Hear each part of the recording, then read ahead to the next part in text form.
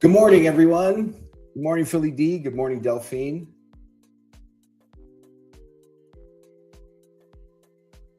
Good morning, everyone. It is Thursday, June 18th, 2026. New day, fresh start. Welcome to Pitbull Traders Morning Game Plan. I'm your host, Manny.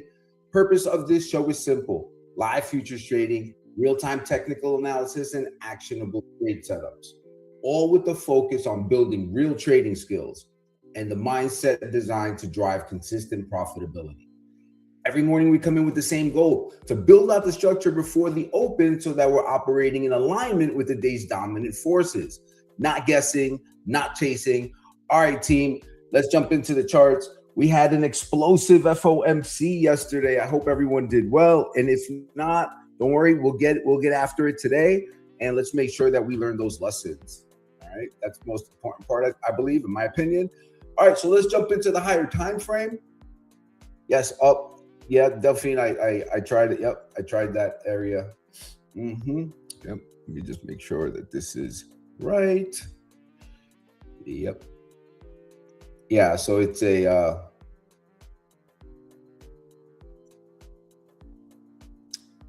it's setup number 6. All right, team. So let's jump into the higher time frame. Let's build out the look.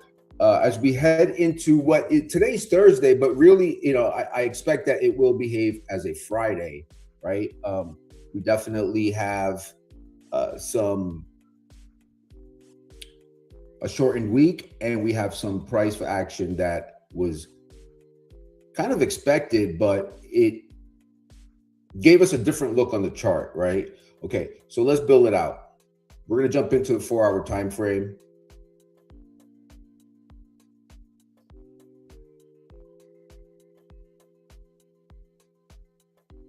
Real quick look at the daily. There was something that stood out to me.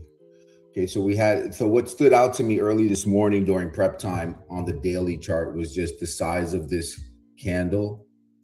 Okay, and this distribution now here at the top, right? So we're chasing and we're knocking on all-time highs again.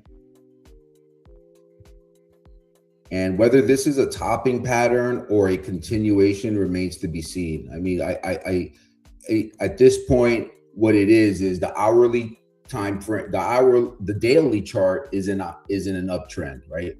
We came down, we tested the 9-period moving average yesterday's sell-off after being quite extended above it, and ultimately we closed back above it, and it held as support.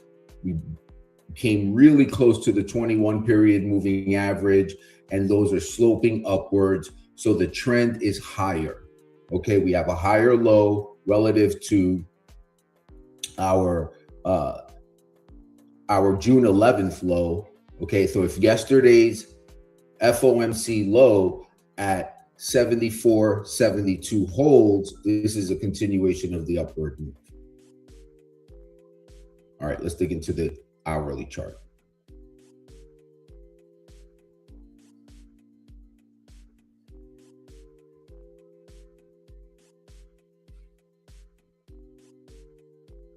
All right, so we're jumping into the 4-hour time frame, and what we have to be mindful of today is this a consolidation? We saw yesterday's daily print was fairly large. And just from experience and being around the ES for a very long time, I would not be surprised today if we end up with an inside day relative to yesterday's 24-hour range. Okay, I do think that we will get some solid oscillations, some solid rotations in order to trade. But this pattern here at highs, just from eyeing it up, it looks immature to me. It looks like we need to fill it out a little bit more. Okay, so we have the up thrust. Excuse me, let me start over. We had the up thrust, we pulled back, and now we're continuing higher. And we'll probably get something like this before we break in either direction. So let's frame out the edges on the hourly. Right? What do we want to use, and what would signal to us a change in structure. All right, so immediately what stands out to us is obviously the FOMC low, okay? 74.72 low. Now we are putting in a higher low from the overnight session, and that has come in at 75.30.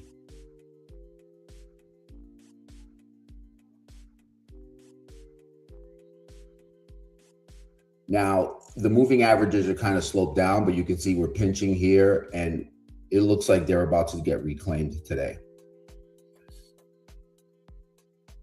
On the hourly chart, our point of reference is the rally high from yesterday, which was 76.12.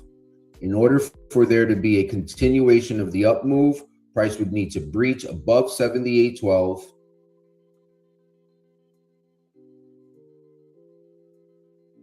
And that would put us on notice that, hey, we're going to continue higher. Pullback should hold. Perhaps we get a pullback to the overnight high before the ultimate move higher. 76.12 on the upside is what we want to see breach in order to get really bullish and start looking for new highs. On the low side, we want to focus on the overnight low at 75.04, as well as the FOMC low at 74.72.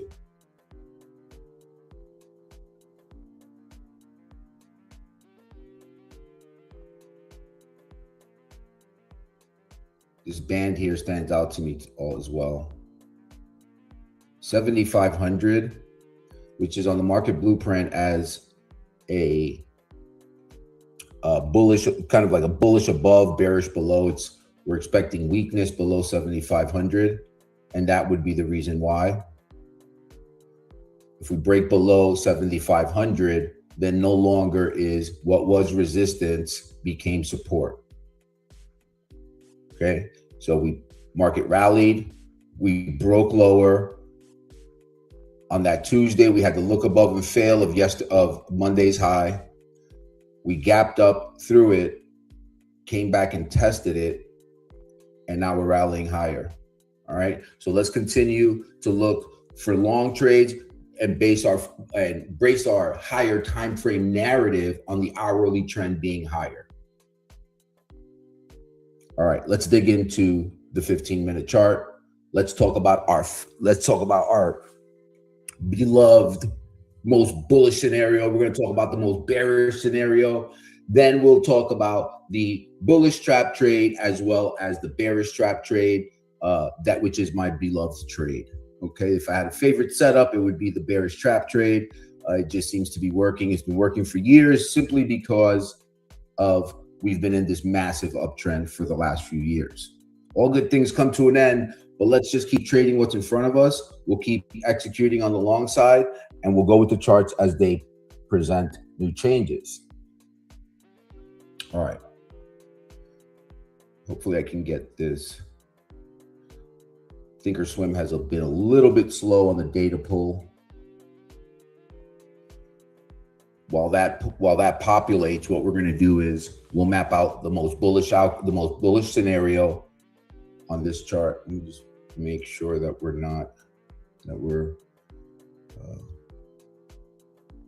oh, okay, that's the problem. I'm not on the right contract. Okay, there we go. Let's just get this prior to the 76.12 high, which was made in Globex. I want to make sure that that's front and center. I just got taken out of that trade too. I did get 2 scales out of it. All right, here we go, guys. The most bullish scenario. All right, the most bullish scenario has price opening at 75.61. And we have this shelf here from yesterday afternoon, right? You can kind of see why the market has stalled here.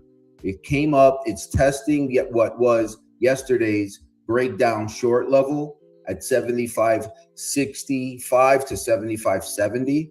All right, so let's use that reference. If price rallies above it and we break above the overnight high, now remember, acceptance is everything.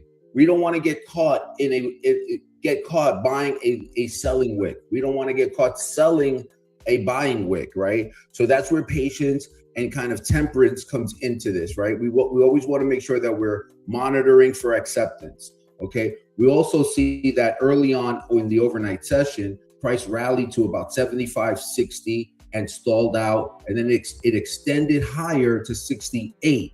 So I think I think the prudent idea here is to use 75.60 to 75.65 for our pullback zone, okay? And so obviously we're going to be looking at using our other tools to gauge any type of, to gauge the strength and the momentum of the move. But in the most bullish scenario, price comes back, it holds that retracement into 75.65. It holds that retracement and it reclaims the overnight high, 75.68. At that point, we're looking for long trades, right? And so we're executing. If we have that acceptance, if we're seeing prices demonstrating to us is closing above the overnight high and it's reaching higher, right? We have a couple of prints there. At that point, we're looking for a long trade and targeting yesterday's value area high, 7,625. Now remember, team, right? The important part about value, right? That it's the direction of value that we have to focus on. And I'm gonna go into that a little bit more today, because if you looking at the profile chart, there's a good nuance in yesterday's price action.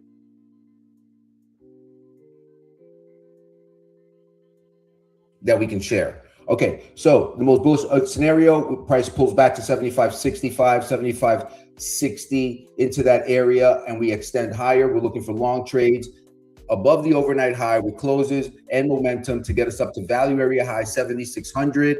And now we can immediately see that there's going to be some froth on that trade because the overnight high 75.68, value area high 7,600, right? So there's about 30 points in that trade. So plenty of room for movement. Okay, and there are plenty of trap shorts here at the open. All right, let's take a look at the bullish trap trade. So the bullish trap trade has us trading higher. We get above the overnight high. Again, price stalls out. We start to see those wicks develop, right? We start to see a lack of momentum. We went through this yesterday. You can see that look here on Tuesday's open, right? Where we had the selling wicks, right? Price was just unable to get above it, right? And then it finally broke lower, okay? So we want to be mindful of that. We want to wait for that to develop, and that's why having that patience is so important, right? Wait for those bars to close. Even if you're on use a minimum of a 5 minute, right? You can get faked out on lower time frames. And if you're using a lower time frame, say a 1 minute or a 3 minute, then follow that, right? Use that chart that you're accustomed to, but wait for those closes, right? If you're trading a 1 minute, a 3 minute, whatever it might be, wait for that close, wait for that little piece of extra confirmation. It will serve you well.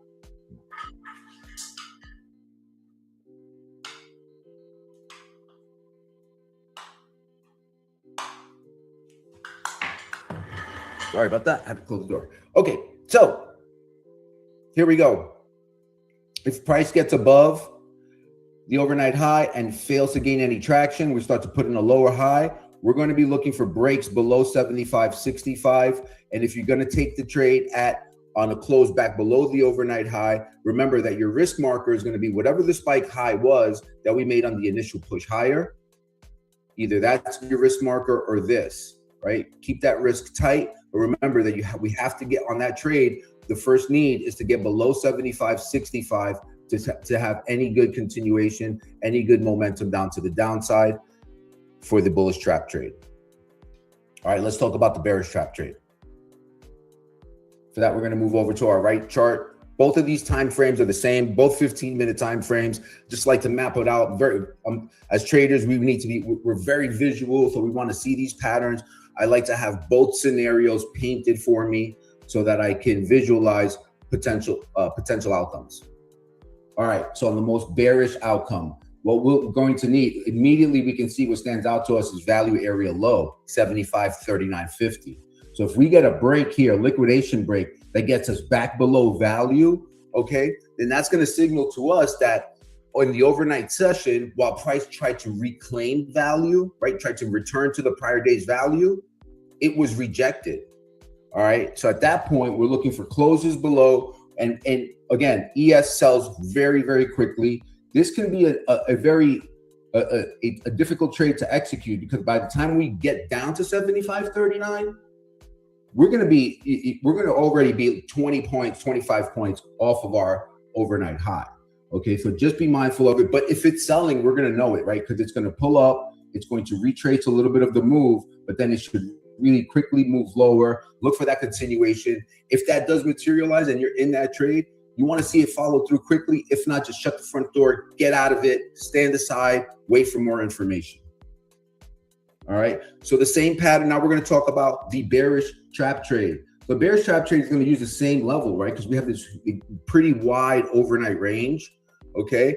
But it's great because it gives us these good references. And while the overnight range is relative to prior overnight ranges is not that high, a lot of this move came, a lot of this retracement came in the runoff. We definitely see that we can use that value area low level for our trap idea. All right, so for our trap, price comes down below, fades, right? Spikes a little bit lower, but ultimately reclaims and starts to move higher. We're looking for a close back above value area low, a return to value. Again, this is signaling to us that bears were able to drive price lower outside of value, but the market said, no, we don't think that that value should be lower. It's going to take price back into prior day's value area. And at that point, we're looking for breaks of local highs. We're looking to execute sharp scalp long trades to the upside on any break of these local highs. At that point, we're looking long. We're taking our scales along the way. Again, that could be an excellent trade as well, because it would have corrected the overnight inventory. So that would be sorted out. And then we can look for a continuation of the higher time frame trend for a move back up to the overnight high to satisfy the 96% statistic. Okay, so there we go. We have our bullish scenario. We have our bearish scenario. We have our bullish trap trade. We have our bearish trap trade. All right. Make sure you take a screenshot of these scenarios, as one or more tend to unfold each day. When I go back and I look at it, it's always nice to see that we have a good grip on what's going on and that we're able to stick to the process and frame out trades that follow a good logic chain and be able to capitalize on those movements. Man, I'm parched. Had a great workout this morning and I'm just extremely parched. All right. So that discusses our 4 potential scenarios. I'm going to go into it a bit today. Delphine asked me yesterday about, I was chatting with Delphine and I mentioned discussing the read on the lower high and why I thought the gap was going to fill yesterday. And we definitely got that. I will get into that again today. Then we're going to have some programming notes as we head into next week. Obviously, we have a holiday shortened week with tomorrow. The markets are closed. So look out for that. We'll have some more information on what is going to be happening in the pit tomorrow. All right. Let's clear this out. Looks like we're breaking above the overnight high. So a timely exit for me there. Got my scalps out of it, executed the plan, the planned short trade for setup number 6. Now we're breaking above it. No harm, no foul. Again, there's going to be plenty of opportunities here today. Oh, nope, that's wrong. Oh, okay, I know why. I'm looking at this wrong.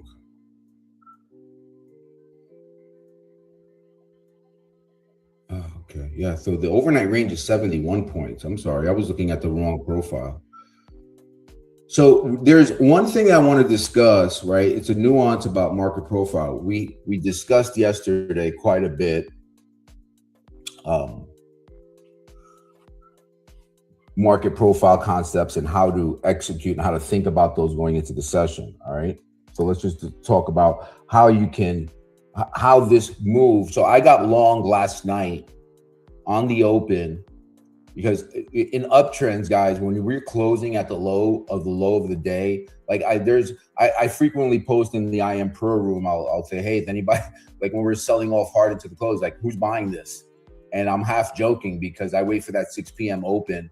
And I had an excellent trade overnight, and I was out of it by like 8:30. I got out of it for a nice, I got 5, 10, and then I got 28 points on the last one. So it was a nice overnight gain.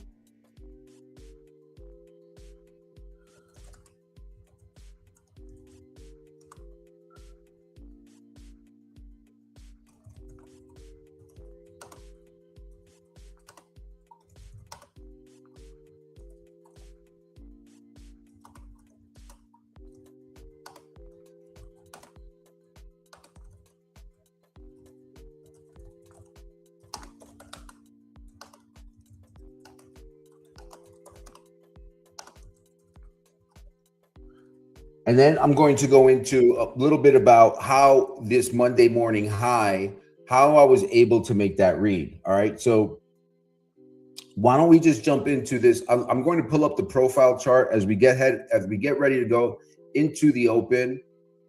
There's one nuance that I want to point out here. Let me just stretch this out a bit. Let me know if you guys can see that. Let's see. All right, so my focus right now as we wait for the opening bell is the market profile chart, okay? And the one thing that I want to notice is that, remember, context matters. You know, a lot of traders overnight will see the daytime move and look for a continuation of that move. If we close, but yesterday, on this big sell and closing at the low, correct, right? Look at where value area low was. Look at where the volume point of control was. So all of these sellers in this thin part of the profile, right? All of those sellers, you'd have to assume that they got trapped, okay? They got trapped and they were in market profile. We're gonna call that they were short at bad prices, right? Because all of this happened below value. So we know as traders who utilize the market profile that price wants to find balance. It wants to return to value. One of the biggest mistakes that the traders make is assuming that the overnight activity represents the same conviction as the regular trading hour session. So when we closed this far below value, this is all fuel for upside. If you do not see an immediate move break, an immediate continuation and extension away from that, from that value area, you need to assume immediately your radar should go off and you should start looking for a return to value. Remember, price wants to get back to value. It wants to get into an area where it can facilitate two-way trade.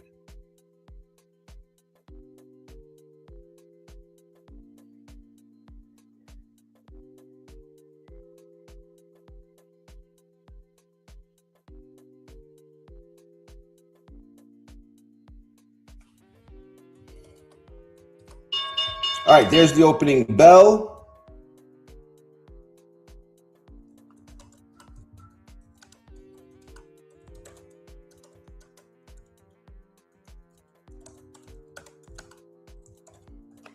Let's get that opening print down. Clear up this chart. Remember, let's write down that opening print, right? We want to use that as a fulcrum for the day ahead. It's good early information. If price opens and it one or two ticks the overnight, it goes opposite. Say it opens at 7,500, it goes 74.98, but then immediately prints a big print in the opposite direction. That can frequently be a good signal that, hey, price is going to extend and we're going to print a green print on the day. 75.77 quarter. Let's get this in here.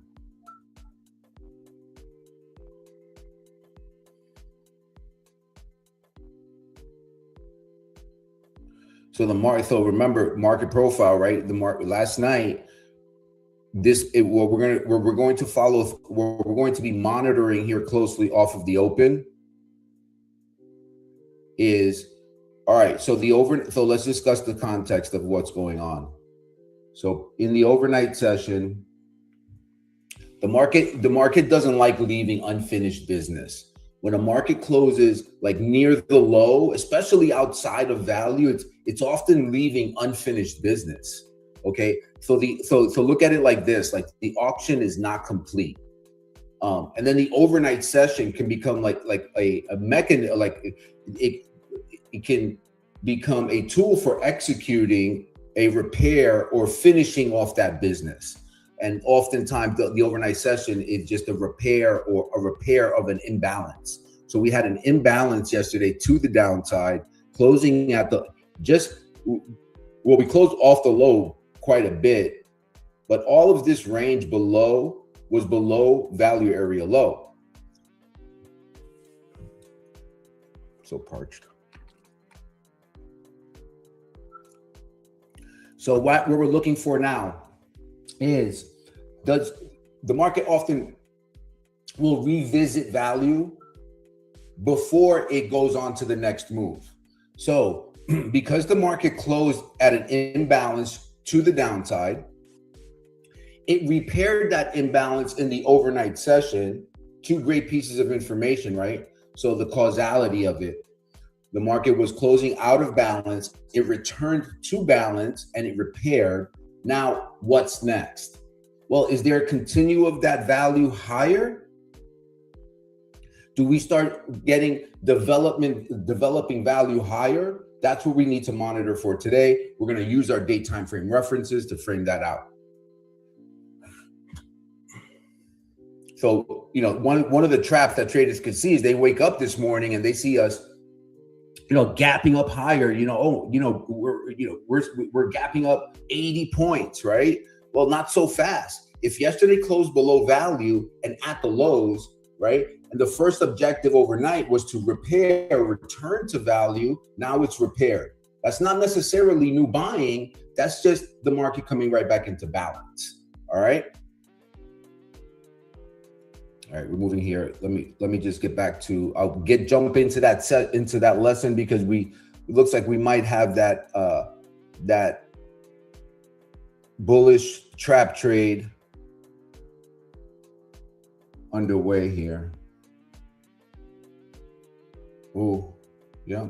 Okay, so yep. I'm a little bit behind here. I should have been focusing on that, but I really wanted to touch on that because it is an excellent thing to review and go through.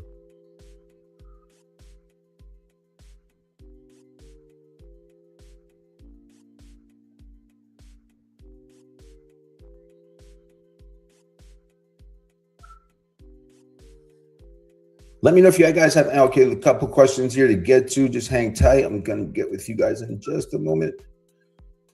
Oh man, I missed that entry, dude. Look at that. All right. Hey, did you guys catch the trade? Let me know. Hit me up. Let me go. Okay, let me get to it. Good morning, Manny. Sniper, E-Mini Sniper asks, good morning, Manny. Why does the execution clock have a blank between 12 and 2? Just follow the times. That's the pin for today. That's the time for today. That's today's series. Again, Sniper, don't focus too much on just follow those times. Those are the ones for today. You can see that today we have a 3 pivot day. We have a low, high, and a low. It looks like we're on our way to carve out that low now. All right, J Mark, big flip to the buy side. Why pop through the high? I don't know. Night. Yeah, thank you, Delphine. Thank you. So remember that, Delphine and everybody else, right? That's I think I was mentioning the day that I had a big $70,000 day, It was because of that setup. Market closed on the low, and I was stalking it right at the Globex open, and frequently very early in that session, and you will literally take no heat on that trade. We'll go over it. A couple of things I want to get to today. I also want to talk about a little bit about what gave me that read that we would fill the gap yesterday. So we'll get into that. So we've covered the market profile, like overnight inventory. I think that it was important to cover how that departure, how closing value, what that means, and how you can capitalize on it. So now, as we were discussing, right? So we cleared that, right? Repaired that imbalance by a return to value. Now, what are we seeing? Now, did price get to value, and was it rejected? Now, what comes next is what really matters, right? Because now that repair is over. So what are we looking for now? Well, we looked above the overnight high trade. I hope some of you guys caught it. I was too busy in that lesson. That's fine, because I'll get mine today. But that's a great setup, man. I hope you guys caught it.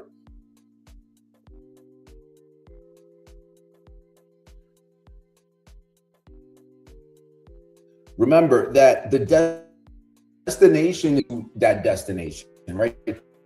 What does price do when it? So thus far we're in value, and we looked above the overnight high. Now we're testing the lower part of value. We still have an income, as we outlined earlier, right? For our most bearish scenario, a break below that value area, that's going to signal to us that, okay, so we've repaired the imbalance from yesterday's close, returned to value, and now the market voted and said, hey, no, we're seeking new value. It's overvalued. Yesterday's value was rejected, but we don't know that yet. I'm just painting out the scenario and what we're looking for next. So looking at this from a pure value perspective, we've repaired the overnight imbalance. We've returned. We're still in yesterday's value, right? So prices thus far, even with this big sell, it's demonstrating to us that there's acceptance within the value area. Now, if we get the break below value area low, that would be a big tell. Okay. And yesterday's value area low comes in at 75.36, I believe. Just get it up again. Okay, yeah, 75.39. I have value area low 70. It should be 75.36. It's a zone, though. It's a band, so just be flexible about it. But here we go. We're moving lower. Of course, you know, this sell to us is not really a surprise, right? So we have a couple of things that could warn us about that. We knew it to look above the overnight high. Gosh, I should have executed that trade. We know that the look above the overnight high and a return to the overnight range. We know we were looking for an early morning low, as well as setup number 5, which thus far has been the high of the day. Gosh, I should have saved that lesson for earlier. Oh man, this is a great trade. Look at this 75.80. This is a 40-point trade. Dang it. All right. Well, it is what it is. I was so excited about that lesson, man. I missed it. But all right, team. So we had a couple of things that we knew that were going to work for us there. So I'm glad if any of you caught it, good on you. Happy to hear it. Just make sure that you wait, what's doing that? Hang on a second.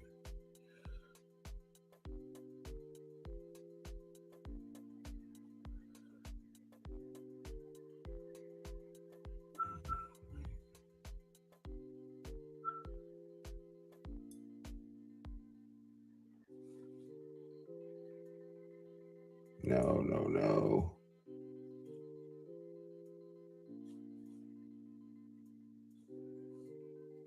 What the hell?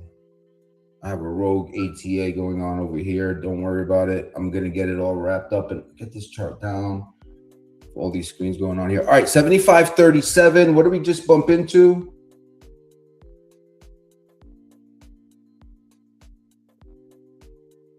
Number 3. All right. Watch this low here. Watch this low.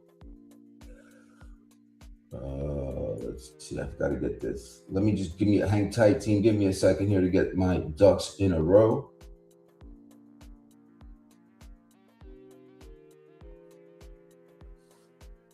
Dang it, that was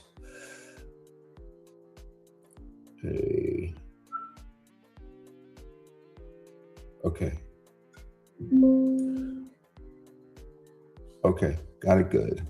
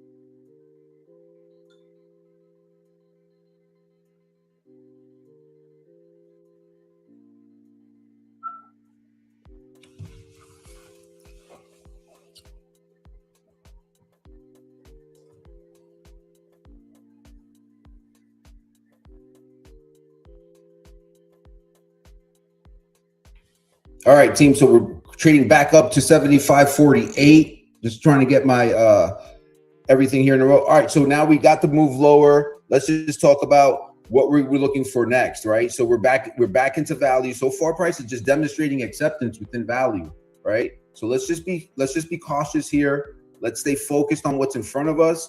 Let's be patient. The market has only been open 13 minutes. There's plenty of time here.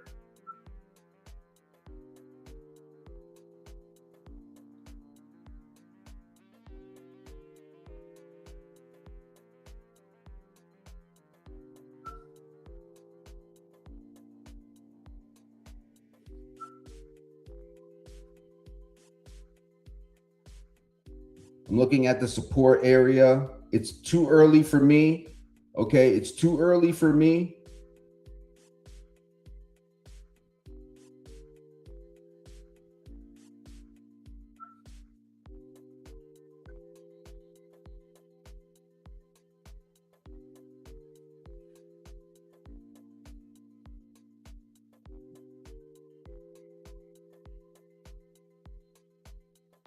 Now I'm below support buy number 3. Okay, let's see if we can get a reclaim there. Let's see if we start carving out low. We know that we're testing now value area low, right? So this is an area where we want to be cautious. We want to be careful. We want to make sure that we're following, that we're waiting for those closes. We're waiting for price to demonstrate to us what its intentions are going to be. Thus far, what we're seeing is simply a overnight inventory correction. Sorry, a fix.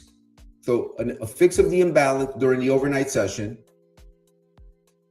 But now what we're looking at is that the overnight session came in with overnight inventory was net long. All of it was long, right? So we see this big liquidation break. A lot of traders are going to start getting bearish. They're going to start selling everything here, right? But no, it hasn't proved anything yet. All it's done is liquidated, reset the overnight inventory, which was net long. So you see how these cycles work? It's constant liquidity being reset, rebalanced, and then we wait for a break. Those are where the frothy moves come, is when this stuff sorts itself out and then we get a break or a departure from that area.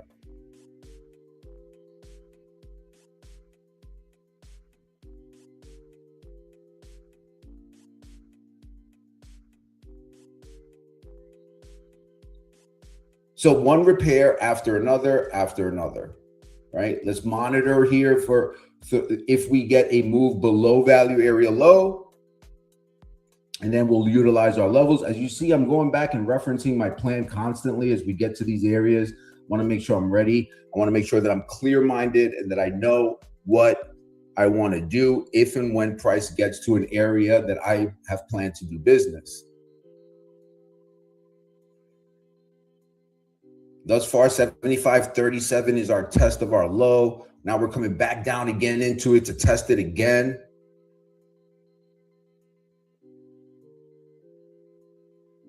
I like the scalp here. I like the scalp here just for a few points.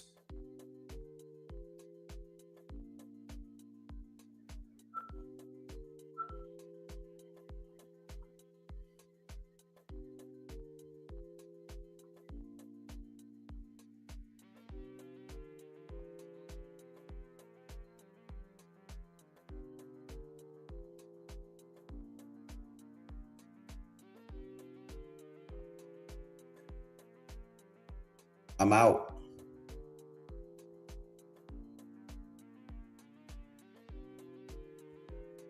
You see how they're just bouncing it down here? They don't want to go back down below value area low.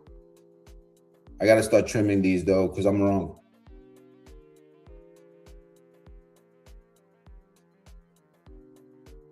Yep, I'm out. All right, so here, let's see if we can get a move down back below value area low. So minus 4 points on that one for me. I was just trying to scalp the bounce, and I got a poor fill at 75.42. I'm seeing signs here though that this is stabilizing, so I might try this again. Got to get in though, right near my area. What? I'm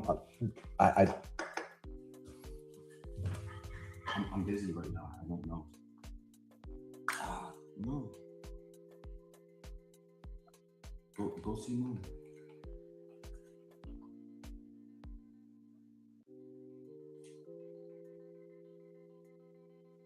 I don't know, maybe she's in the back of the house. Dang it, man. My kid came in here, sorry.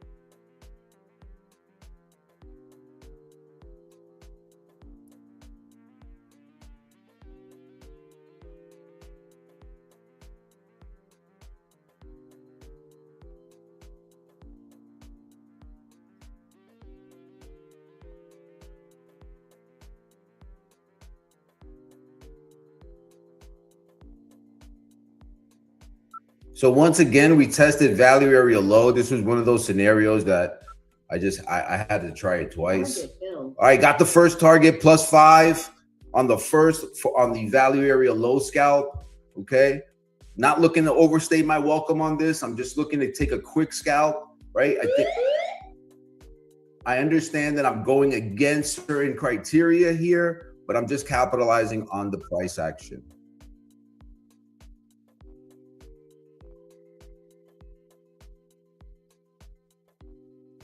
Plus 50 cents on the last, okay?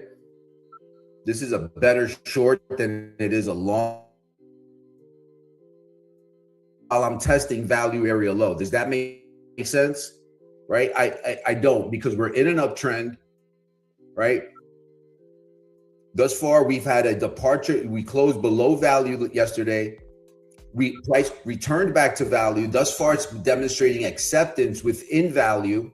And now I'm testing the lower boundary of that value area. I don't want to be shorting into that, especially when I'm at the front end of my time window, right? I'm about to enter that low time frame window. I want to be long. I don't want to be short. I'm in an uptrend. Oh, oh man, I should have executed that.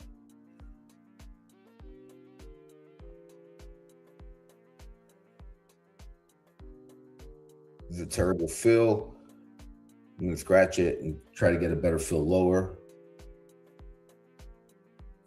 Does everybody understand that? If you have any questions, let me know. Drop them in the chat. If you guys are just joining us, I'm Manny, Pitbull Traders. We're tracking the ES right now. We're talking about how the departure from closing outside of yesterday's value area and then a return back to that value area in the overnight session. And we're walking through, we're giving a play-by-play on what prices intentions might be. Okay.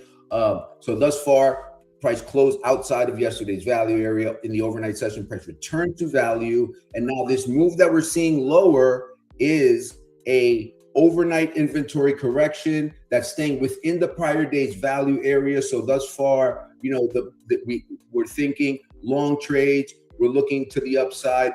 We're thinking that price is showing us acceptance within the value area, and we're in an uptrend. Developing value area could be higher today relative, or at this point the same as yesterday, but that's why we're thinking on the short side, on the long side, and not short just yet. In order to get short, we outlined that scenario in the pre-market. We said we know where we need to go, we know where we need to close below, and if you know, that's an excellent way of thinking about that area is, okay, so if that's the area where I'm going to get our scenario for short, right, which we outlined in the pre-market, right? If this was the area that I got to get short and it's bouncing from here, you know, there's two trades here. You can try to sell it here, or if it doesn't go, right, I want to get long. I want to be long for the upside move. And that's what I just scalped. I'm moving away from that. I got a poor fill, so I didn't really trade it very well. My execution was a little distracted. So I took the trade twice. I lost 4 on the first, and then the second I got +5 and then +50 cents. And in hindsight, I could have just moved stop to break even or moved it below the low. I thought the low was good just from an order flow perspective. Let me know if that makes sense to y'all. If you have any questions, post them in the chat. And if you're joining us on socials, please do us a favor, hit that like button, hit the subscribe button. We're a new stream. We're trying to get our following up. Let's spread the word. And in a short while, I'll discuss what the read was and why we were looking for a gap fill yesterday.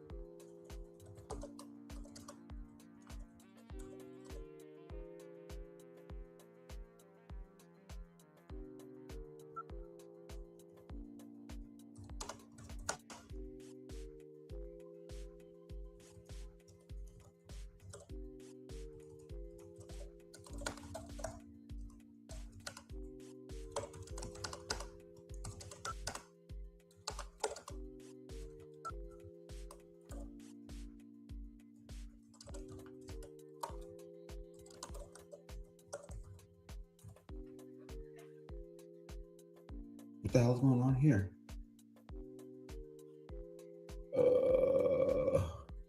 Oh, okay.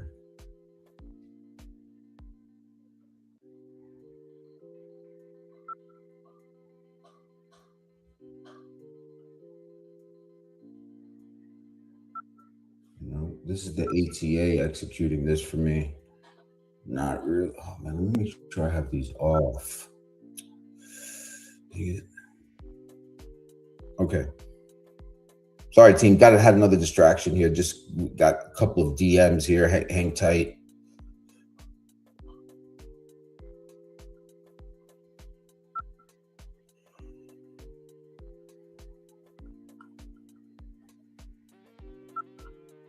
I'm frozen here now. Dang it.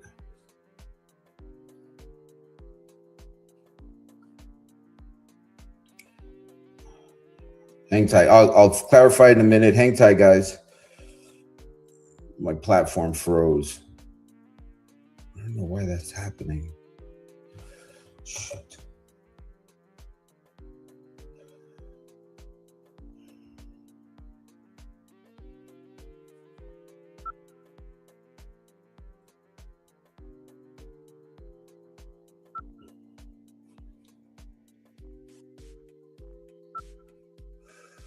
Ninja Trader froze on me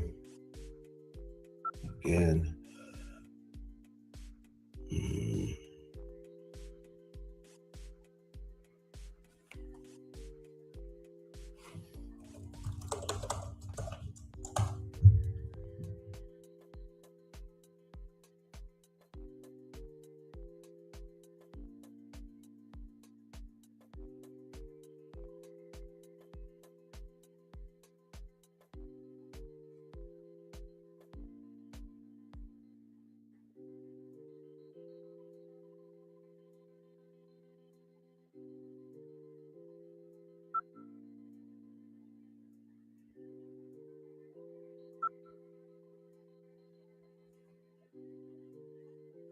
Waiting for Ninja Trader to load here again, team.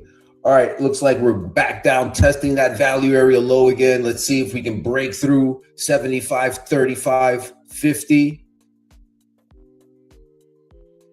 You know, a departure from value here, a departure lower would be a big shift, guys. Big shift. That level is also a level that's on the market blueprint as well. So just above here at, you know, right now it's a little bit muddy with fair value being so wide.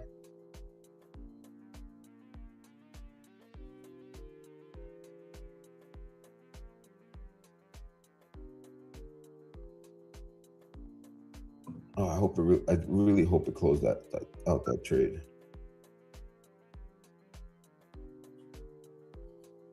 Trying to get Ninja Trader back loaded up here again. You can see all those errors that it's printing. All right, let's see.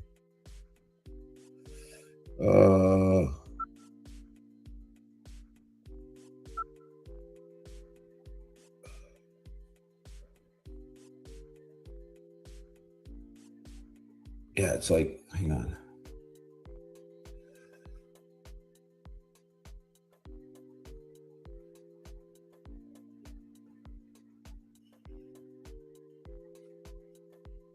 All right, I'm going to leave that alone for now. It's just causing me a distraction. Let me get back to the trade. So see, we keep bouncing off of that value area low, guys. Again, declined to get on the long side just because I'm seeing the dip as being, it's only an overnight inventory correction. That's really what it is until we break down below value area low. So that's the only level that we're going to focus on right now. Value area low, 75.36. We'll call it 75.35 to 75.40. All right. If we can break down below there, we should scoot very fastly. But what the read is here is this is what look at what price is doing, right? It's consolidating at the low. It's absorbing sellers. That's classic absorption. Classic absorption. All right, so I'm back up again. I had that trade on when I crashed, and let me just got 3-ring circuits here. I'll get to all the DMs in a second, team. I see your messages. Just give me a second here. I'm just trying to get my ducks in a row. Trying to manage the trade, keep the narrative going. We're at a significant inflection point. The platform's freezing on me. It's quite the busy morning. I love it though. I love it. Let's stay nothing like nothing like a 3-ring circus to keep you sharp. We need to get above value area low. Above VWAP 75.53. We want to see price get above there and extend higher.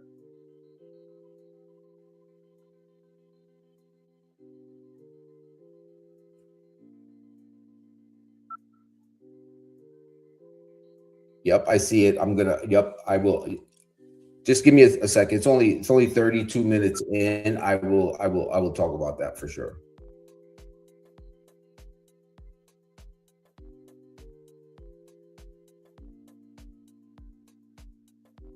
Just let me get through this. I'm trying to get through this trade, and the longer we stand, the longer we hang out down here and we absorb, perhaps maybe we get that little dip below. But so far, you know, we have the overnight inventory, right? Let's just go back to our Thinkorswim chart where we've kind of framed out the narrative for the morning session. I'm gonna go ahead and start lightening up on this just because there's just so much going on right now. Okay, so early morning, we highlighted this for most bearish scenario. Looks like we could have a bearish trap trade happening. We've already had this one execute. We've already had the bullish trap trade, but now price is unable to get down below value area low. It's hanging around. It's absorption until it's not. We don't have a departure from value. Does that make sense?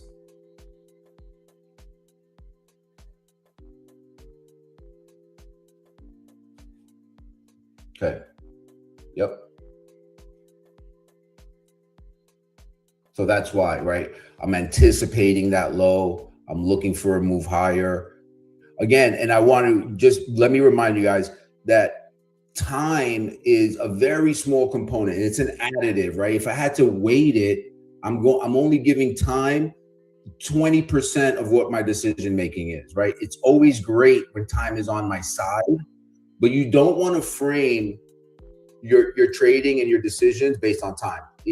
That's going to be a mistake. Don't give it too much weighting in your decision making process. It's always helpful when it's on your side, but there are many times where the time paints outside the window, or where it just doesn't line up with the structure. So you have to follow price. There are times when you could be in a trade and the time-based component, because if you would have waited for that, you'd have missed the opportunity.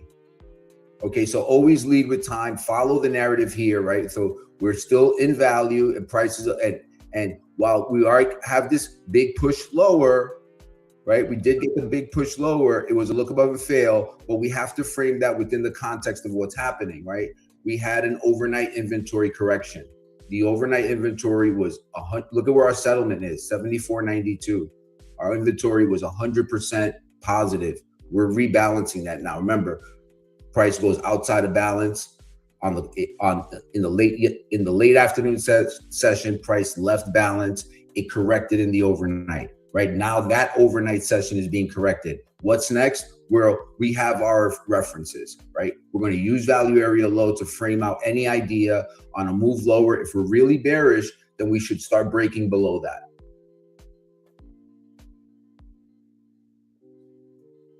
Let's take a look at some other tools. Okay, let's take a look. Okay, so look, this is all right. So this is a good piece of information. Look at our AD. It's negative.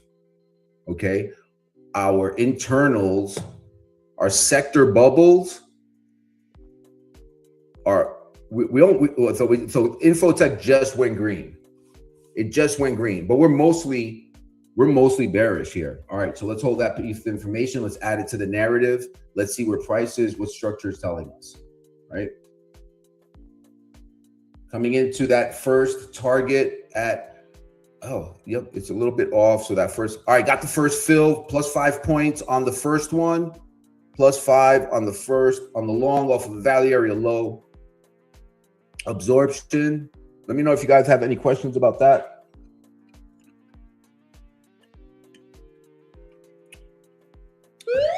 Man, I'm so parched this morning. And heads up, we're going to start having a new structured format. I'll be joined by Bo today. Bo's going to come on, give us his read, let us know what he's doing, so everybody can expect Bo coming on in the 11 o'clock hour. Greg Will says, is there a way to see absorption on Thinkorswim?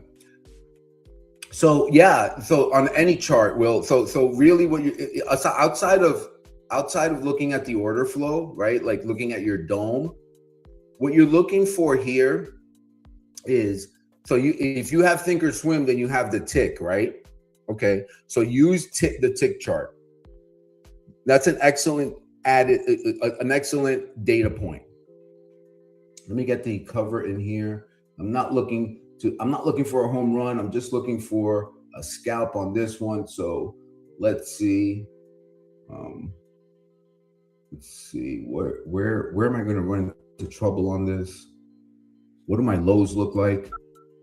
Hang on, Greg. I'll get to your question in just a second.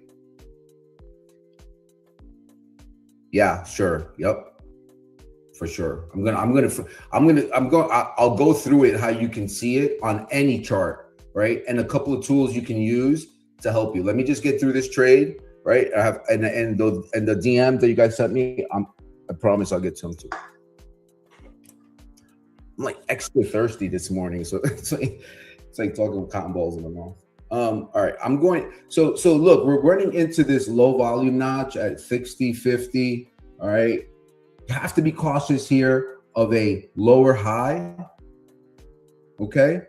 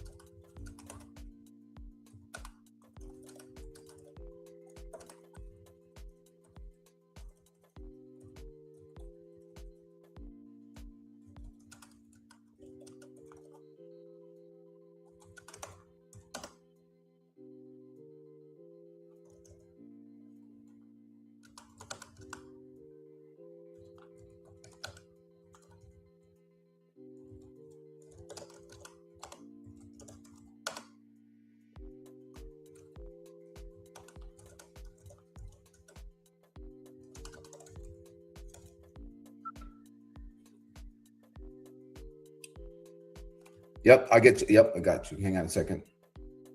See what we're going here.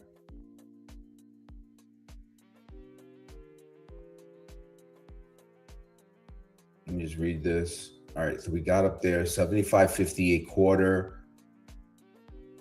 75.58 quarter, watching the delta. So how many of you are just, so when we're discussing, let's go into absorption. That's a really, really important topic, because absorption and being able to read that is really what's going to transform you, what's going to help you at the point of entry, right? So that there's a value component that I think can help out everyone there.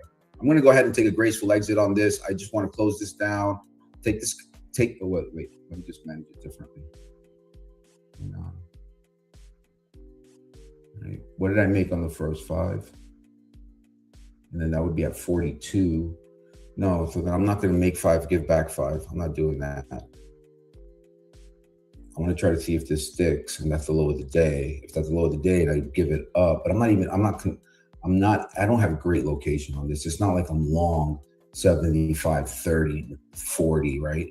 So just treat it as a scalp. Yeah, just treat it as a scalp. Scalp it out or move to break even, but don't lose anything. Collect the 5 points, move on to the next idea.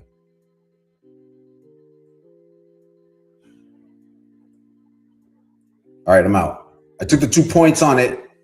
I took the 2 points on the trade. I closed it out. Just thinking out loud there for a moment. All right, so let's talk about absorption. Okay. Really, really important topic, right? Because so we frame out our areas, right? So we have our areas that we know, okay, this is where I want to be paying attention to price. This is where I want to lock in, and I want to this is when my decision, my decision apex, right? This is where I'm going to make my decisions. And absorption is simple, right? But it's very nuanced in that it takes it takes a good explanation and a lot of demonstration to learn it. And it was a concept that came to me over, gosh, I would have to say, over a few years, but I don't think it, there weren't, I didn't have anyone to explain it to me. So let me just get into that for a second. Let me just continue to frame this out correctly.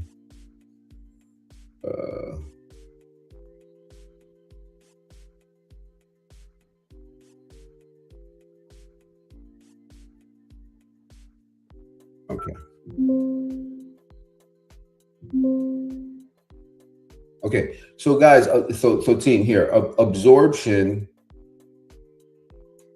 is, commentary.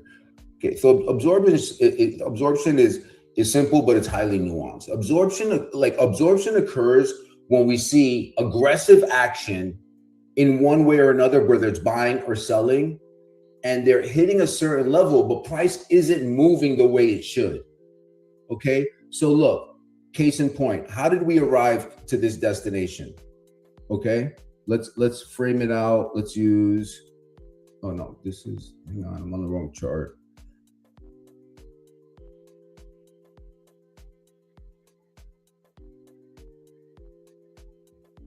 Okay, so look, we understand that our level, this is for you, Greg and Adrian, right? Absorption, right? So we know value, yesterday's value area low is this level, right? Is this level here, 75.36. You can see it on the left on my chart right here, where the light gray turns to dark gray. That's value area low. So this is light gray is value area. This is outside of the value area, right? Dark gray. Okay. So we understand that area is our value area low, right? So we're looking at price come into value area. How did we get here? Well, price sold off pretty hard, right? But we understand the context of how we got, of why this happened, right? The overnight inventory was long. It looked above the overnight high. There were no buyers there. So then the inventory is being reset. We came down here fast and hard, selling really hard. Now remember, we always talk about when the ES is selling, what is it? It's a hot knife through butter. So if this was truly bearish and we were going to break down lower, right, on this move right here, we should have already been printing below it, right? So we had even, and maybe we're headed there now. How long? It's 10:15. Okay, so maybe we start printing here, right? But how we got here is what matters. So we were selling off fast and hard, came down into the low, and then what happened? Price started wicking higher. It started, and looking at the price, it's coming down, and then it's moving back up. Okay, so think about it like a sponge. Imagine pouring water into a sponge. The water keeps coming. The sponge keeps soaking it up. That's what a large participant can do. Buyers keep buying. They're sitting on the bid, right? Sellers keep selling. They're selling, and buyers are just absorbing. They're sponging it. It's like they're using a sponge to wipe up all the water. It's a water spout dripping on that sponge. It's just absorbing it all. Nothing's leaking through. Okay. And so the way you spot that at the area is, first, we want to look for wicks, right? We want to look for wicks, and we want to look for closes, right? Closes matter, because closes, using a time fractal where the 1 minute, 3 minute, 5 minute, right? That's going to tell us, okay, if we closed really low down here, right? But what happened on the next print? We opened right there and we failed to extend lower. We went right back up. Okay, so that's the first sign. Maybe we don't know that there's absorption there yet, but we're watching, right? So then price trails higher, comes back in. What happens on the next print? When we tested that area again, the next test, price wicked again. It went higher, moved all the way higher, came back up, it came down. What did we just do? We wicked again. All right. So even if you don't have a specialized dome or a specialized order flow component, you can read it on whatever. If I've traded from my phone and I can recognize absorption. In fact, last night when I got long, it was from my phone. I can tell you, I should have bought that again.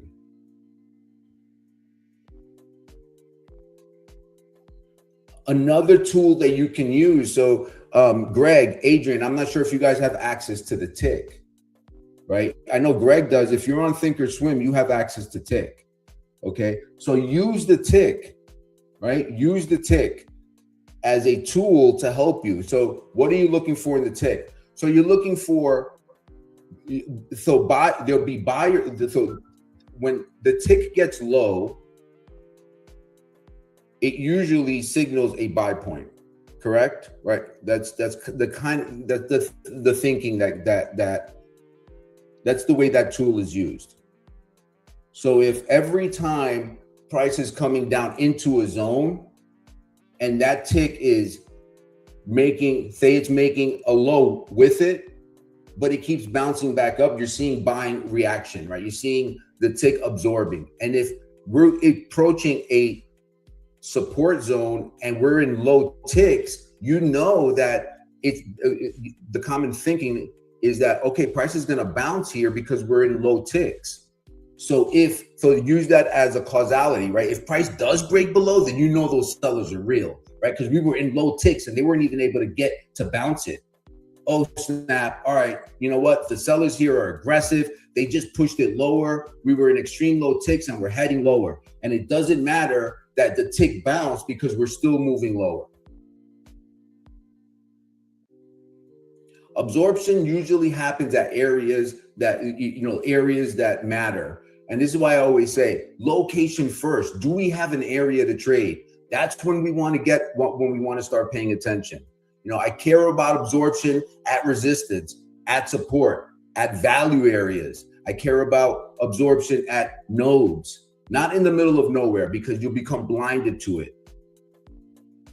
The market's response to those zones is what matters. And absorption takes time to recognize. This is the most important lesson about absorption, is that it's not a linear black or white, light on, light off moment. It's a read.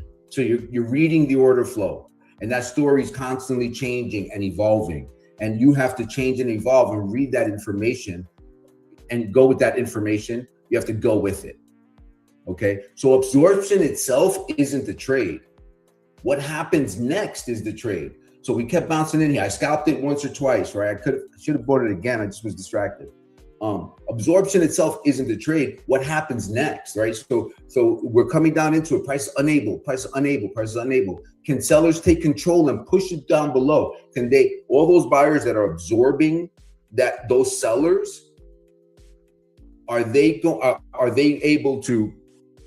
the sellers able to take control, give them all they want to buy, and sell more to move price through that level to the point where now that sponge, where water's dripping on that sponge, well, now the water's leaking out of the other side because the sponge is full. It's like, all right, you know what? I've had it. I'm completely saturated. You break through. And then all of a sudden, those buyers that were absorbing now throw in the towel, and you get like the sponge gets squeezed and all that water comes out. It's the same thing on, if buyers, it could be the same thing for buyers at highs. We saw that earlier in the week, where for an hour we were chopping and buyers were trying to push it higher, The sellers just like, buyers said buy, and sellers like sell, buy, sell, buy, sell, sell, sell, sell. We're taking everything the buyers had. They just couldn't break through that level, right? And then ultimately the sellers were selling everything, and then they started going market offer, and then they pushed price lower, and all those buyers had to head for the exits. So those are the types of areas and reads that we want to trade as a part of, right? So I want to be long into that, and where those buyers are trying to win that battle, where they're trying to push that price lower, I want to be on the side of the market, on the absorption side. I want to try to trigger it. I want to try to get in with the guys who are going to be wrong. And in this case, what do we use to figure out? If we don't understand, it's impossible to know just by looking at a 5-minute chart who's going to win, right? That's a coin flip bet. But that's when we go to our higher time frame to see who's in control. We also use our day time frame references to say, hey, is this an area where somebody's going to show up and respond to?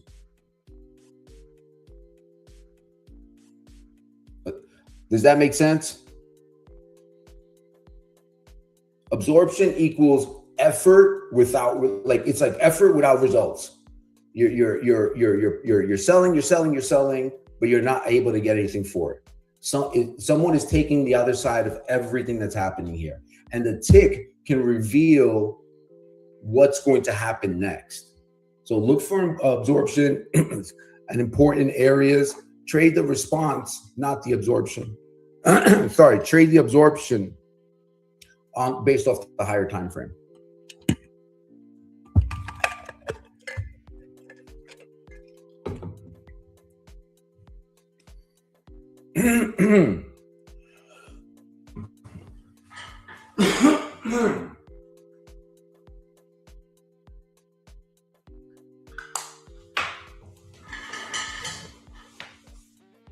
All right, see, like we're getting that move higher. I wish I would have held that long, right? Coulda, woulda, shoulda. No need to do that. We want to have an abundance mindset. There's always another trade, right? Don't need to chase anything. I'll capture something. I know it's a long day. Still got 4.5 hours left to this one. Price is going to move. We know that. But I hope that gives you some insight on absorption. So if I had to frame it, it's do we have an area? What's happening at that area? And then we go to, if price at a support or at a resistance, is price being supported or resisted at that area? And then now let's look for a tactical entry, right? Let's look for, okay, well, they look like down here, they were absorbing at 75.39 to 75.43, right? They're absorbing down there, okay? So can I get on the next test, right? I'm watching it, I'm stalking it. On the next test, what am I looking for? I'm looking for, okay, if we get down 75.43, I'm looking, all right, I'm gonna get in now here. I don't know if it's gonna hold, you never know, right? But the earlier read kind of framed for you what side you want to be on. Live action. I saw a guy one day many years ago make 90K live trading only the tick indicator. Yeah. As part of my, I was having this kind of like this reflective moment yesterday, because in the afternoon I had a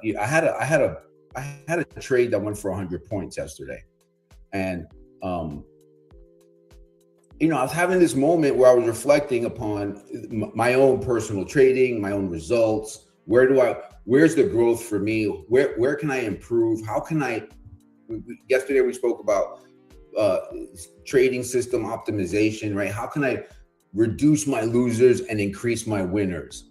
And I kind of had this thought of, I have a yearly goal. I had a goal coming into this year, and I almost did a YouTube video on it. It was, I think, let me just see. It was the road to 250K. I think it was something like that. Let me just make sure I remember it. Okay. Yeah.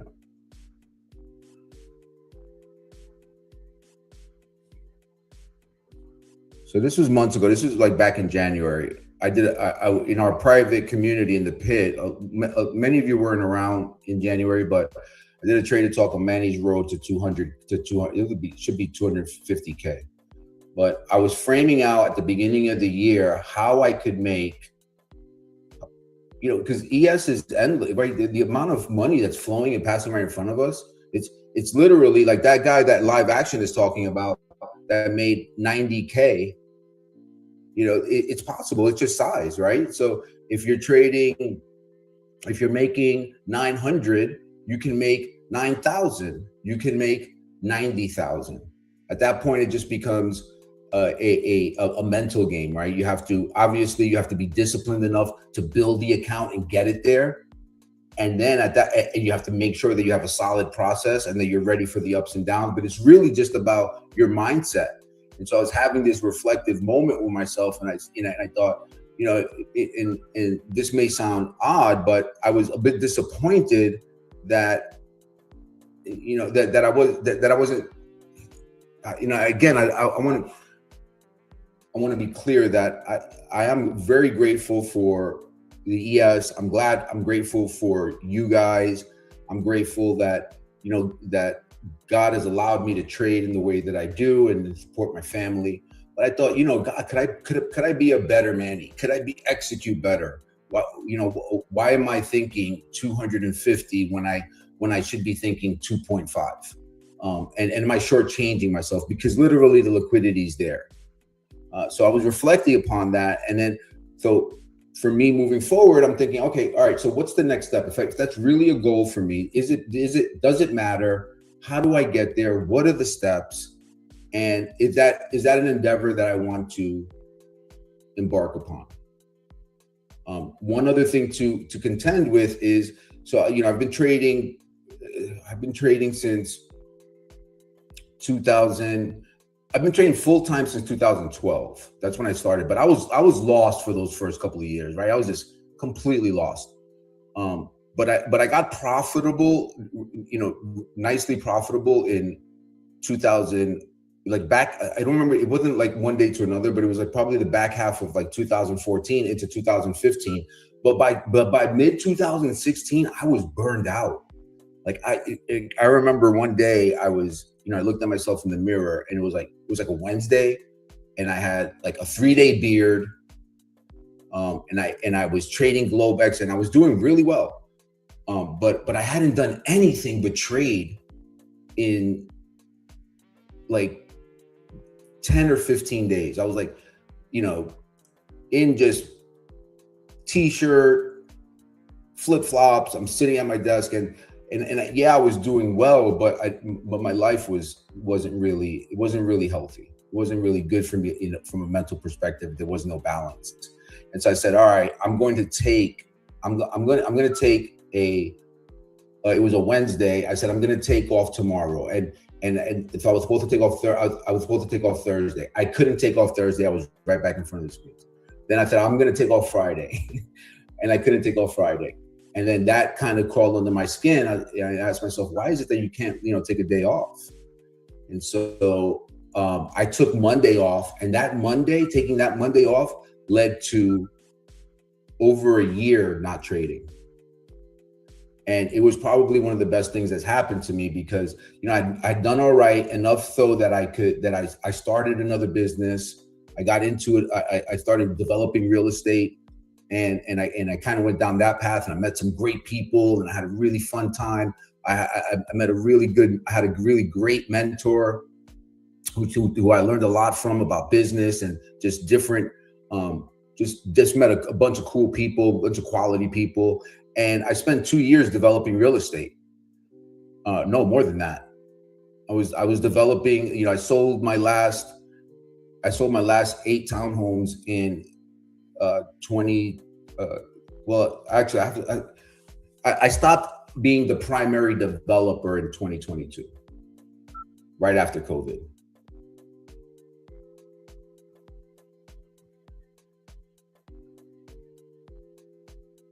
But if you set your mind to trading well and you adapt and you approach it systematically, and you have these goals, you set out those goals and you set out incremental steps on how to get to those goals, and then just knock one down each at a time.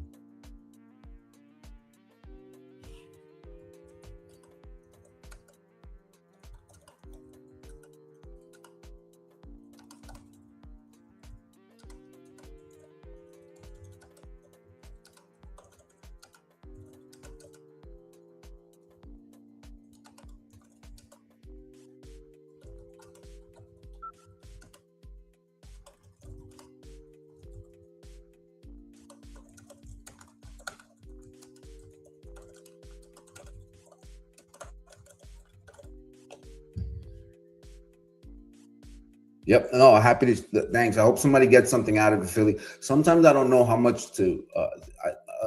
Look, I'm pretty much a private person. Sometimes you don't know how much to share, but I'm. To the people that I know in life, I'm a very. I enjoy people.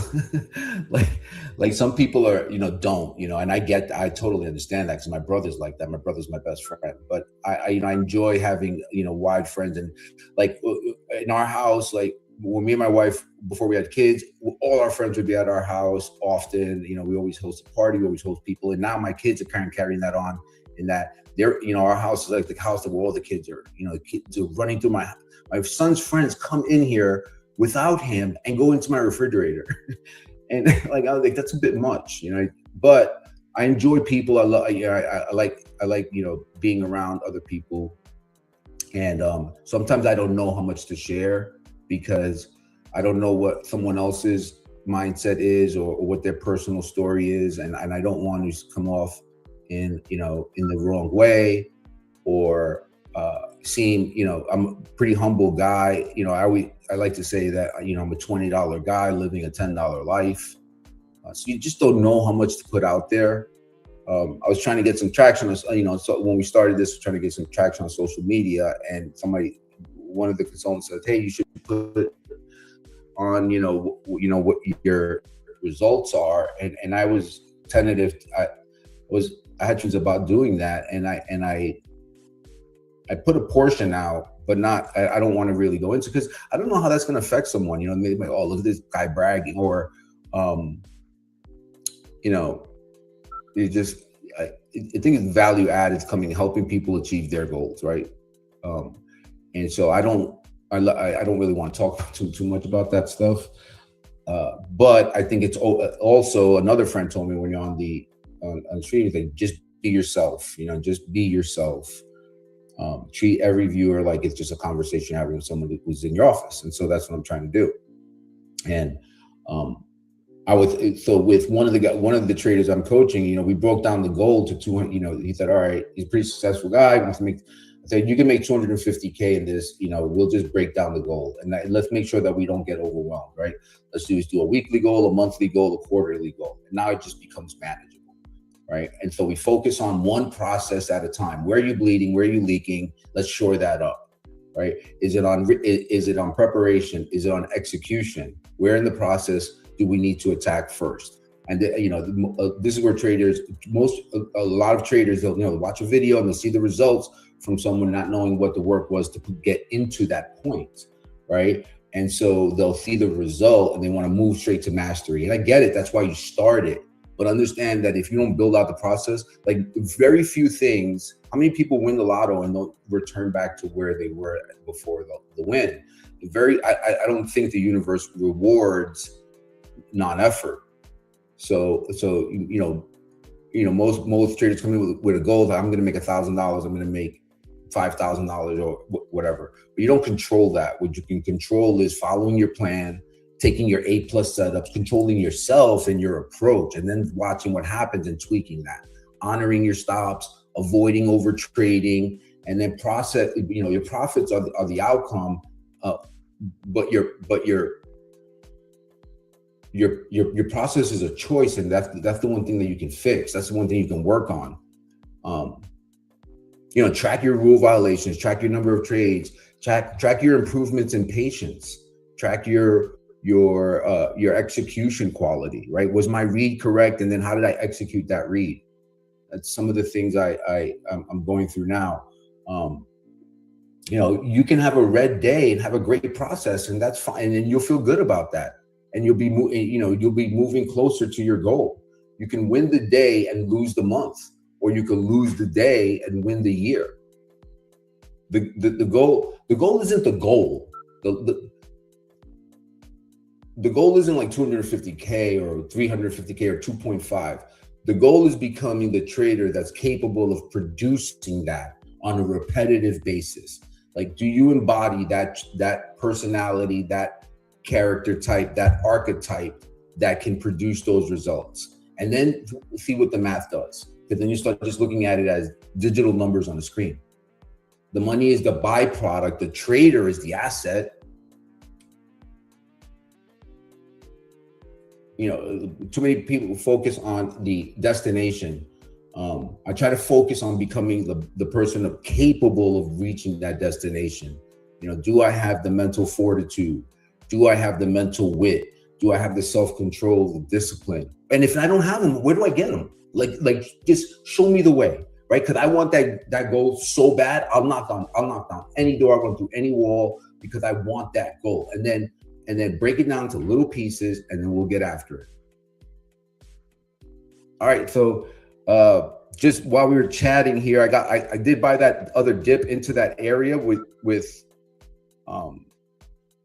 just like what we were discussing, retest of that absorption zone right here. Let me just see, it's on 162. So I've got 3 long at 48. I caught them. I've got one from 45, and then I added on the way up. So let me just get my scales out here. I'm coming into a trouble zone, so I know I want to start scaling into these highs.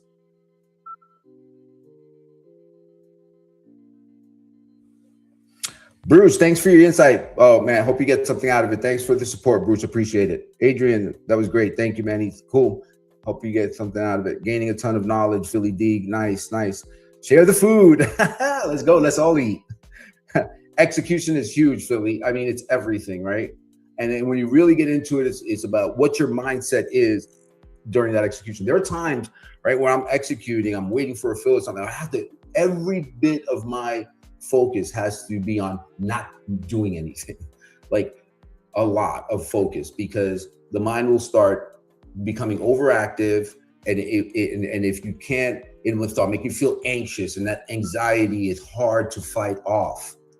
I believe that's where a lot of mistakes happen. They can't fight off that anxiety, and they just click the button, not knowing, and then after the result, like, oh, why did I do that? It's because that anxiety got to you, and you're human. It happens to all of us. But if that's what's happening to you, let's identify it. Let's say, all right, let's just be open and front about it. Okay, this is what's happening. All right, so I got the fill there, plus 13 on the first contract, moving a little bit higher.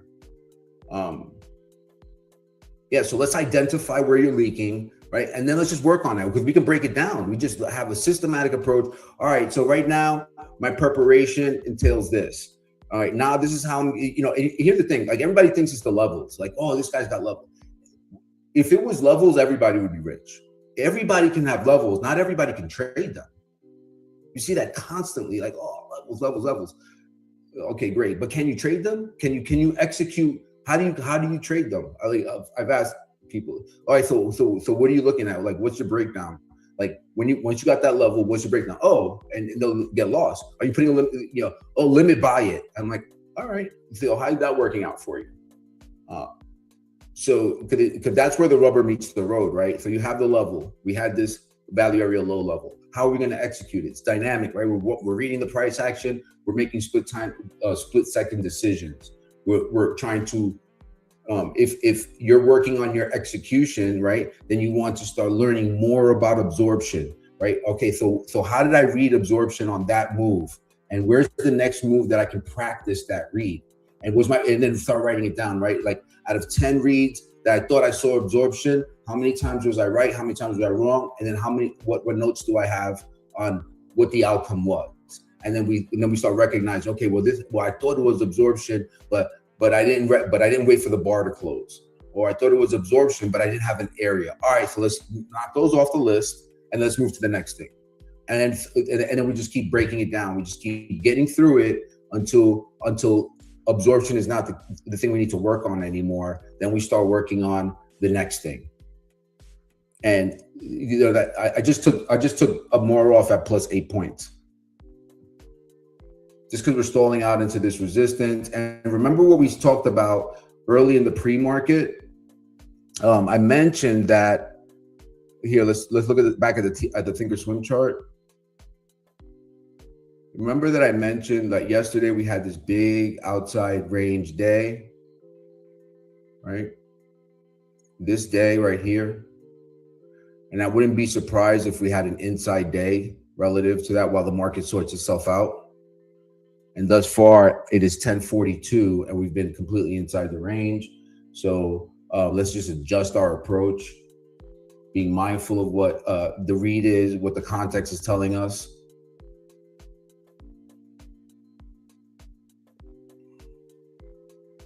Just want to get ahead of that and try to take some off where it's prudent. Let's go ahead and protect this. I'm so parched.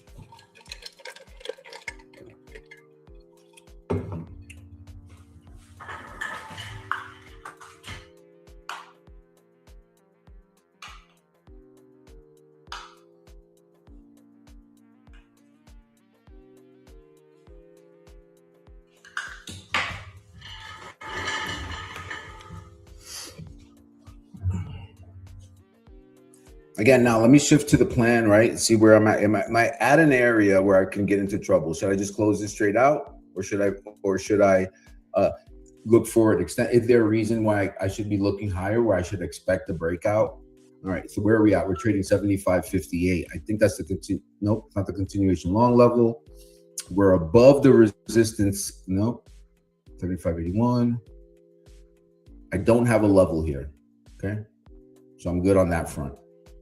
I don't have any, I'm not running into a resistance point from my pre-planned work. All right. So now, well, what I do have is I have a daytime frame reference, right? Just this local high right here. We have not been able to bust through it. Is it worth it for me to hold this trade, or do I just want to take the exit and call it a day? And typically my style of trading is I want to try to trade as least as possible. So I'm always more inclined to hold the last contract. And you guys seen a ton of times where the last contract will just break even and there have been 7, 8, 9, 10 points in the trade. And that's just because that's my personal style. Like I want to try to hold the trade as much as possible, because one of my weaknesses was over trading, right? So the fix for me was becoming more of a position day trader. So I would get into a position and try to hold it as long as I can. And I remember I worked on that for a long time, just not touching the last one. Just leave it alone. Don't touch it. Don't touch it. Don't touch it. I have to leave the office. And then sometimes I'd break it. Sometimes I'd touch it at the most inopportune time. Close the trade at plus 1 point, and then it never hit my stop, and then it ripped 30. But over time I learned that. And people ask me all the time, hey, why don't you just close that trade? Just take what's there. It's just my personal approach, right? And that is an approach that works well for me. And back to trade optimization, right? So you'll never hit 100-point trade if you're thinking, if your mindset is not tuned a certain way. So if your mindset is that, every time you see a local high or low, or a daytime frame reference or resistance point, you're thinking to take profit there, then that's fine. Be good at that, because that works more often than what I do. But I want to try to hold a position for as long as possible, because when I look at the data, right? When I look at the data, it was about optimizing those trades, getting those bigger wins. When you look at my results, So then my average win goes up.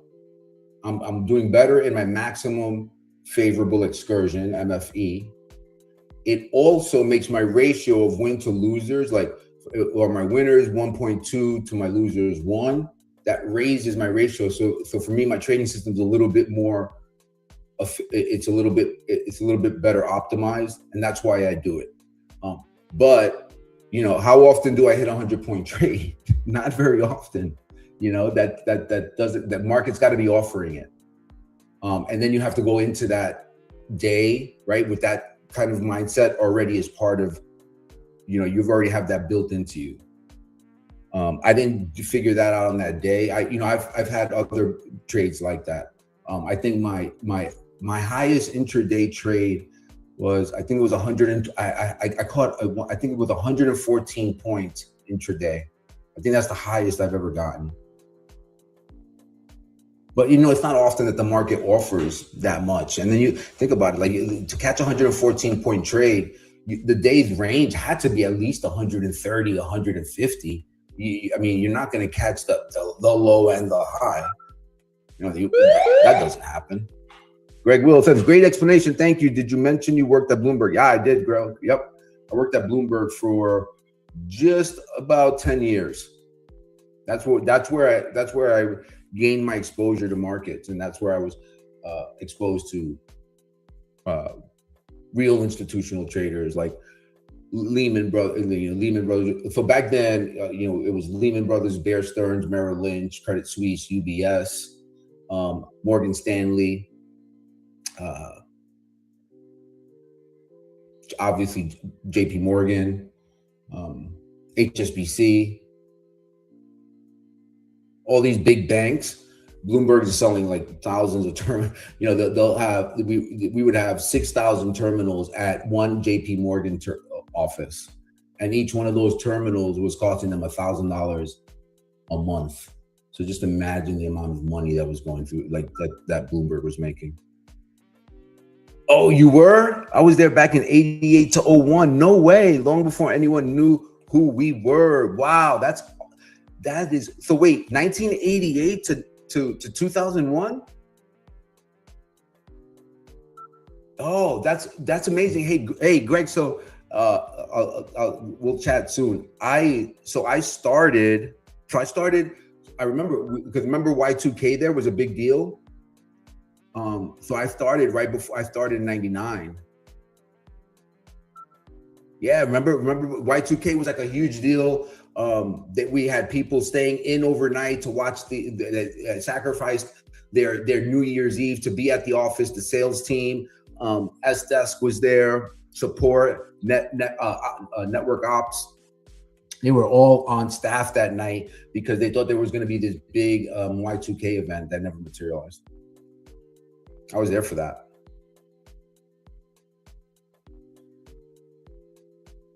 That's very interesting. I think I have an old Bloomberg picture around here. Yeah, it all worked out fine. Yep. I think I have an old picture of me at Bloomberg. I'm sure I can find it. Pay attention to the price action though. Wait, what did we just hit? All right, we're moving higher. Low. What time is it? It's 10:50. Coming into that time. I'm coming into my window here. Right. What does the profile look like? Right. What does the profile look like? Yeah, it's gonna be, I'm more inclined to almost exit this because we're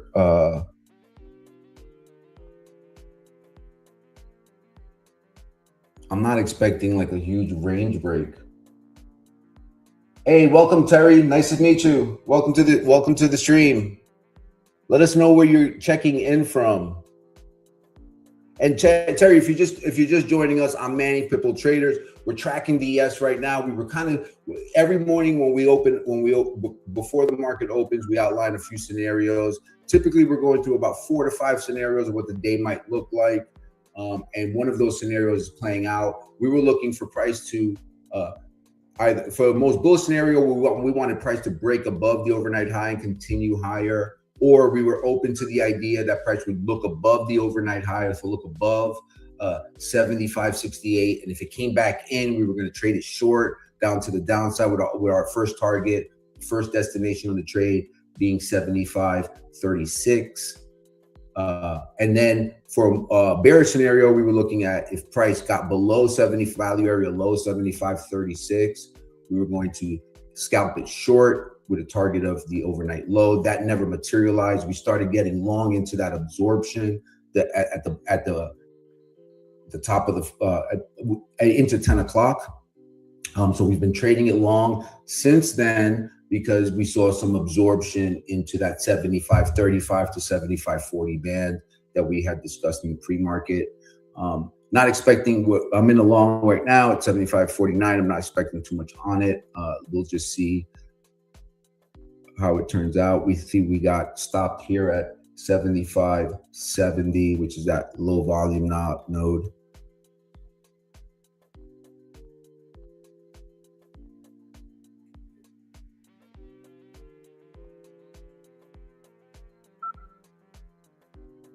You were on the sales side? Okay, so were you part of the sales team? Sales team was huge.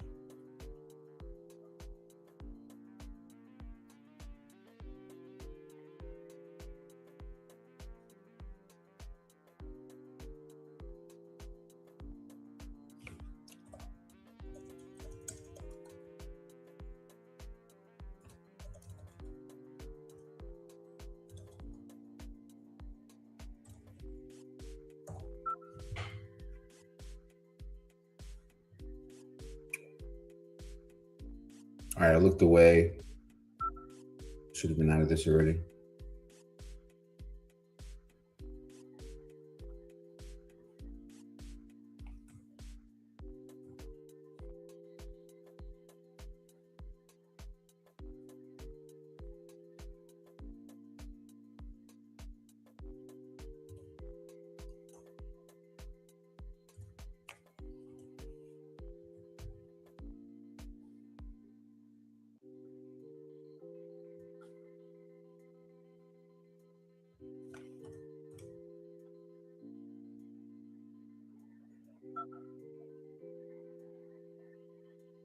I'm just focused in on these on the order flow right now. I might just have to kill this. I didn't get the best. Exit on this.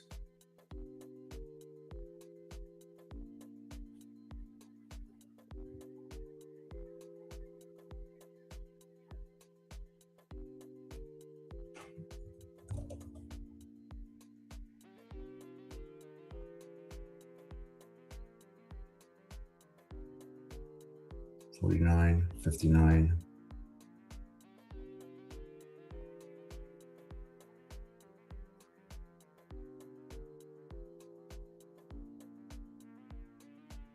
$74 was my mental target, and that might happen probably not until later today. And so let's see. I'll take a dynamic on the loss of momentum.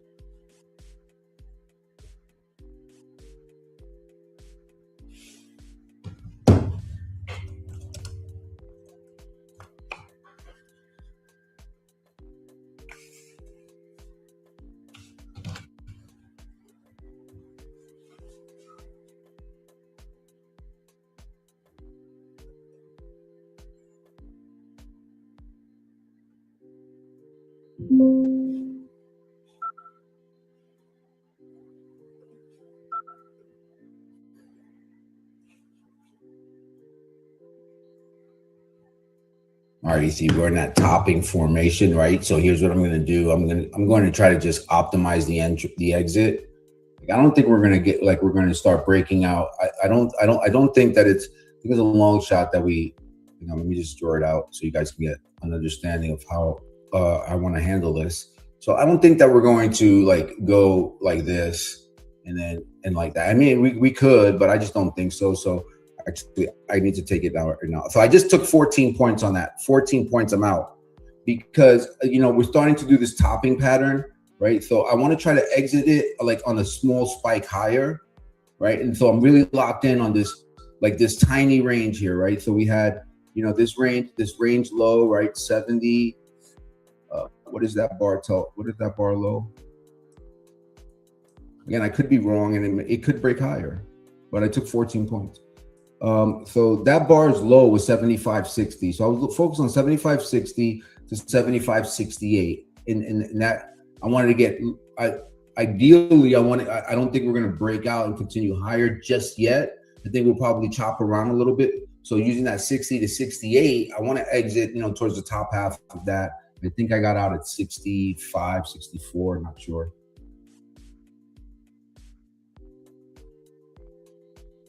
Hey, Michael, Manny, how do you know where to start counting from on your cycle days? Is there an anchor day that sets the cycle days in motion? No, so that's the thing. There's not a cycle. There's not an anchor day. You have to follow this count over the course of it's always a continuous count that goes on and on. And I've been tracking it for 15 years. So look, this is where I track it. Right. It's just in here somewhere. So I've been tracking this. This spreadsheet is from 2023. I started this one in 2022. Before that, the one that I had before that was from 2000. When I came back after 2016, I had one from 2018 to 2022, which I still have on a different file. And then I had one that was tracking. Like I've had 3 files that I've been tracking for each one is like 3 or 4 or 5 years long. This one is, this one's going on 4 or 5 years now.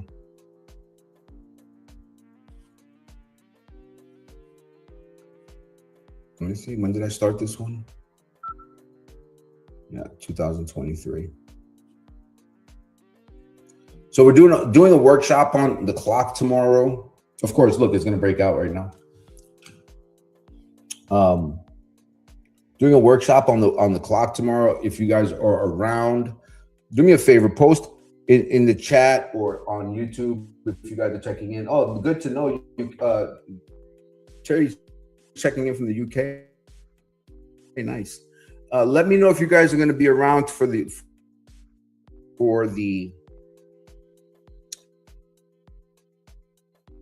on the clock. It's going to be at 11 a.m.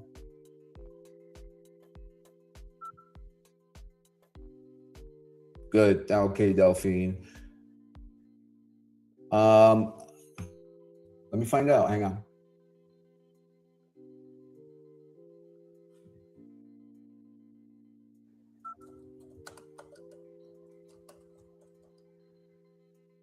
Hang tight.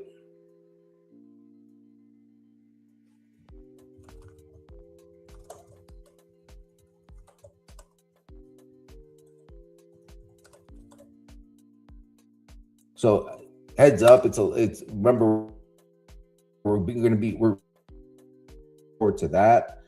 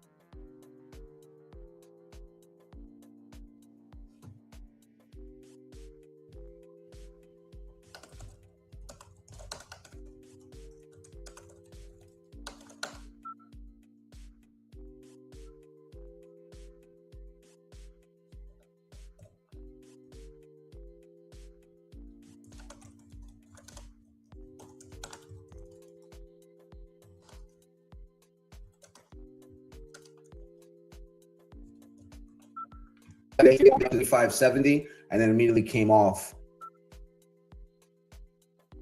Hey, Michael, I'm not sure. Did I answer your question as best? I hope I got as best I could.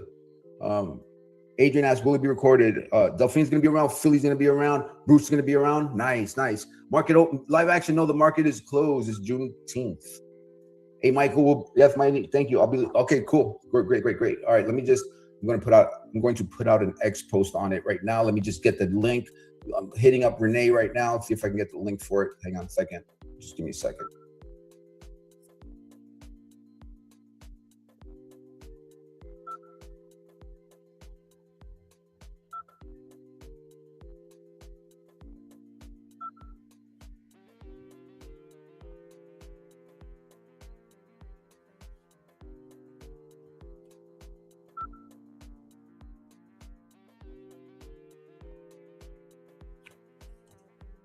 Hey, good morning, man. Hey, there he is. Oh, just getting chopped around this morning. Oh, really? Yeah, it's been, it's been a tight range, man. Just chop tilt up. Yeah, I was thinking we might get a little bit of a rally, but it doesn't act like it really knows what it wants to do. So I don't know. Precisely. I think we are in alignment on that read. I think that so we're kind of breaking it down earlier, but in the morning session. And so when we were walking through what has happened from yesterday into today, you can kind of get this where every every logic chain that we followed wound up at like a dead end. Like, okay, we're out of value, we're into value, and now what? Well, it's got to do all of this to show us something, and it just didn't happen.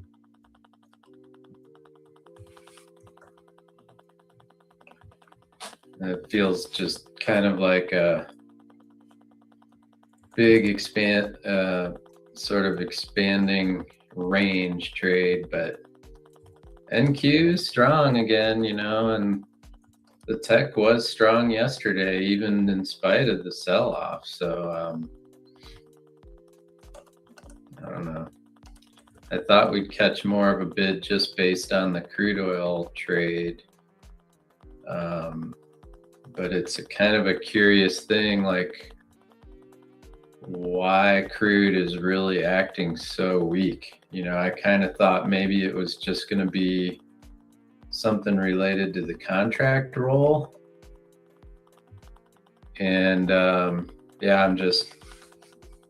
it's pretty curious how weak it's been here. So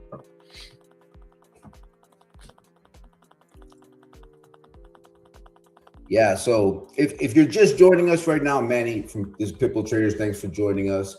We've just been Bo is one of our traders. He comes on and helps us out, shares his insight. Bo trades in a specific system. It's a little bit what I like about what Bo does. It's a little bit more granular in that he trades a little bit tighter of a time frame. So a lot of you guys trading, the smaller time frames, stick around. You can really learn a lot from Bo, who executes that really well. What I wanted to share about is the EST. Yes, Terry Frost, it's EST, correct. If you're just joining us, like Terry is, so we're just walking through it, just to give you a quick update on what we're seeing, right? So coming into yesterday, we had the pretty big FOMC sell event, right? So price, the Fed came out, announced, started introducing language for rate hikes, right?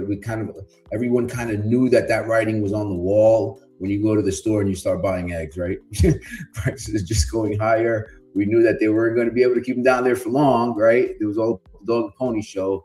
So we had the big sell into the close yesterday, and we're going to look at the profile chart just to give us an added bit of color.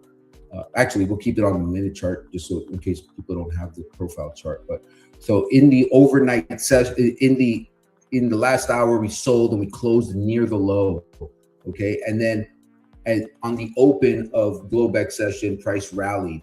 And what we were highlighting was that when price sold off that deeply into the last hour, there was a departure from value, right? The market closed out of balance. The market loves to trade with imbalance. So what we saw in the overnight session was our value area low was 75.36. The ES closed about 40 points below that. It settled at 74.92. Oftentimes when the market closes out of balance, we're going to see a return to that balance. And in the overnight session, price returned to that balance area. And then once it was firmly in the balance area, the most of the move happened in the first 2 hours from 6 to 8 p.m. yesterday. And we can see that here on the chart, right? With most of the move, and that's when I exited my trade at about 8:30, 9 o'clock. I thought, all right, that's it. We're back in the value. We're done. But look, this was 8 p.m. here, and then and this is our open. So it was all contained within value. And it was just an inventory correction. All right, so going into the open, were we bullish or were we bearish? Price was just in balance, right? There's not really much to be read there. And one of our scenarios, does price look over the overnight high and extend higher and start projecting higher value? Or does it return into value, or does it break below value and we continue the sell event? And the read there would be that the overnight inventory just corrected the closing imbalance. There's still more sellers active. They're going to drive prices lower. So in order for us to have that read, what we needed to see was a break below the value area low. We wanted to see strength and momentum into that move. Okay, so just off the open, we had a strong liquidation break.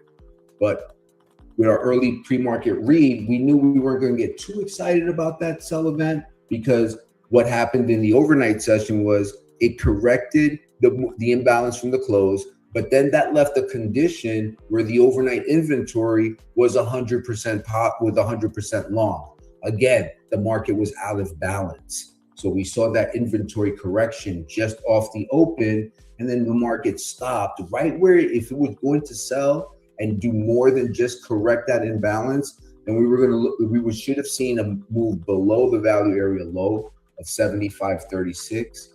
That is currently where the market stopped.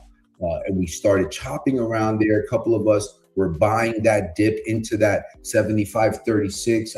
I scalped it a few times and also caught a 5-10 and a 14-point move out of there, just looking to scalp within that range. And now that leaves us in a state where the market is really not giving us much, right? It's balancing. We're in the prior day's value area, but it doesn't look like there's much conviction yet to depart from value, right? So our developing value is completely contained within yesterday's value. Our read immediately switches to, hey, this might just be a balancing day. We have to change our trade approach with what the market is offering us. So in these types of conditions, what we start doing is we start thinking about fading the outside edges of the market, right? We start fading the outside edges of the range, start taking our scales really, really close to our, not looking for much, 3-5 points maybe max, and then getting out as we enter the center portion of that range, with the understanding that, hey, the market may not break out of it. At least tighten up those stops, move to break even. And if you want to see if the market breaks out, then so be it. You just manage the trade accordingly. You can trade this puppy any which way you like, as long as you manage the risk, right?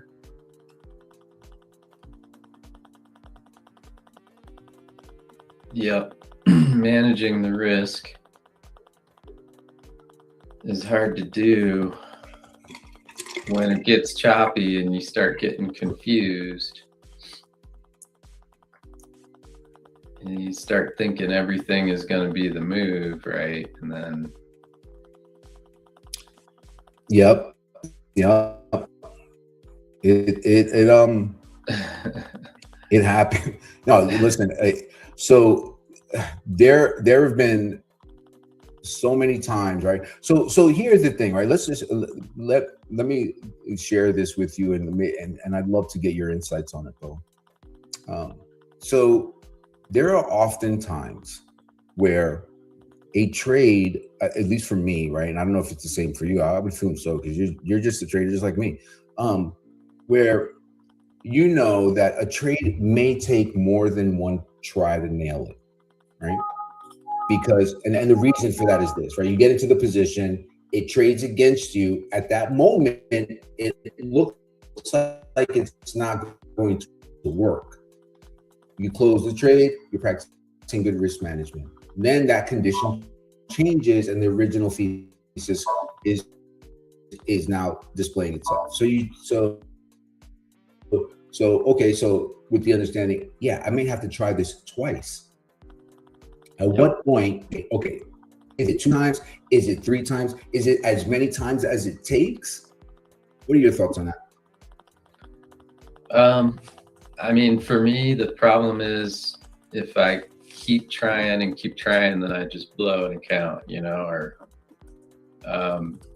so I think 2 or 3 is kind of at the limit for me, or what it should be my limit. Because it's more like, how do I control,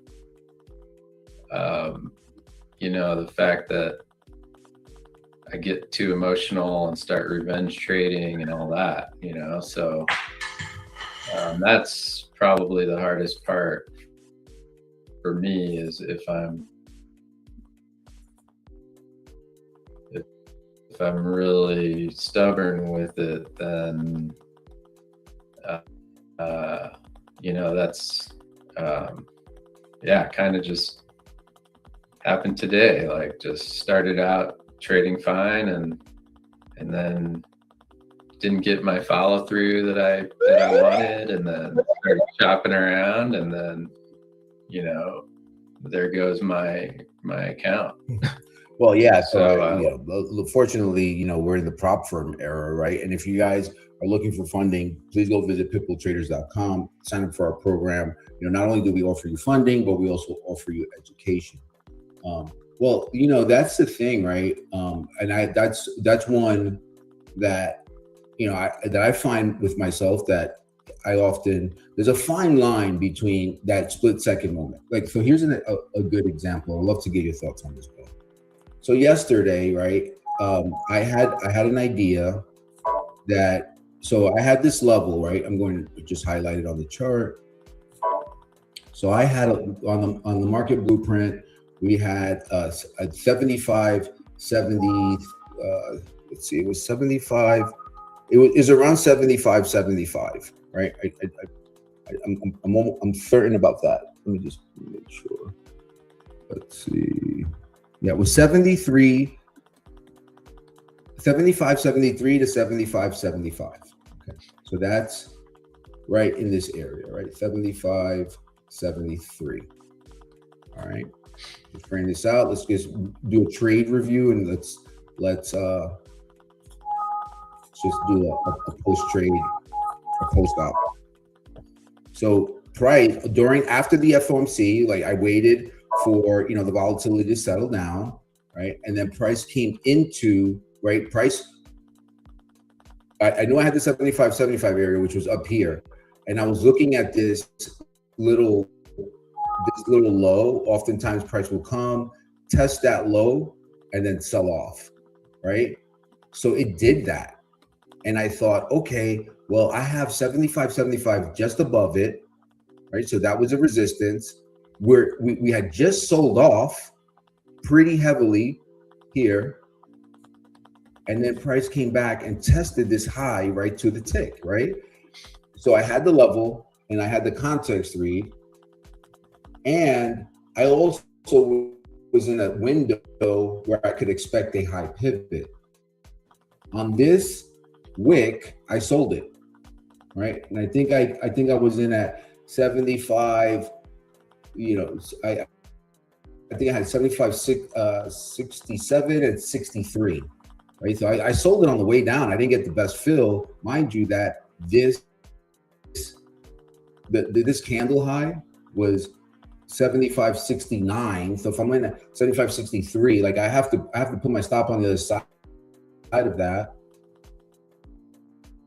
And no sooner that I got in did price. Oh, so you can see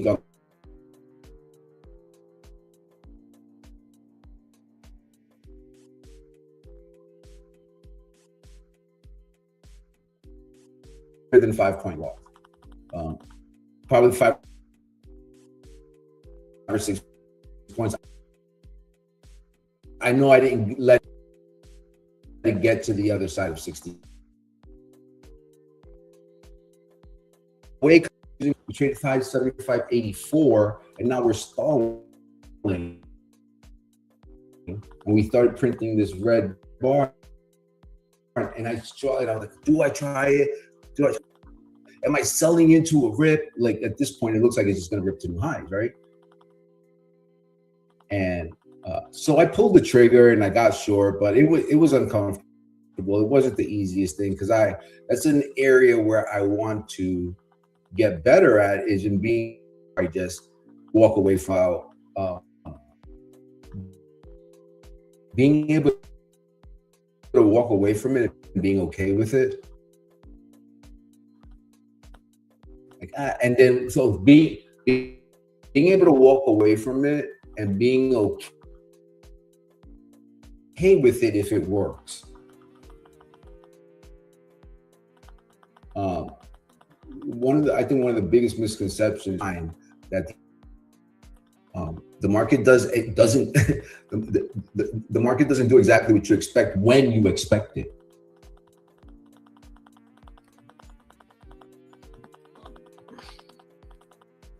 You know, a stopped out trade doesn't really automatically invalidate the thesis. No, it doesn't. It just so much algo, madness that, and oftentimes the best trades give you a couple chances to get into them. I mean, especially just reversal trades. Oftentimes, you get your V bottom trades, but oftentimes the reversals, it takes time for that inventory to actually just shift around and play out, before you get the true reversal on it.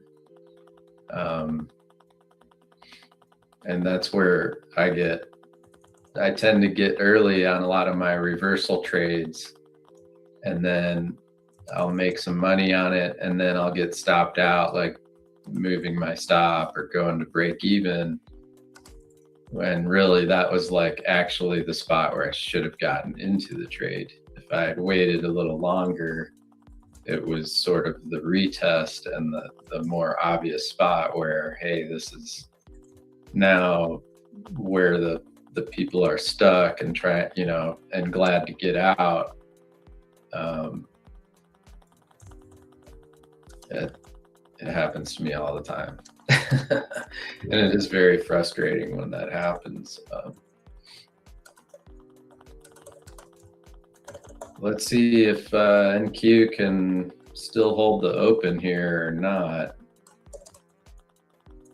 Pretty doggish, I think, that NQ actually got back up through its open, but the ES couldn't even retest its open.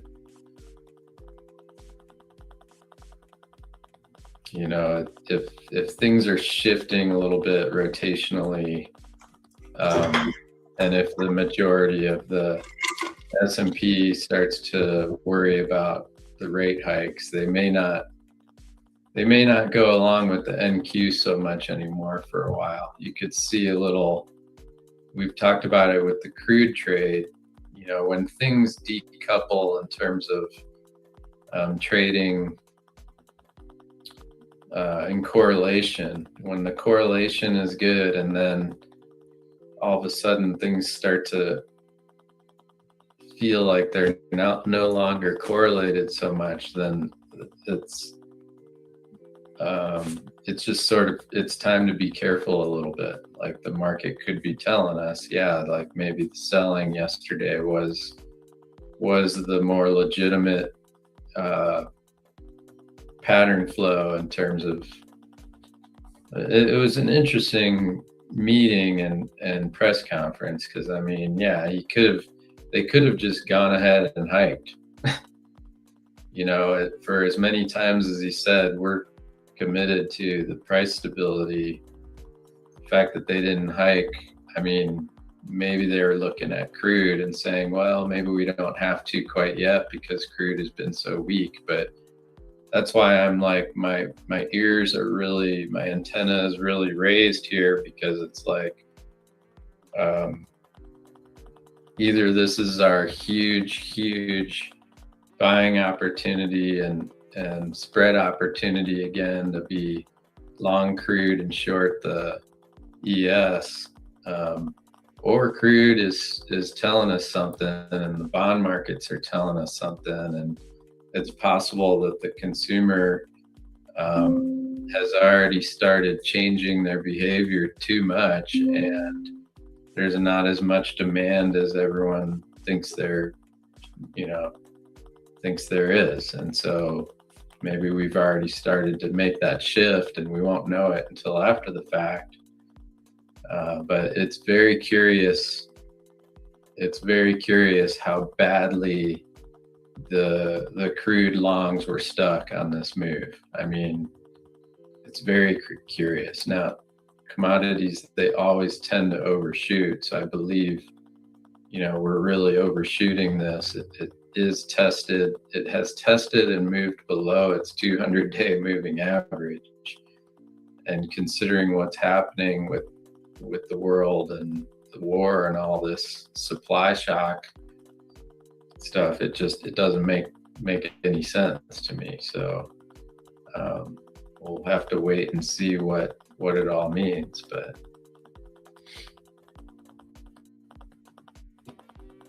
maybe I can get a fill here. I'm short a couple. Okay. And I'm bidding the low end of the range. 40 3/4 is my bid. Nice. Let me know if you hit that target. I want to use my new fun tool, my new fun toy. Brings me joy during the day.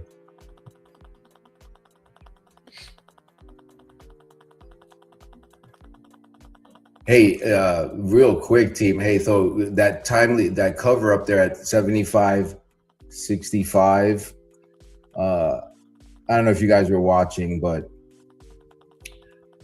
okay, so good exit, right? Well, the better exit would have been if I covered it for 20 points and didn't take like 14. I did have 20 in it.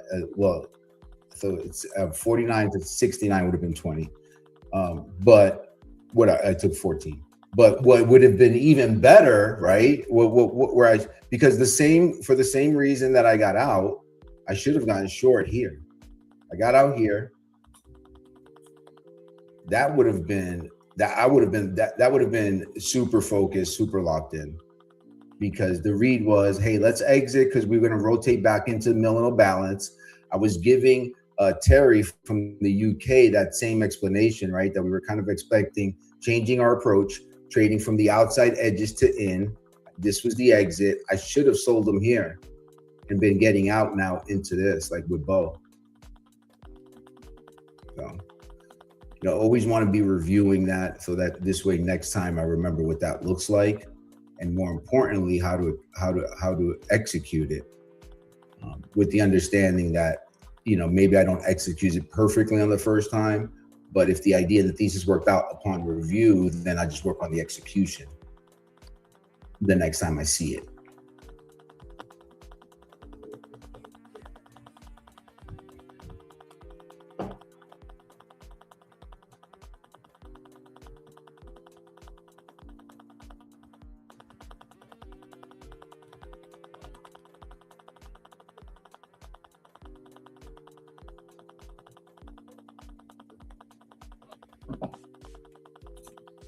Some nice selling pressure in SpaceX today. Back down to 177. So that could be a little problematic too if it keeps dropping, Either it could be problematic or it could be good for some rotational inflow again, right? Like if we sold off so that they could make money to buy SpaceX and participate in the IPO and all that, then maybe they were able to take some profits in it early and rotate back in to some other stuff.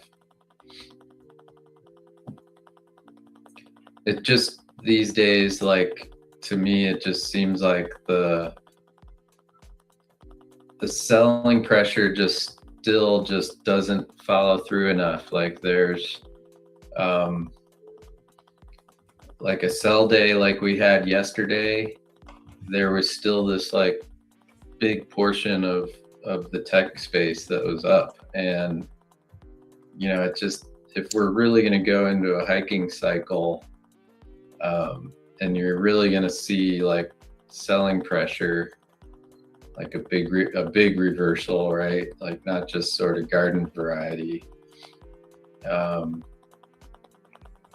You know, you need to see some of this stuff where you have a day like yesterday and it's like everything sells off.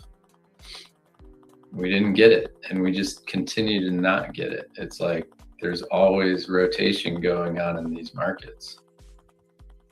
It's tough, very tough. I'm gonna try selling another one here, short 58.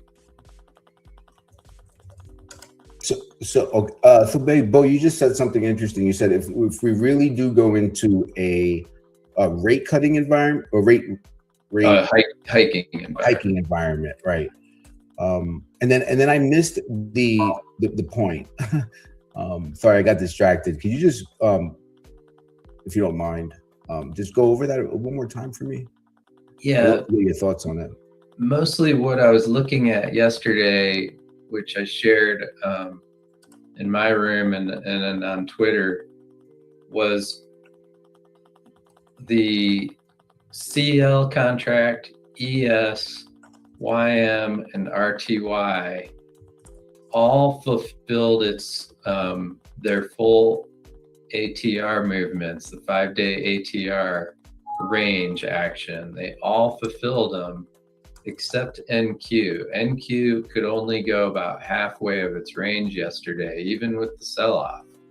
And I thought that was very interesting. And when I looked at it, it was because most of the tech companies, you know, the Micron, the Broadcom, I can't remember, you know, but basically that space was green on the day, even though everything else on the big board was red.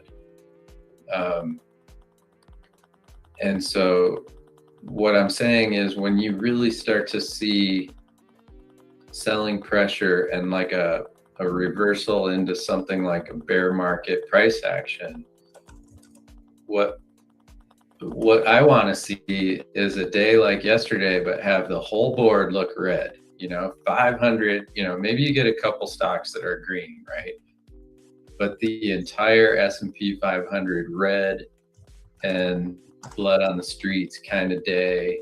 And, you know, we made the new all-time high, and then we reverse on volume and put in like one of these big sort of quote unquote like key reversal kind of days.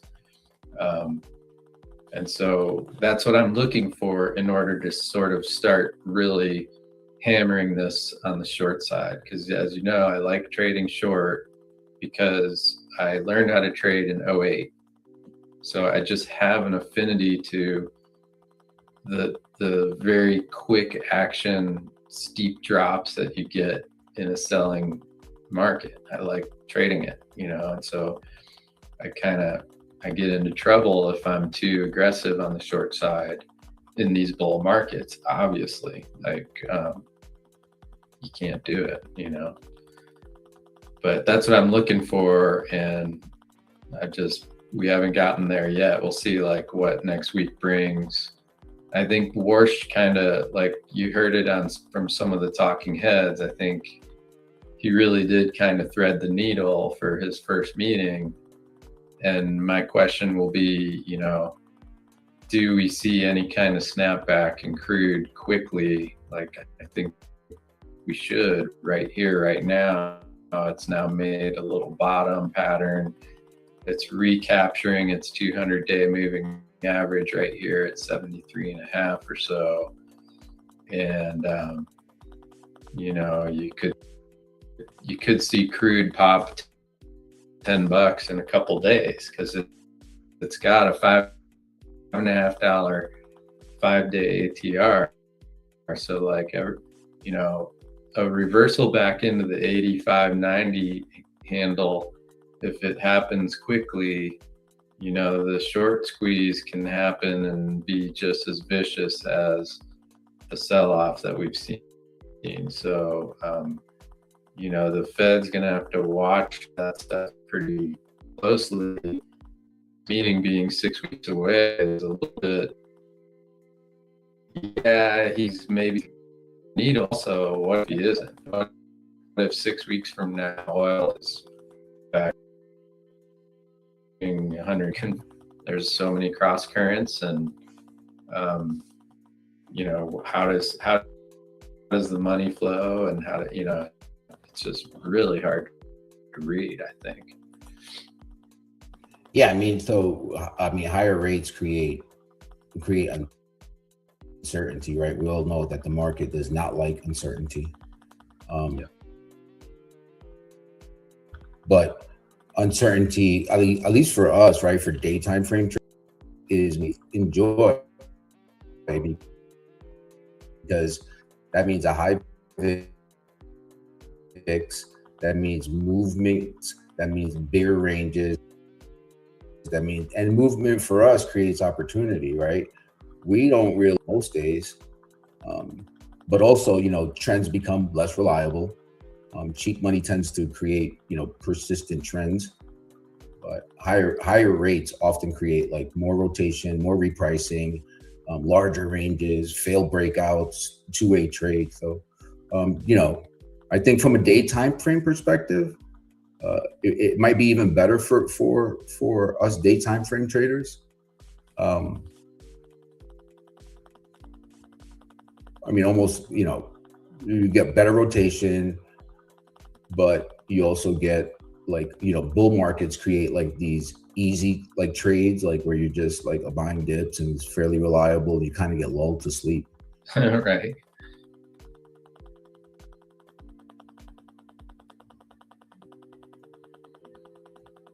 But you know, generally more range, more opportunity, more setups. I don't necessarily need a bull market like through that. Yeah. You know, the down markets are great, man. You know, like, you know, down markets are fantastic. Because even me as more at the better long side trader, I think I've had, you know, you can have some really great long trades in downtrends, but also like if you can capture, you know, the short trades, you know, and of course I have recency bias, right? It's because we've been in this bull market since, gosh, man, since, I mean, the last serious down market was what? I mean, COVID. So it's kind of like, you know, I have recency bias in that I'm, you know, always looking for long bias, but short trades, like you get paid so much faster on them. Yeah. And you know, yeah.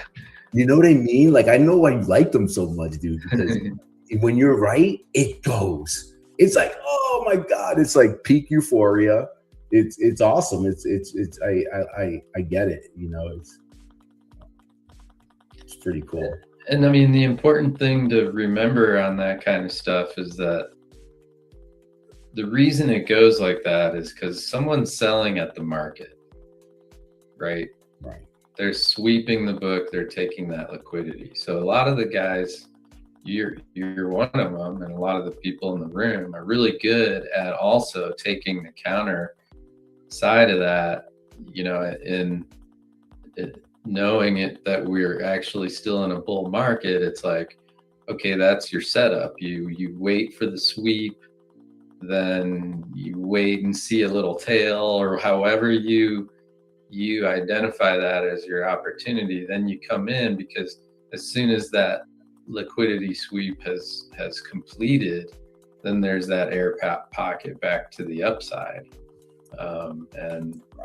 And so those are just, remember that when you see, for instance, a big volume print, and you're looking at your volume chart and it says, say, 10,000 contracts traded on that 1 minute candle, well, just remember that basically it was a 10, there were 5,000 buyers on that candle as well, right? Like, it's both sides of it. Right. But so when I'm short, I like having, for sure, I like having orders in the market, looking for that market order to come and sweep and hit my, it's nice to have a runner. Right here, I'm just trying to pass an eval because I blew my other one this morning. So I got my bid. I moved my bid up to 44 because I'm just trying to get to the $1,500 level right now on this one. And I might just hit the bid on. I've got 2 contracts on currently. It seems like we should go down to the bottom part of this range, and we've got the pivot down at like 32.5. And now that the NQ has dropped back below its open, that could be just what we needed to see this thing now probe back down to the downside. And whether or not the YM can hold 52,000, you've got a really good pattern forming in crude this morning. Now that it's sort of made this low at 72.80, it's up a buck off of that, and I believe you're going to see. Okay, I was just filled at 44. So nice, good job, Bo. Way to go. Let me get you good. Thanks. I mean, I needed that after how I traded earlier, but yeah, I just took an evaluation trade. I haven't traded an evaluation in gosh, because we were just sidebarring about it. I haven't taken an evaluation trade in like 2 weeks because, like, I don't know. And I have so I have some of them that are just like, some of them are a little bit net, a little, like, some of them I have 150K that's like needs like $2,000. I have one that's like down $2,000. I have a couple of 50K that need like a couple $100. And I just like I have a bandwidth meter that, like, certain point of the day I just, like, I don't want to trade anymore. I don't want to manage it. And yeah. So usually when I get my daily, what I'm trying to earn on the day, like for groceries and stuff, right? I just tap out and then I forget to trade them, and then I start. Typically, like for the last 2 weeks, I've just been working with people in the afternoon, in the early morning, in the afternoon session, and then I just forget to trade them. But and then another thing you guys can do, you can do this on our site. One of the ways we designed our Pitbull Traders is that you can pass evals and just kind of keep them locked, stocked, and loaded for when you want to activate them. And so I have a couple. I think I have like 5 like 50Ks that can be activated, and so there's really no reason. I just have some there that I always try to like to keep like David likes to call it a bullpen. Yeah. Of counts that are like either in the funded stage or about to be funded, so that. But I have one. I have one 50K account. It's the same. It's the same account. I've been trading it since. I think this is. If I'm right, I'll check just to be sure about it, because now I'm really interested in it. But this account, it dates back to February. Nice. Let me just see something. I'm just gonna check it now because the last time I checked it, I was like, oh wow, look at this. This one is this one's stuck around for a little while. Let's see.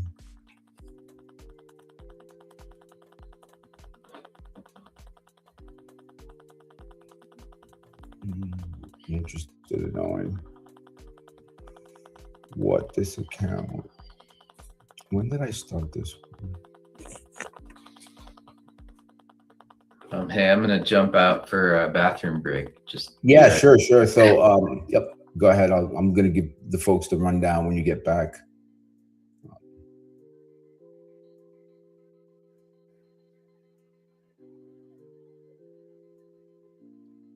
Yeah, just to finish off that statement, I'll wait for Bo to come back.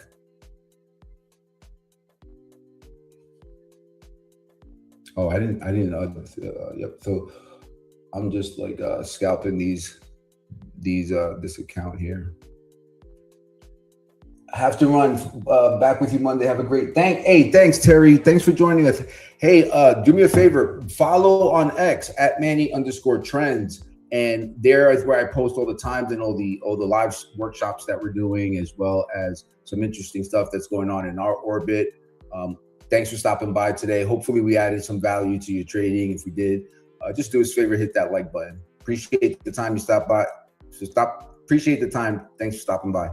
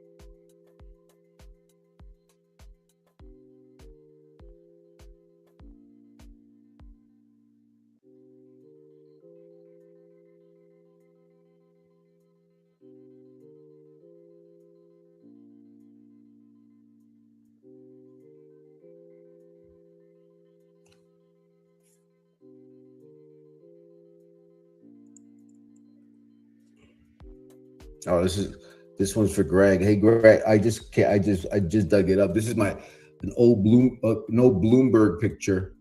And I had to don the monkey suit every day. It's for Greg. I'll chat with you on the side, Greg, about I think our times overlap by 2 years or so. But Bloomberg is a great company. Fantastic. Nothing bad to say about them. I had a fantastic career there. It was good for me from beginning to end. Interesting enough, as they came to my school to recruit, and they called back 26 people from that day. Out of that 26 people that they brought back for an open house, 6 got called for interviews, and I'm the only one that got the job. And I had to go on 8 interviews for that job. Like, it was just interview after interview. I was like, do you want me or not? But glad I stuck with it. Really glad I stuck with it, because it was my exposure to markets. It was what taught me pretty much my entry into markets. Yeah, so I checked that account. I've been trading that account since February 20th. Just real quick, guys, so one of the things that we're going to start changing a little bit of our structure here is we're going to start having, we're going to try to start bringing more of we have so many talented traders in our orbit that are either trading in a different chat room, or pretty much, yeah, trading in a different chat room, and they have so much to offer. So we're going to try to bring them on more frequently. Of course, with time permitting that they can come on, right? Everybody's got to manage their own trades and kind of attend to that, but we're going to try to get more traders to come in here and share their unique approach and their unique insight. So we're going to start having a more overlapped schedule into next week, where one trader will just lead into the next trader. So with that said, I'm going to be stepping away here soon, and then Bo will just carry you guys into the afternoon session. And yesterday, we had Danny at noon, which was fantastic. I had a meeting, but I couldn't listen to most of it. But Danny's great. Like, I love what Danny brings to the table, because and especially at the time, like that midday time frame where you can just like chill and reset and kind of just work on that matter in between your ears. It kind of helps out there. I tried to scalp it long, Bo, so good for you that you're getting paid on that one. I threw in the towel on it. It's a boredom trade. With no rhyme or reason, and it wasn't in a. I kind of get a little. I need to respect those evals a little bit more. I know that's a tricky part about these things, is that psychologically you can get to feeling like that you're trading an eval, so you don't care, and right. I do that sometimes, and then other times, like this morning, it was me flipping around and being like, okay, now they're going the other way. Like, I was long and kind of had it pegged, got out, was trying to fight it, going around every little movement. Then I was long again up there, I think around 66. And because the NQ is going through its open, I thought, oh, easily this is going to pay, And then when it didn't, that's when I reversed around 63. And it's like, I still could have got it at a much better price than where I reversed, right? If I had just not been so emotional about it. The thought process was fine, in that I was kind of processing and saying, look, the ES should go on up to the open and get through the open here if it's going to follow the NQ. The fact that it didn't was there was a good reason for me to reverse. It's just, you don't have to do it this split second, take your time, analyze where you might want to get out, where the proper entry might be, and then put your orders in. This thing that I do where I lose, it's like going on tilt kind of, and as long as you don't really truly like blow out an account, like that's what's great about the risk parameters, where you can, with an eval or with a pro account, I mean, you're limited to what that account is, right? So that's why so many people are doing this with prop firms now, because instead of having 10 grand or 100 grand or whatever you put in your account, and you go on tilt and have a huge blow up day and literally blow your account. I mean, that's how we had to used to do it in the past, is you put your own money in, and then when you blow an account, you blew your account. I mean, and it felt like crap. And it feels a lot worse for a lot longer than the winners do. That's for sure. The winners, you just sort of expect that, oh, I can do this every trade and every day.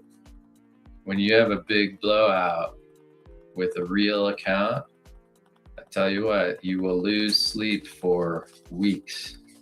Yeah. Oh yeah, for sure. I mean, there are these times, right, where I know that, like, I'm just not seeing it well. Can't hit the side of a barn.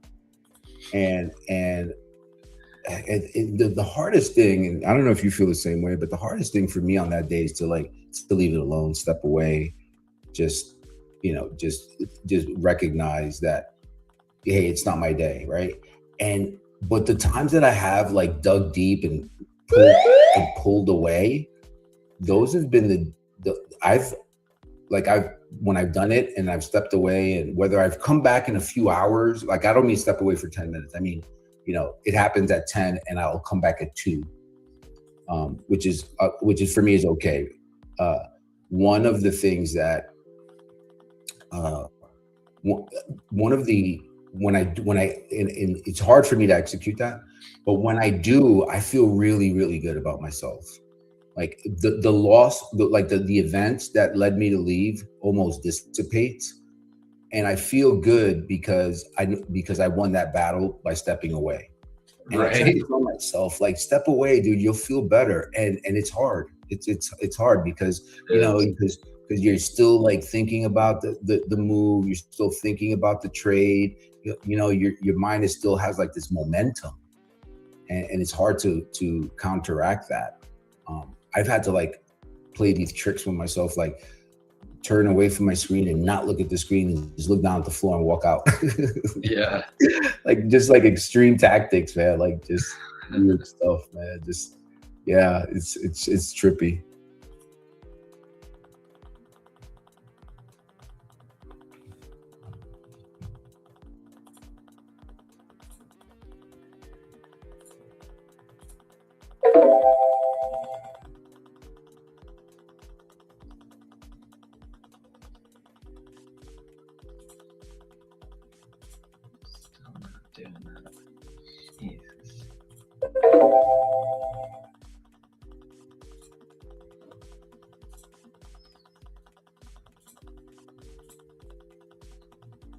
Oh, all right.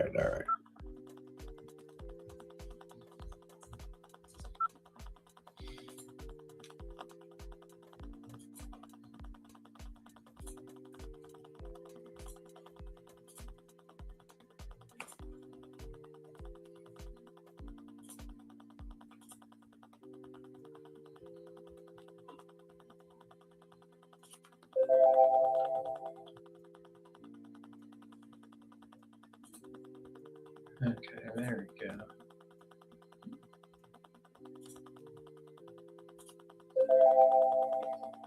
Those as I get closer to wrapping up, I just wanted to comment on what you said.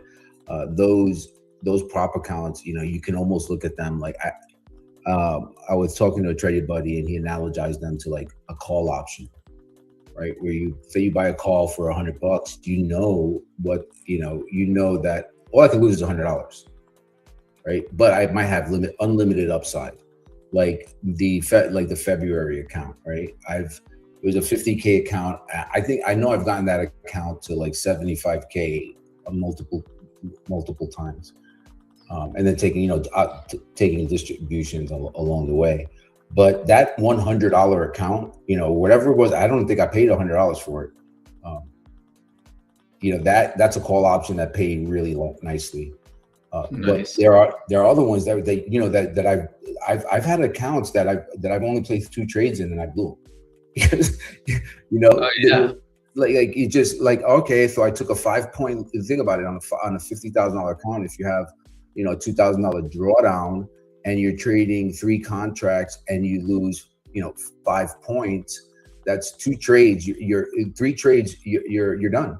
If you got 3 stop outs, and that can happen. That's, in fact, it's not rare.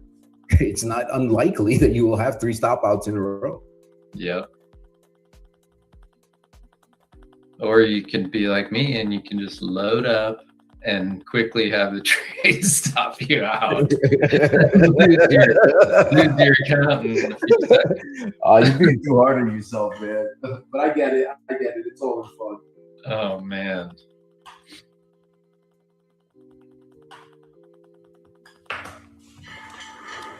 So actually, like, one of the things I did this last time was when I got to my performance account, I started trading with you'll just laugh at this, right? But I started trading with a 2-point trailing stop on the ES. Oh man, how long did that last? And actually, I mean, you're still, what it caused me to do was it caused me to be very, very precise with my entries. And the idea behind it was, I'm just trying to buy a matching low or sell a matching high, like to the tick, or maybe like within one tick of whatever that high or low was that I identified as. If this holds, this could be a good trade. And then because it's a trailing stop, it's like, if it ticks your way at all, your $100 loss becomes a $50 loss, becomes a break-even trade really quickly. But if it trades hard against you, you're out at $100 loss, and you just saved a whole bunch of dough. And by using a one lot, I just slowly was able to build up that account so that I could get into the buffer and get paid out on it. That's interesting. But it was really tricky for me to try to switch up my tactic on that. And what it's causing me to do, I've never been very good at adding to my winning trades. I've tried it here and there over the years, and I've tried it like in a systematic way. And I get frustrated by the fact that if I'm trying it like in a systematic way, it's like I'm not doing it per the charts, and so then you add to it and you get stopped out because of the noise, and really, like, you should have just waited and added at a different spot or this sort of thing. So I don't know, it's a little bit of I'm still kind of fighting my demons and fighting myself in terms of, can I follow my plan or not? Does it work with these prop accounts? Like, I seem to do better with a bigger prop account because I have a $4,500 loss margin, right? So for me, I like to put some size on. $2,000 isn't enough. I feel like I need a bigger buffer there. So interesting enough. So when I started trading props, I only do 150s, and I mix them up now. I try to keep like certain ones are 50, certain ones are 150. The 150 are, so I try to stagger the payouts, right? So I'm always getting something, and then keep different accounts in different cycles. But you might want to switch to a 150, and I'll tell you why. That's how I learned how to trade props, and it wasn't until like just about 8 months ago I started using 50s, and I needed that extra buffer. The 50 is tight. It's a different trade. It's a different risk management, and I cut my teeth trading the 150. I think that extra, whether it that extra $1,500 or $2,000, it matters. It makes a difference, and it certainly made a difference to me. But really quickly, guys, before I jump off, I just want to review some of the things we covered today. The market closed on the lows yesterday. We returned to value overnight. We reviewed that. The important question wasn't whether we rallied. It was whether the market could build acceptance and a departure from value and acceptance in that departure, where it was higher, whether it was higher or lower. We also talked about absorption. Remember, absorption is effort without results, right? When buyers are aggressive, but price can't move, whether that's higher or lower, someone is taking the other side of that trade, and they are the more passive aggressive participant. We also discussed the market profile and how volume nodes, low volume nodes, high volume nodes attract and reject. The profile isn't showing us like support and resistance as much as it's giving us an idea where the market found value and where it didn't. So what, and that manages, that kind of frames our expectations and what we can expect. We covered order flow. The process is simple. Do I have an area? What is order flow telling me at that area? Is price responding? Is it rejecting? Does it confirm my thesis? Where am I wrong if I enter? We talked about our goals and in the difference between chasing a dollar amount versus being the trader capable of producing whatever outcome we whatever goal we build out for ourselves. And I think we also discussed some volatility and why tougher markets environments often, create more opportunity, based on the Fed reaction. But final thought: remember, the market doesn't care about our opinions. It cares about acceptance, rejection. We want to read that story, read that print, and go with it. Just try to be one, get into that flow state with what the market wants to do. Stay focused on your process, protect your mental capital, react, don't predict, right? Just try to react. I'm gonna hand off to Bo. Today we're also setting something different. We've been discussing behind the scenes quite a bit. More overlap between our presenters, so that we can kind of keep that steady flow of presenters coming through. More overlap also creates more of a conversation going forward. So look out for next week. We're going to have Tom will hopefully be back. Tom is dealing with a family issue. We wish him well because it's a tough one. But we're expecting Tom to come back. I also lining up Rich. I would like to start beginning and ending the week with Rich's stats, because those statistics matter and they can help us frame the week ahead, and also the week that we're going into, as well as look at what we might be facing in the following week. So instead of starting, ending and starting over, there's just going to be a continuous overlap, and we're going to keep things rolling on. So Bo is here. He's going to carry you guys out for the afternoon session. He's going to continue the discussion. Make sure you take your questions and ask him, share your trades, and dive into what's happening in this market. Keep the conversation open, because that's how we learn. We only learn through, it's very easy to get fixated on your charts and not not communicate what that mental river of thoughts can be. It can turn into a rapid. And it's good to stretch and to talk to a buddy, talk to a friend, chat in the chat room, engage, make sure that you get out of, in a respectful way, get out of your own head. I'm going to leave you guys with Bo right now. Make sure you show him some love in the chat. Do me a favor, if you're sticking around with us on socials, be active. Leave a like for Bo. Share your questions. So Bo, I'm going to leave you with the team right now. You have a great afternoon, and I'll see you later. Thanks, Live Action. Take care, guys. I'll see y'all later. Bo, is your chart up? I'll pull it up here in a second. Yep. Okay, cool. Yeah, that's gonna matter. Thanks, Live Action. Thanks, Delphine. Have a good one, guys. Trade them well today, okay? Thanks, Manny. You too, buddy. Take care. Thanks, Stuart. Have a good one, buddy.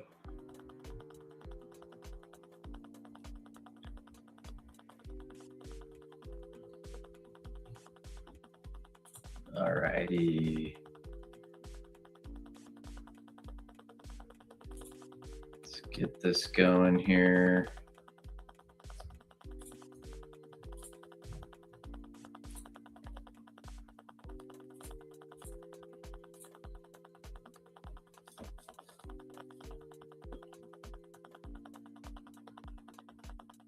Okay, so question will be, right? We've been pretty choppy all morning. Do we actually see some development of some trending price action into the afternoon? Or has everyone already started their weekend, Father's Day, long weekend vacation, what is it? US Open weekend, all this kind of stuff. I would expect that we go into summer trade mode and nothing really happens here, right? So, but if we do start looking like we're going to trend, then that's reasonable as well, because we've had choppy action in the morning. Sometimes you can finally get, again, position squaring, a little bit of rebalancing going into the weekend. You can have some good trends that develop late in the day. So that's kind of what I'm going to be watching.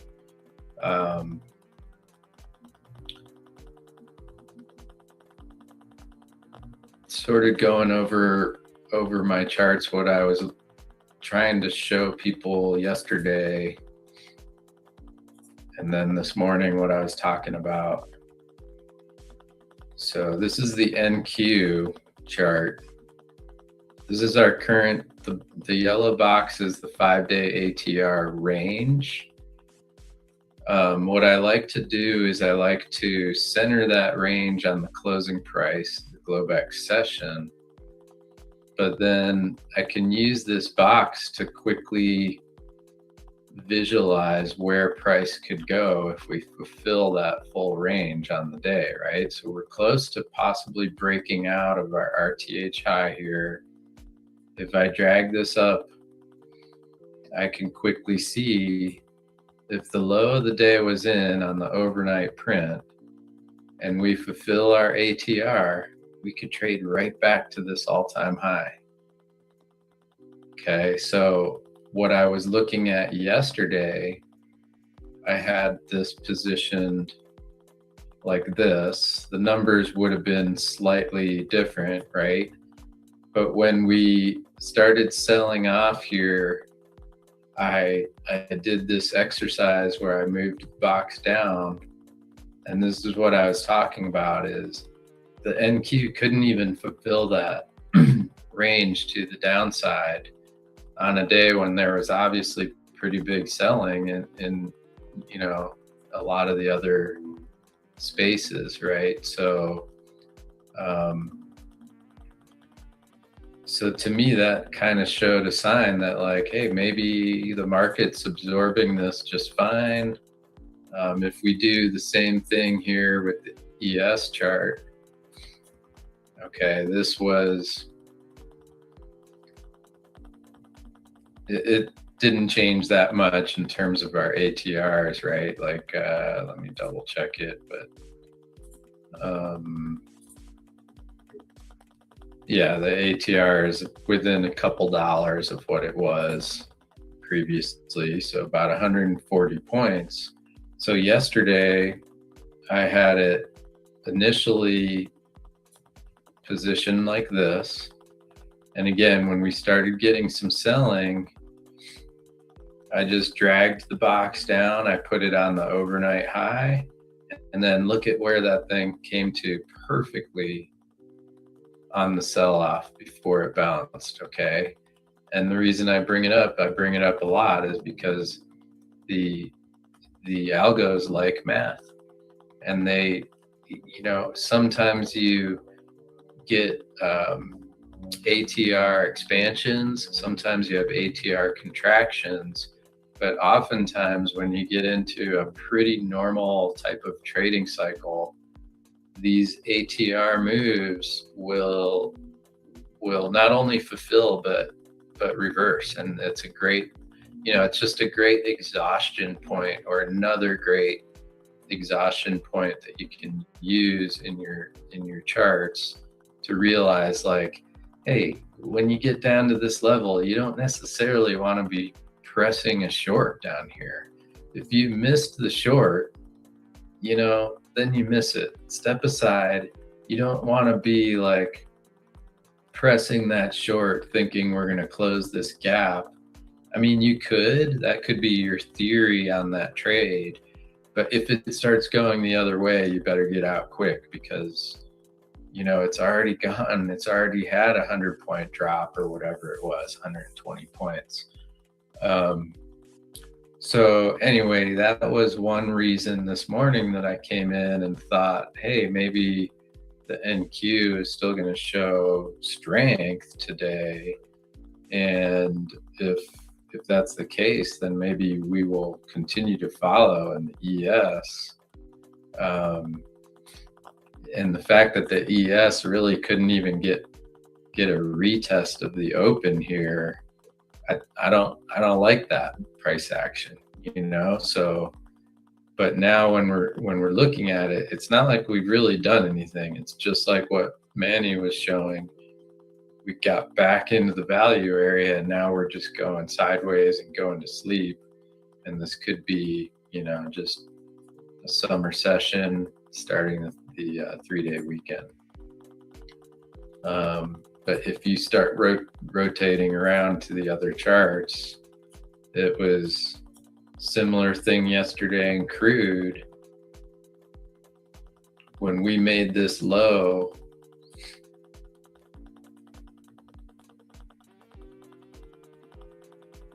so here's how I initially had it set up. And we made this low, and then when we had the new spike, that one wasn't perfect, right? But look at how close it came to fulfilling that ATR. So today, similar kind of thing. If I start it centered here, but in my mind, if I'm thinking crude is way too low and I'm looking for a bottom to form, which this is a pretty good looking bottom to me right now, right? The 50-day moving average came in at, 200-day moving average came in at 73.54. And we had an S1 level at 73 and a monthly S2 level at 72.80. And guys, look at the low of this move. 72.83 was the low. So, it's like when levels work, they often can work with very extreme precision. And sometimes that's what I'm finding is, like Dad used to say a lot, like the scariest trades are often the best trades, because, it just, when things look so bad, that's, on both sides, when it gets way overdone and stuff like that, and you're really afraid to take the trade, it's sometimes worth taking the trade just to force yourself and see, right? But if crude put in this low here and it fulfills its ATR, it could easily trade back to 78. We could come in with news over the weekend, and another ATR move is $5.50 or so. 5-day ATR is $5.50.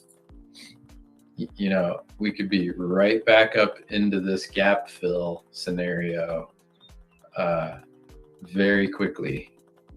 And that's what I'm saying is it's had such a big move lower. I would not, even though my setup still says to be short only, it's been short only now for quite a long time. At some point you have to say, look, the risk reward is no longer there. It does not make any sense to me to be short crude at this time. And frankly, again, I am shocked that we don't see an even bigger rally. It's pretty good. Like, we got a print above 3,000 in the RTY. We got another all-time high in the YM. So those are good things here. So, because Warsh said we're not, they're not hiking until possibly next meeting, probably not. If crude stays low, then they probably won't have to. But it gives the market 6 weeks to sort of just relax a little and say, okay, we don't need to be in panic mode here. And this could just be still another like back and fill moment where we continue to go to all-time highs, where we continue to put in like a similar concept, which I was talking to Rich a couple weeks ago. It was either early June or late May, and Rich was explaining to me his standard deviations, and he was sharing his sort of calculation of what the expectation of range movement might be for the ES in the month of June. And if I'm remembering right, he said he expected about 380 points of range from high to low. So, some of those kinds of things you can take into your scenarios. And like, if you take the ES now and put it on like a say a 4-hour chart. And here's, possibly our June low at 72.32. I mean, we've already fulfilled that price range. So do things get tired here?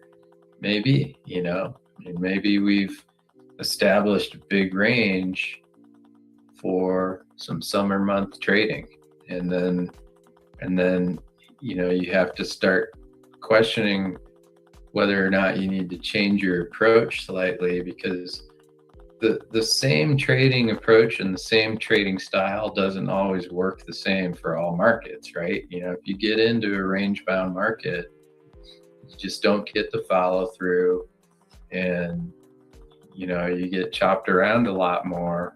It doesn't mean you can't make money and that you can't find really good trades. And so, like, just kind of talking about that somewhat. Here's our 60. Here's our 30.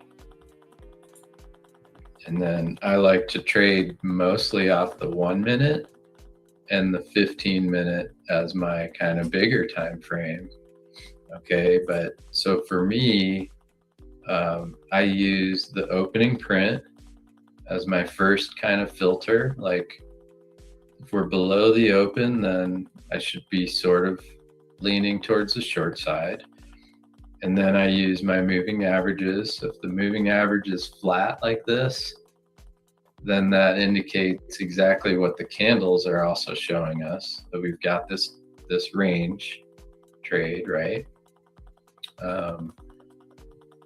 The filter of the open sort of, for me, goes like this. Like, now if we get back up to this high at 71, or even better yet, what I would love to see is a retest of the open and then short that on a first touch retest.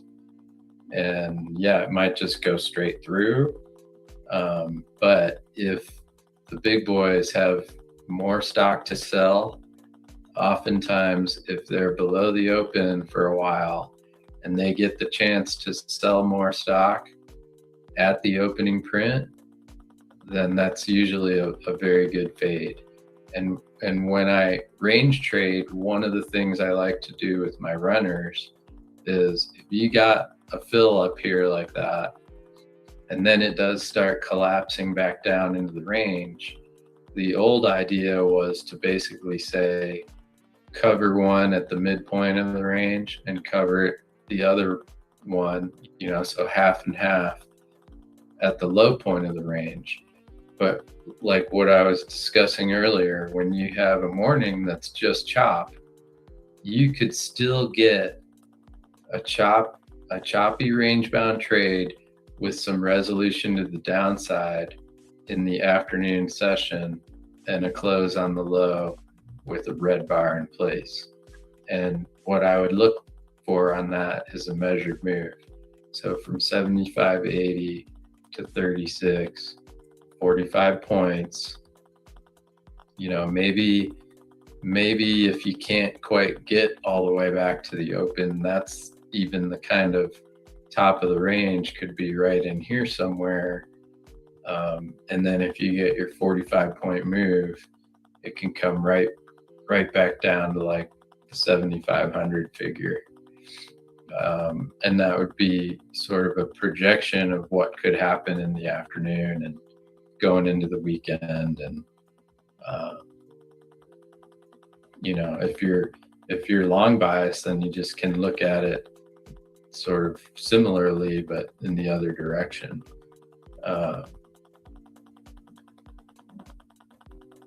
And then, cross-referencing any kind of levels on your sheets. So we still have our pivot at 32. That's what I was saying before, is if that does not hold, then they could flush it right back down towards the Globex open, prior close.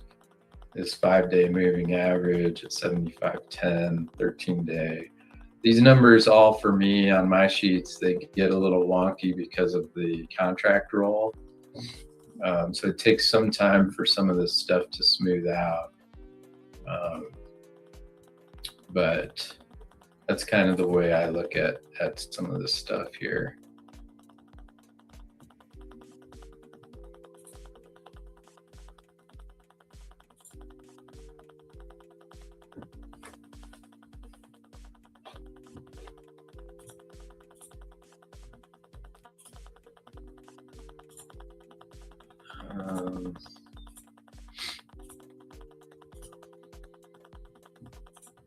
Let's see.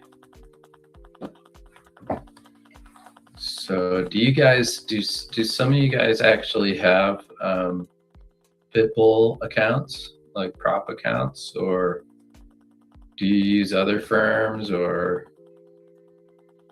what do you, or are you guys all trading kind of your own personal accounts, or? Okay, yeah.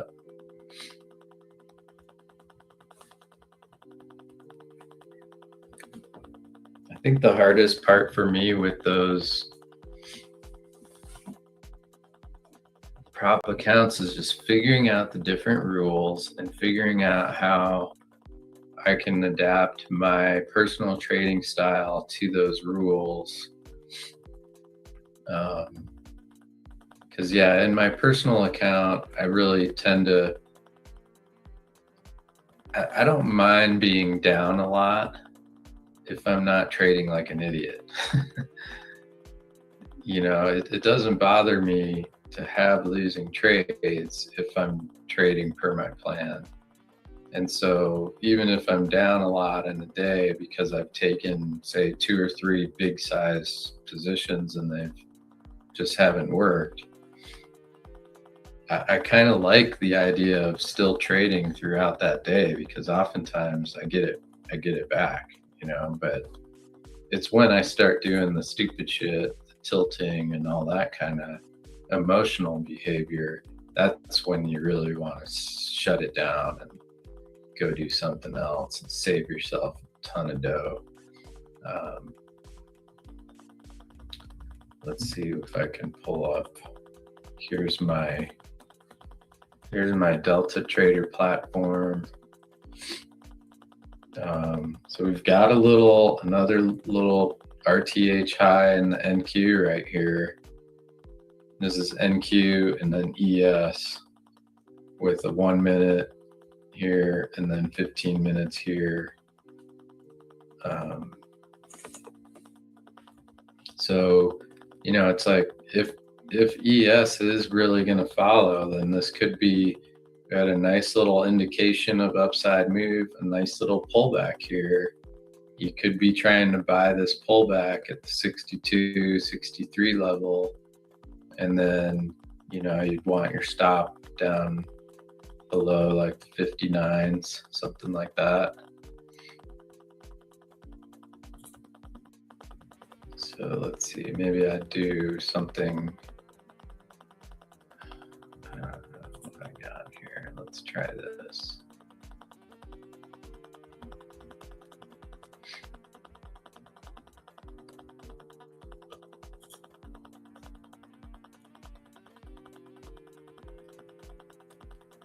There's a good pullback to this moving average. It's a little fuzzy, right? Because it's not really, the support should have been precisely here at the 64 level. And so the fact that it comes down into that, it's somewhat of just indicative of how range bound pricing and range trades can go. You know, it's like, oh, as soon as it fails, then everyone thinks it's the false breakout and it's range bound. So now we're going to go back down to the bottom of this range. And that could very well be the case. You do have NVIDIA on the highs. You've got green across the board in the tech world. You've got what you should see is some tailwind out of crude. So it's like, this should be a pretty good buying opportunity here if this is going to close on our highs. So let's see what happens if I put one in at 62.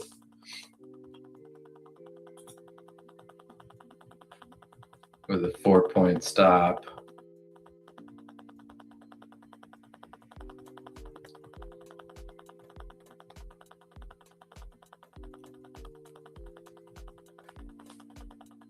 My target would probably be a test of the open or a stop run through the open. So you're talking about 4-point stop for a trade that could go, 20 to 30 handles, if not more. But at least, doing a quick risk reward there on that kind of scenario, you can just do that quick in your head and be like, yeah, that's reasonable. You want to see NQ make a new high now and ES to just rip and follow it. And when it doesn't, this is what I'm talking about, is these things, when they start to sort of decouple or decorrelate, right? You see that the algos know now that all these stops are down here. So the question is, will it just completely reverse and cut through all of these stops? Or does it give us one more little chance and maybe do a little false breakdown of this bar? So the low of this bar was 60 3/4. So this is what I'm talking about on precision, on a precision buy or sell of a retest. If you think that level is going to hold, you could try one right at that level, or just maybe a tick above it.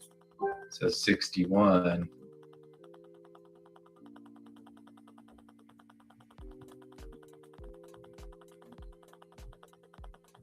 And if it goes through, you don't want to see it go through more than like 2 or 3 ticks, because you want it to either hold that level precisely, or if it goes through by 2 or 3 ticks, you then want to see it reverse hard, because it's a false breakdown of that level. And so that's where, if you're trying to use a pro account or performance account in the prop firm space, that's what I was doing when I was playing with a 2-point stop on the ES. It sounds ridiculous, right? Because you just will always get stopped out by the noise. But sometimes you get one, it immediately fires your way like 10 points. And then, yeah, it might come right back and stop you out at 8 points, but you made a $400 profit on a really quick, small risk amount. Just easy, quick scalping kind of stuff that you can do if you're using, this is a one sends other order. So as soon as if this gets filled, then it immediately puts my stop in. Like, you guys know about that kind of stuff, right? You know about strategy orders, and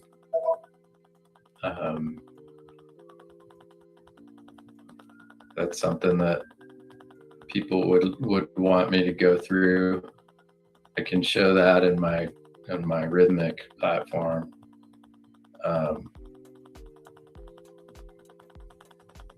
Niels hasn't quite gotten to full strategy orders on this platform yet.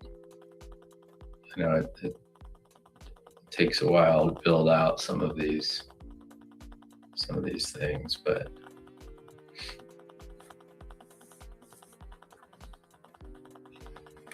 yeah, I can do that. Let me just close this out.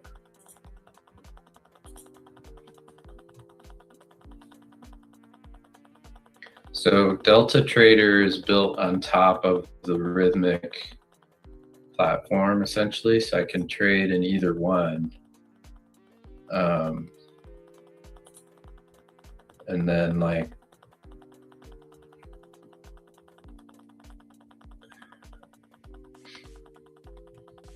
like I'll release this window and show you. I'll just do this in the micros.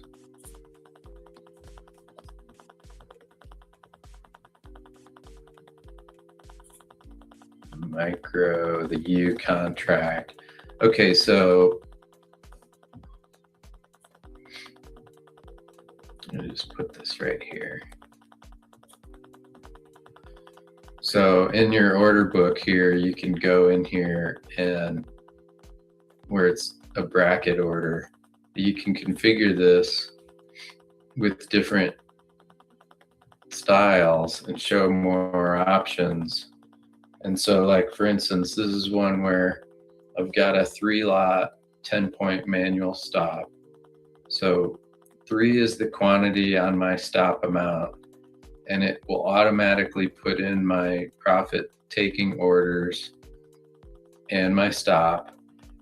It also has this where you can either select it to trail by the last price, or you can have it move. So like in this case, what I'm saying is if I have my first profit target is at 12 ticks. So if I get filled on my first profit target, the strategy will automatically take my other 2 units and move the stop for me to break even. And then from there, I manually adjust my stop if it continues to move in my direction. But if a second unit gets filled on my profit target, it automatically adjusts my stop on my quantity. And then you can do other stuff like this, like on your targets, convert to market at, so I can have this convert to market at the close or near the close or whatever. And if I want, I can put a trade on and leave it in place and just go do something else for the day if I trust it. You know, I mean, you probably don't want to do that too much, but it's also like a good way of getting away from the screen, away from the computer, and not watching every tick. So like here's what we're saying about, you know, this retest of the 60 3/4 level. So far it's held, but it hasn't done a whole lot. So maybe instead we think, because we're range bound, maybe instead it will break that level and come back down through, right? So at 60.5, I could put in a sell stop order on 3. It will have my stop up here at 70.5. It will have a first target at 57.5, second target at 54.5, and then my third target way down here. And when I use a stop entry like this, what I want to see is I want to see this thing trigger actual selling. So I want to see it fill me and immediately sweep some liquidity and fill the first one. And if I get the first one back, then I basically have a break-even trade. And what happens is I can configure, see, I have these different strategies. So I can configure it with the 4-point trailing stop. I can configure it with this 1-lot 2-point trailing stop. You know, however you want to do it, you can kind of configure it, and it's really cool the way it just, it takes the speed element and puts it in your favor instead of worrying about, oh, I have to move my stop, and what if I go to move my stop and I'm not fast enough and this and that. It just does it so instantly for you.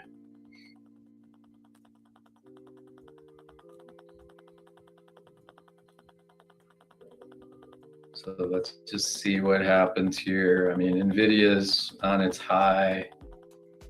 Amazon's pretty close to its high. Meta, Microsoft look kind of bid now. who knows what happens with this, but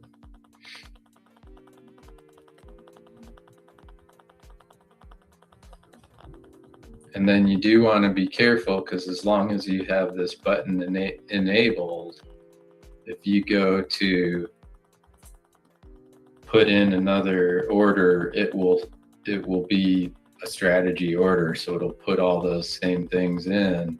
But you can also just click that, and so it's disabled. And now if you wanted to try to sell another one, there's your short sell order at 868.5, and you can double click it to cancel, or you can drag it. You can easily drag these like this, and it drags all the orders. So it's also, if you decide, oh, well, I want to widen out my profit targets, I think maybe it'll retest the 56.5. So maybe I want to try and go +4 and +8, 56.5 and 52.5. You could do it like that. Now we're getting this upside move here. So that was a good purchase. It turned out, as that retest of that 60 3/4, you were selling them +3 and +6, and then you see if you can get one that goes straight up through the open. And if you'd rather, you can certainly try, now that it's indicating that it wants to go, you could certainly try a really quick pullback, like to the 65 1/4 level, right? So if I cancel that, I could also do a 1 lot with a 2-point trailing stop, try it at 65 1/4. I know everyone laughs at that, right? Like, it's like, how can you not get stopped out? Well, because if they're holding this thing up firm, maybe you just go in here and, oops, I gotta hit the default. Maybe you just go in here and take the offer, buy the market basically, and see if it immediately goes bid. But that's kind of a chase. So, how much do you want to chase and then have a really wide stop? Like, if you're chasing because the price is showing that it feels firm, you want this thing you want to be in and immediately have it go. Which, look at that. I mean, I couldn't even get a little 3-tick kind of pullback where I put that order in. Now, if it pulls back to 65 1/4, it really should be,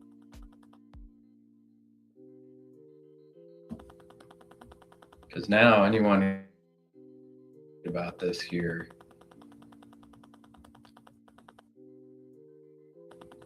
because there's a lot of room to run. If the NQ takes out its all-time highs today and closes on its highs,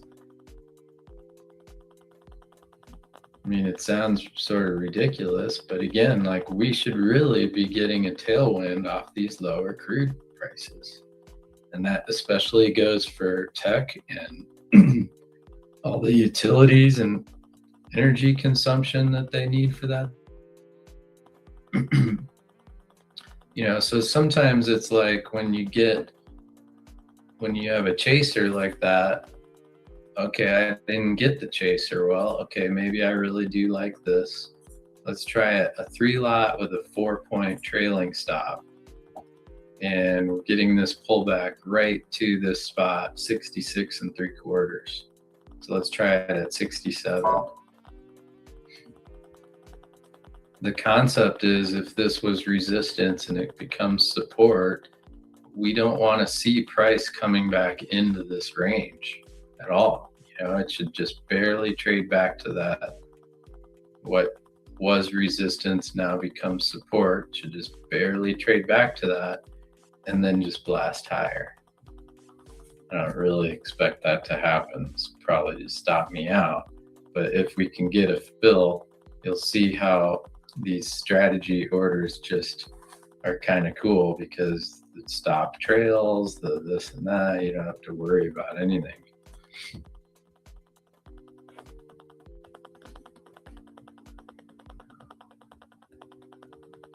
And sometimes I use my own sort of ideas to help me determine like how much is this thing firmly bid right here.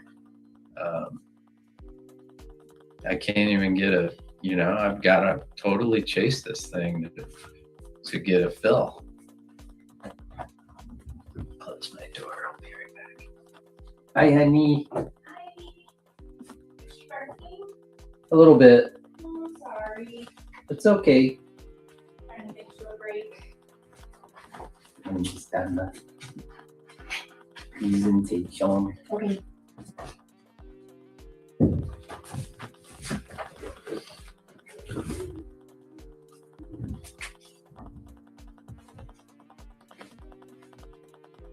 All right, looks like we're gonna get a fill here.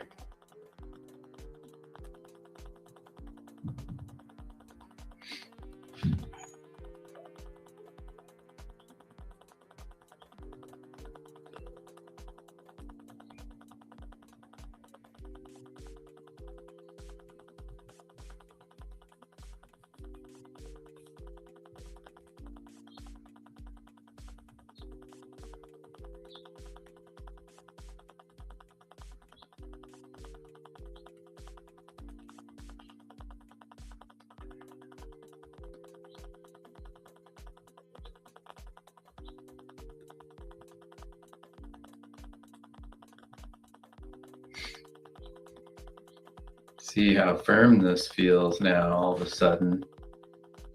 Where did the sellers go? Well, they might be about to sell right through me, right? But also, if sometimes it's like, hey, if you're not getting a fill and you want to try it on a buy stop, you could do the same bracket and strategy order on your buy stop right there. That way, if you don't get filled down here, you get in on the trade here, your concept is still the same, but it's, here you're trying to buy it on a little bit of a discount. Here you're trying to buy it on a breakout. I might still get it here at the 67s. If I get it at 67, I'll cancel it up here.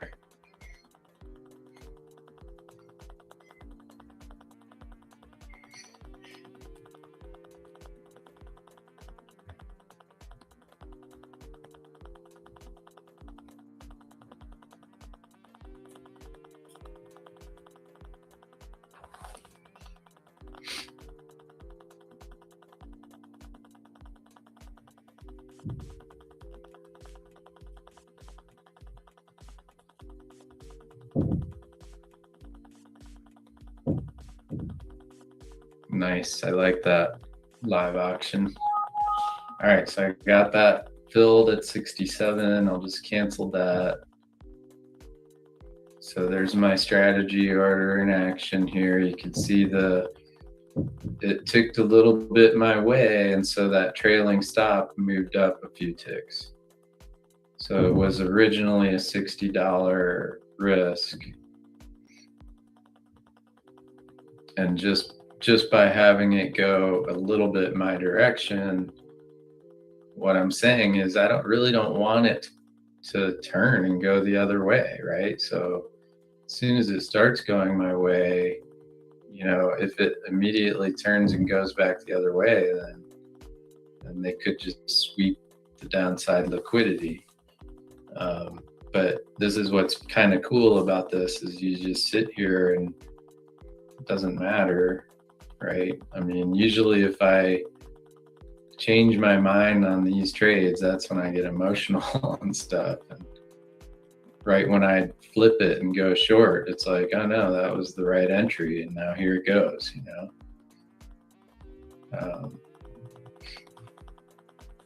I don't tend to like trading the micros quite as much because I do feel like the The algos kind of sweep the noise even more so than with the minis. But in this case, I'm not really wanting to give back a whole lot on my morning here. So in order to stay active, if you want to keep trading, you can do that. Flip to micros or just stay small in the ES, trade a one lot or whatever.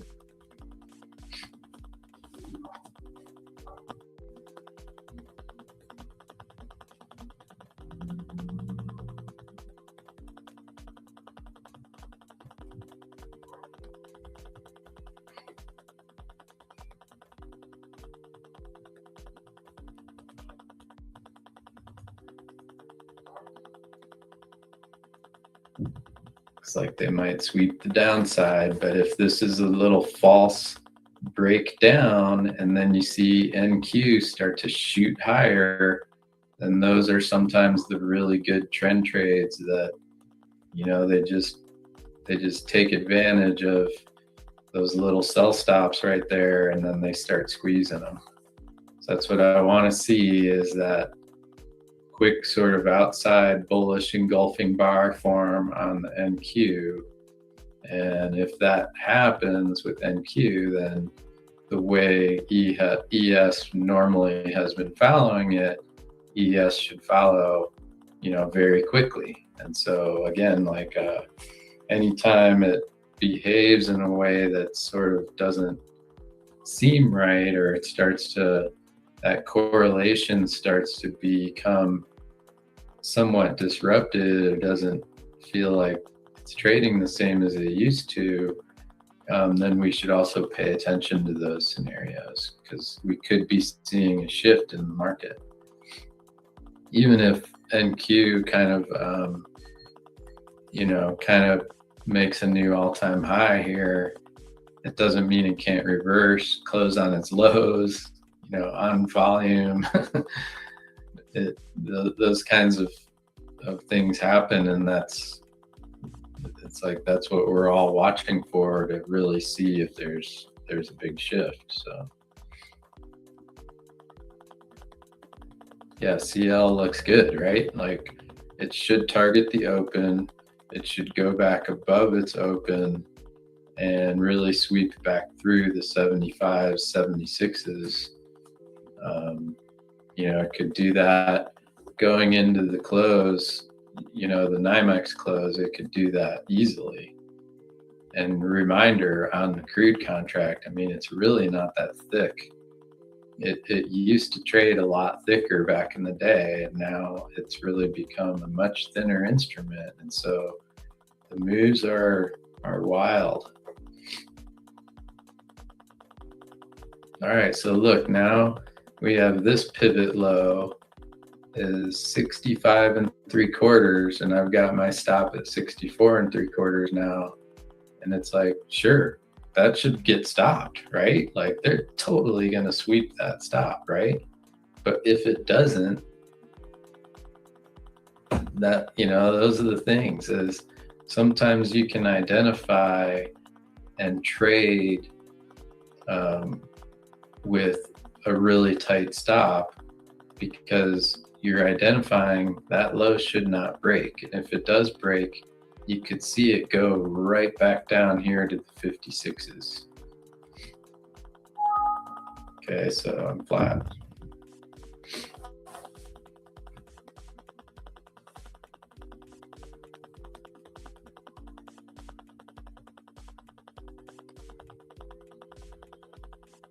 Thanks, buddy. And now anyone who's like me, I mean, this is the beauty of that supply-demand dynamic, is anybody who is like me that was thinking, oh, for sure we've got a winner here on the long side. Now they're like, uh-oh, this thing broke. It could be about to sweep. And, you know, the lower it sort of ticks, the more they're hoping that they're going to get a bounce back up to that entry level. So if you were flat this whole time and watching and waiting, and your bias is to be short, then this is a pretty good indicator, because as long as price can take out a little bit of this level, the moving average should roll over like this, and you start to see more of a downtrend develop. And what I was talking about earlier, if you're trading in a range bound market and you have a short bias, then you try to sell the high of that range, and you look for the cover either at the halfway point, or you cover one at the halfway, you cover a second at the bottom of the range, and then it could actually sweep and turn into a downside trend from there. So I'm going to do that. I'll just keep trying a couple of these. I'll see if I can get a bounce back to this level at 65 3/4. I'll just make it precise, right? Support should now be resistance.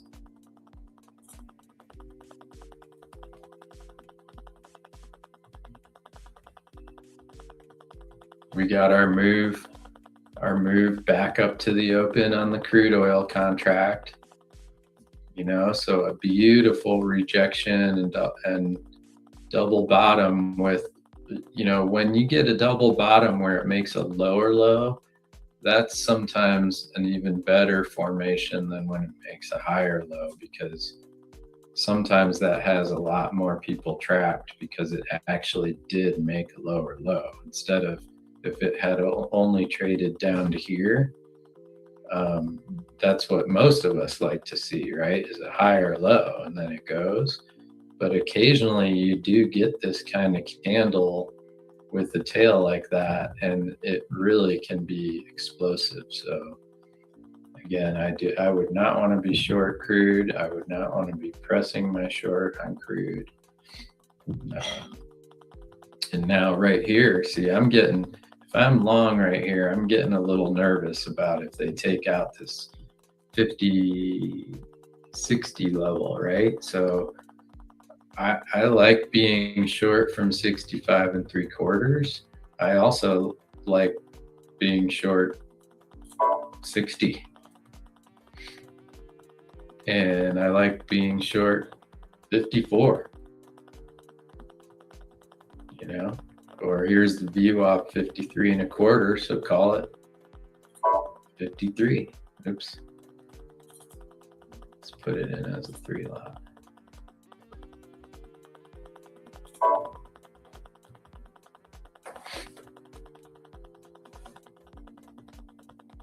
If we get this NQ rejecting, NQ flushes back down through the open, so where all the long traders have their stops on NQ, it's back at the open. So that's either a good target, or it's, you can sometimes buy just the sweep of the stops. So if you can get a big candle through there, sometimes they'll reject that, and it's a really good entry. Like,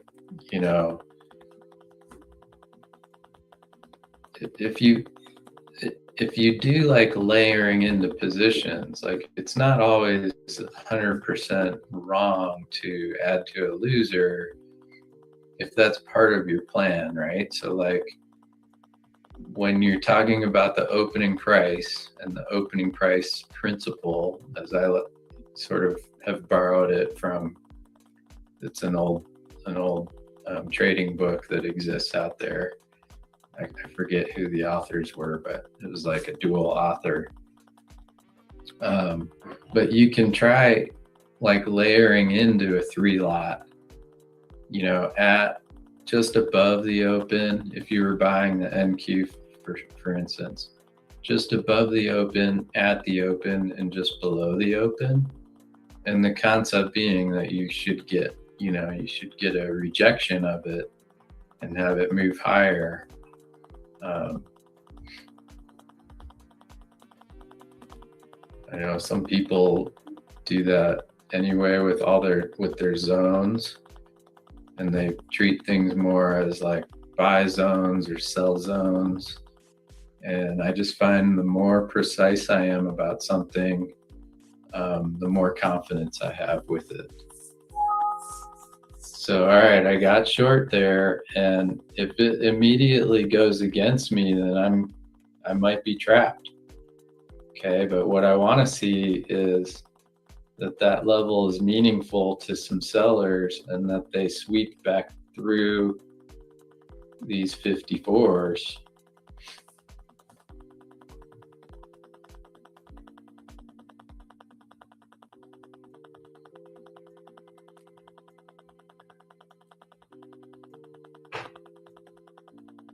But since it's already 5-6 ticks against me, I wouldn't be surprised at all if they just reverse this and now absolutely rip it to the upside, because if this is all the selling we can get in NQ right now and it can't even come back down to test the open again, then, NQ could be ripe and ready to go straight up back through and make new all-time highs. Because oil has started to rally, I don't really think that's what's in the cards. So what I want to do is I still want to sell these if we get this rally back up to 65 3/4.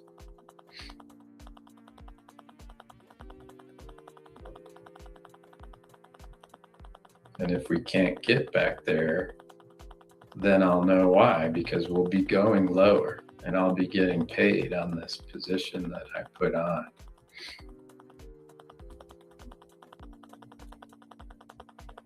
But with the way NQ's acting, I'm probably on the wrong side of this again.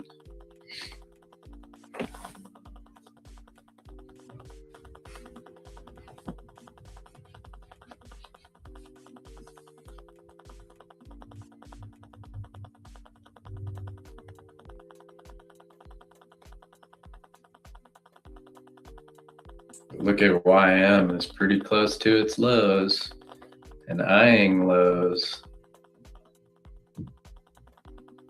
And I'll be kind of watching to see what happens with the advanced declines.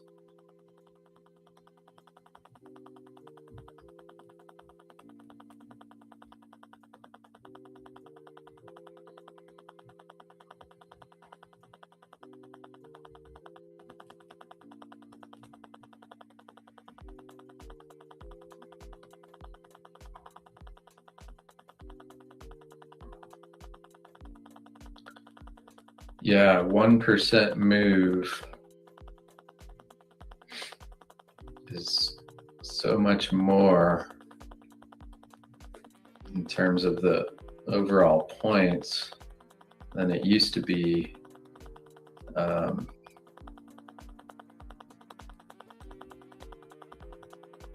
That's why it is dangerous adding to a losing position, because there's just so much more noise than there used to be.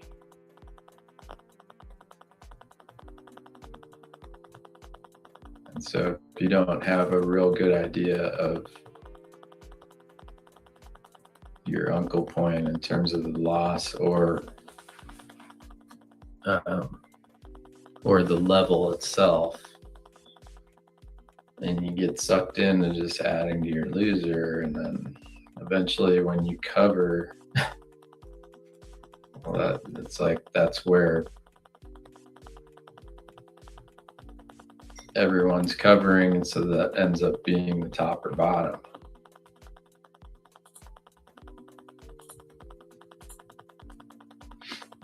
We've got a little reversal bar possibly here. It just formed in the NVIDIA 15-minute chart. So watch NVIDIA. If it trades back down through the 209 level, then we could see the NQ drop fast and hard.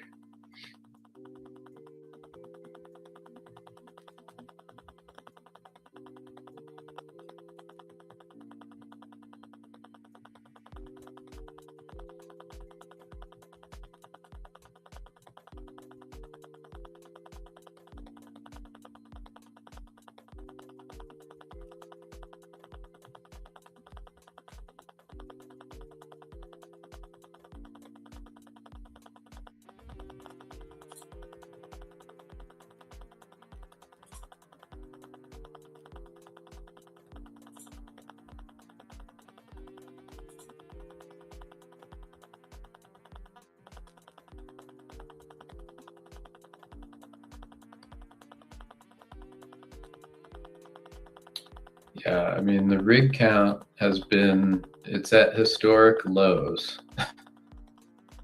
And this is part of the problem with, or the disconnect that I see right now is like, these things don't just come back online as quickly as people think. And part of it is just the labor involved, the labor pool. Like, not everyone is just sitting around the oil patch waiting to get their jobs back when oil is real low, and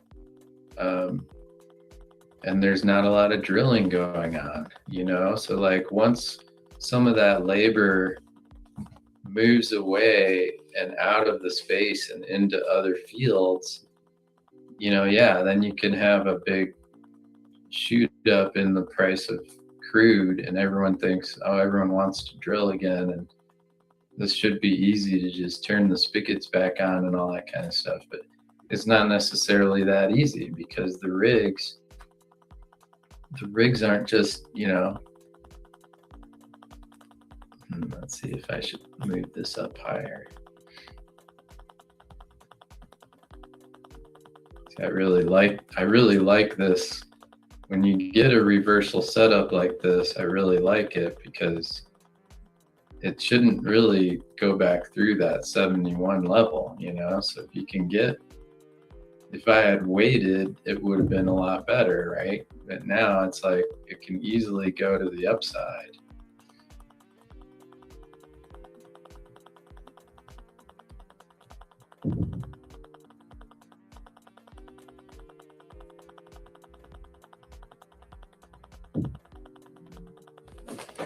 Oops, hold on a second.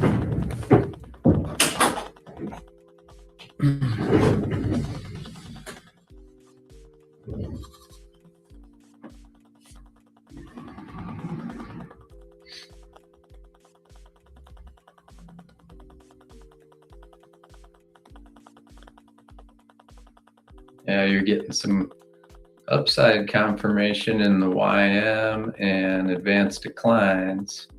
Meta, Microsoft, all of these names.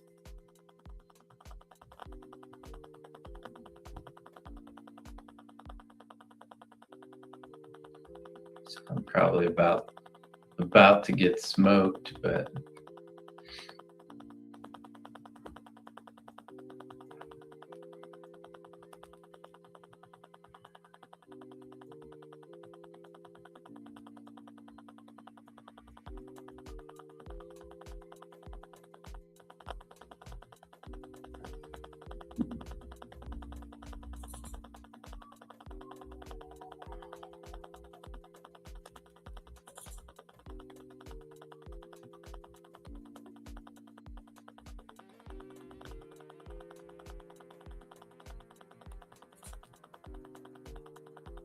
I'll try one more right here at the high and see what happens.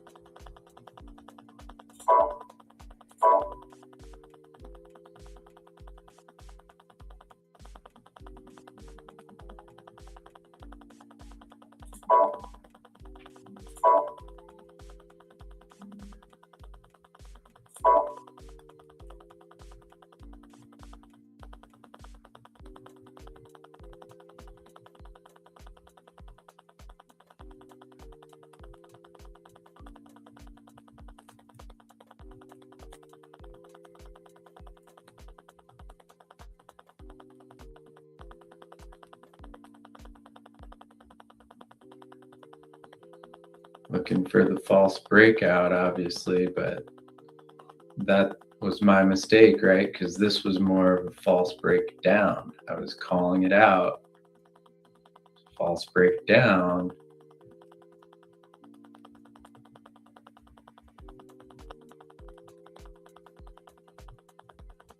but that doesn't mean it won't still trade back down into there. See, I don't know if I should be doing this here.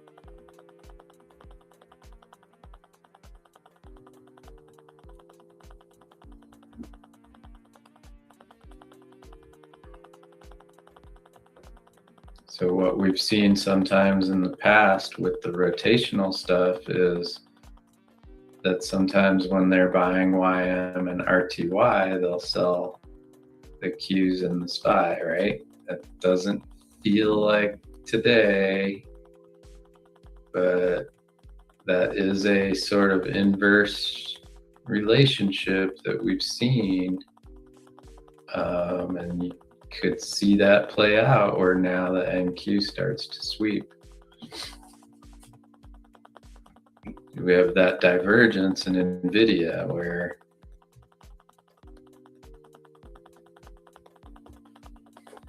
I don't know. What do you think, guys?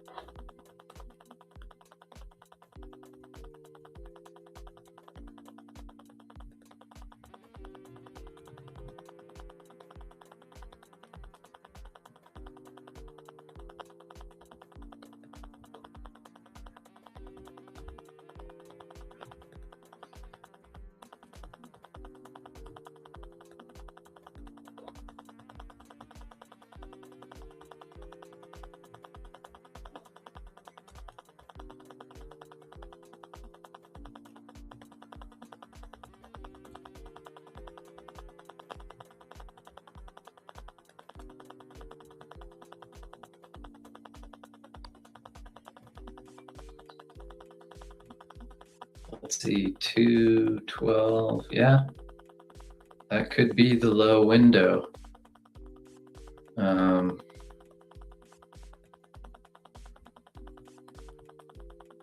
Again, I do want to just see if this will, if it trades back to 69, I should probably have an idea, right, if it holds or not.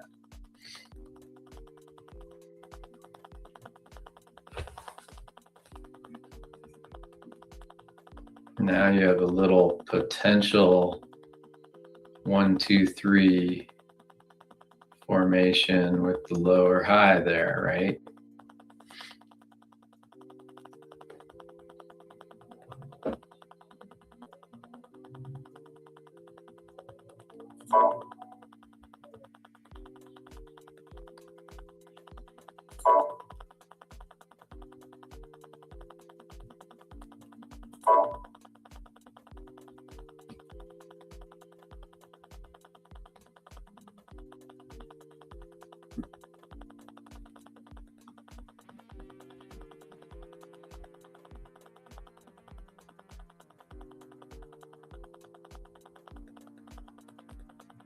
Feeling gnarly, like it's not acting like a false breakout.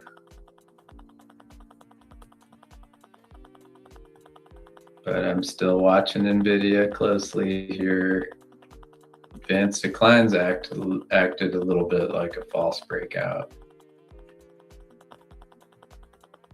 So watch advanced declines as well to see if they immediately trade back down through their range. So if they go back down through 800 and then kind of tick through like 750, 700 and just start to, you know, really show some weakness there.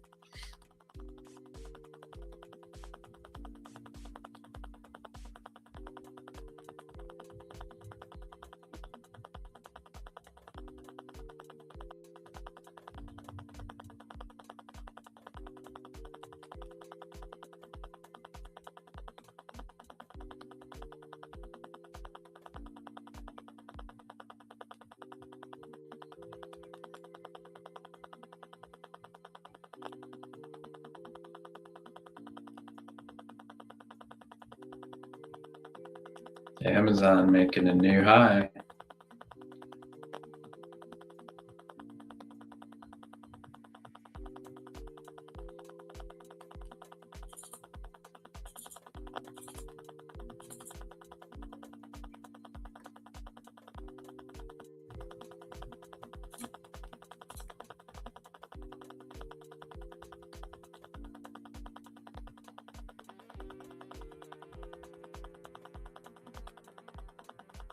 Nvidia sagging.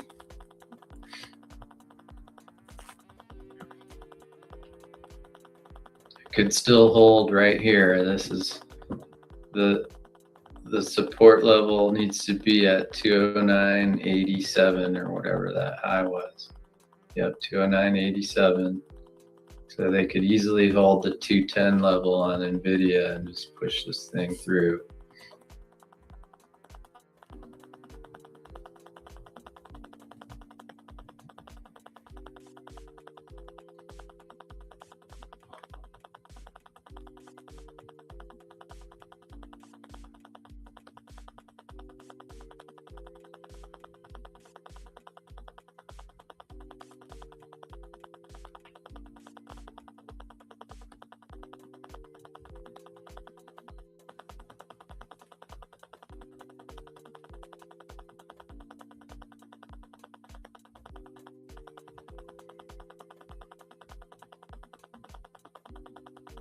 Yep, I agree, live auction. That's usually what happens. You get the squeezes on Friday afternoons.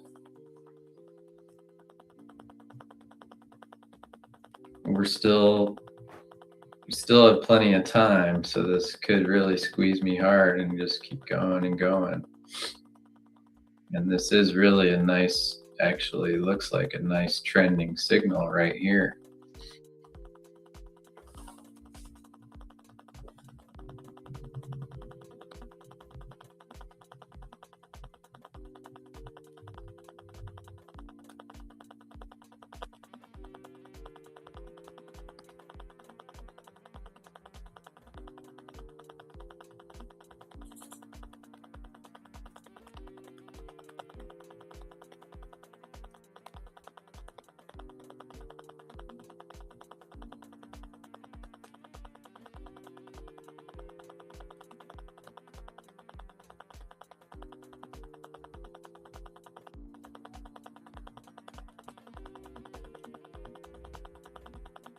Okay, Nvidia's testing this level. It's at 209.93. See if they trigger any selling.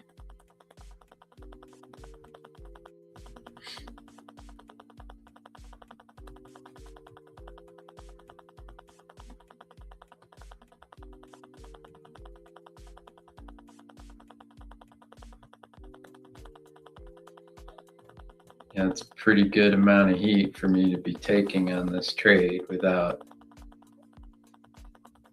having a stop in and all the rest. So I'm just violating rules here.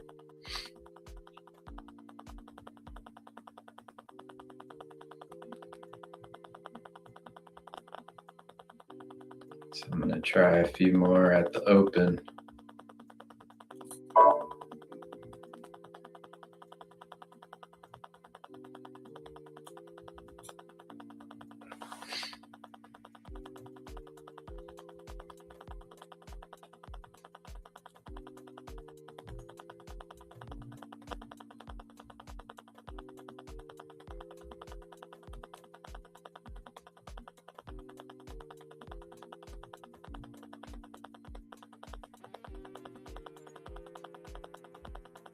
Advanced declines are still eyeing highs here.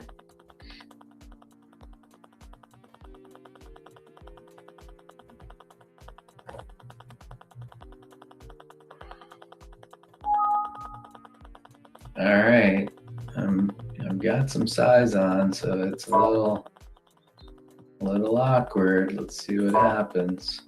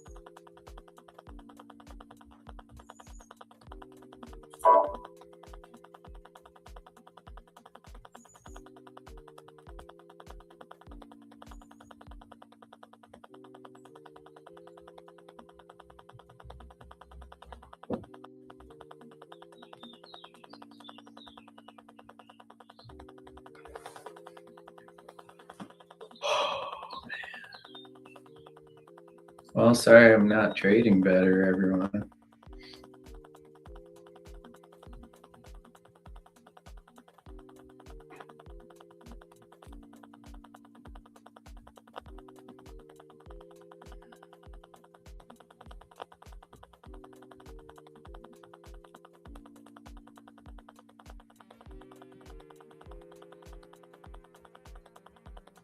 I want to see this thing fail and reject and start selling hard.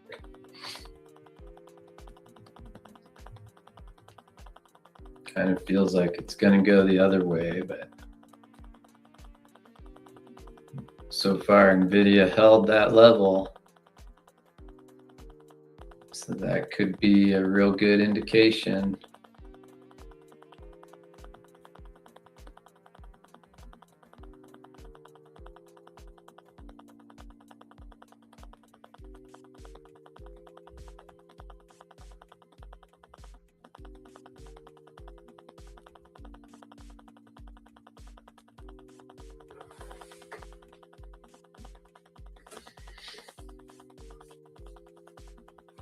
Okay, SMH new highs. Thank you for that.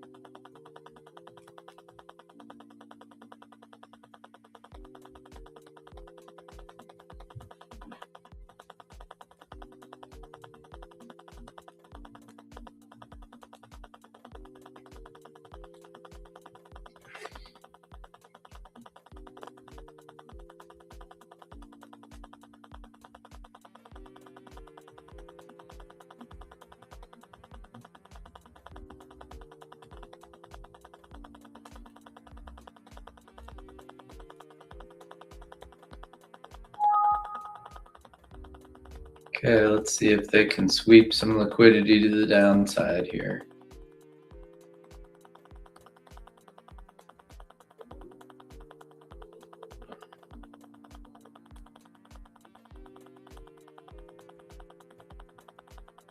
So anyone that was buying the open, thinking it was a breakout and that we would easily take out the highs of the day, those are the ones that would be sellers lower. So that if the algos kind of, if they see that imbalance form in real time, which I believe they have the ability to pay for that order flow and to see it,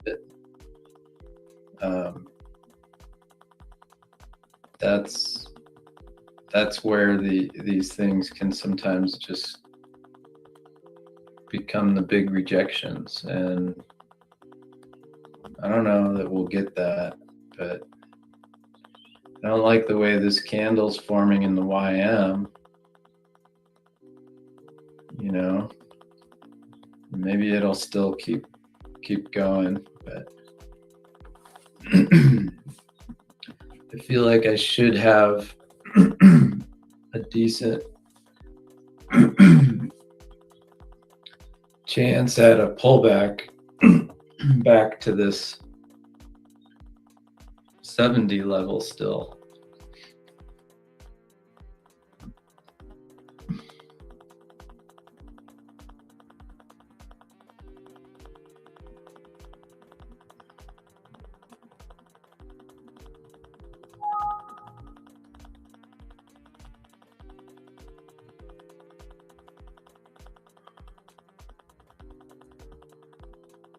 And especially like watch Nvidia again, it's kind of sagging back down towards that 210 level. If it sweeps back down into that range where I was looking at it, that's kind of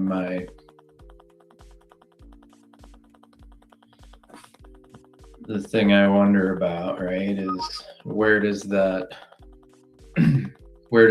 liquidity come back in?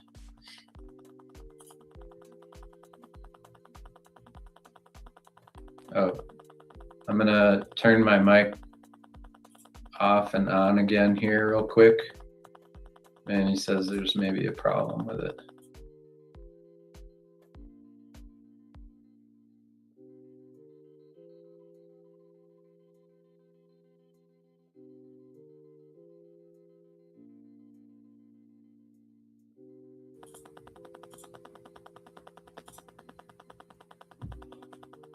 All right, is that better, you guys? Sorry about that sound. Okay, cool. All right, so yeah, let's give this a little more time. See how NQ like could be ready to do a little bit of a liquidity sweep right here. And maybe not, you know, like this could be like I should maybe be covering more just to cut my loss because I was sort of trading like shit. So why don't I do that? I'll take another one off there. Let me take, yeah, I don't know. It could come right through some of this.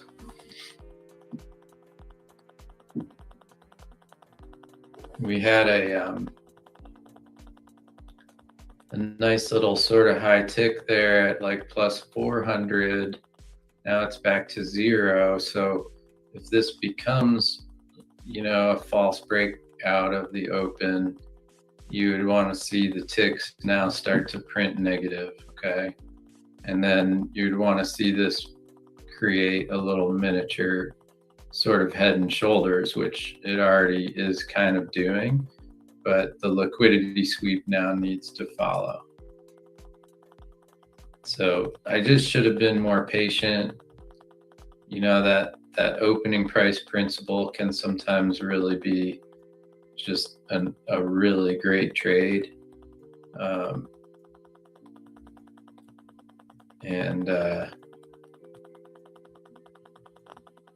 Yeah, who knows what we do here, but if we go back down, you know, there's a lot of selling they can do right here that doesn't affect their price now, right? So they like sort of pump and dump style, like it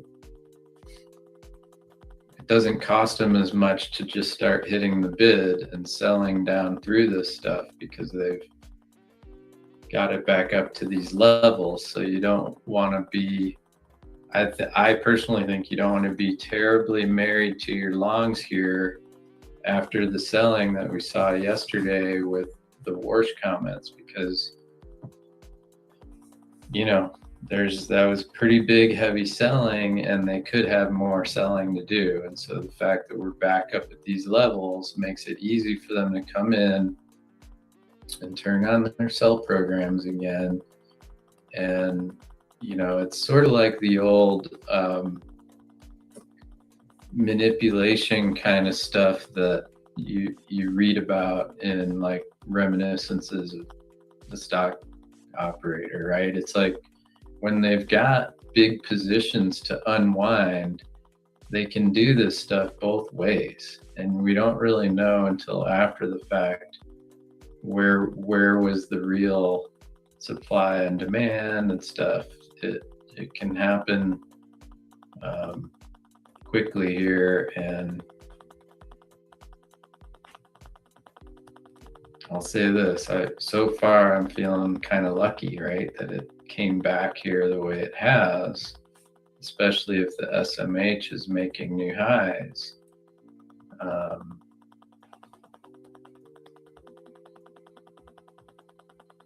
But look at this rejection and the advanced decline. So it printed 880, dropped right back to 820. Let's see now if it can kind of get back down through the 750 level and maybe target a negative print on the close.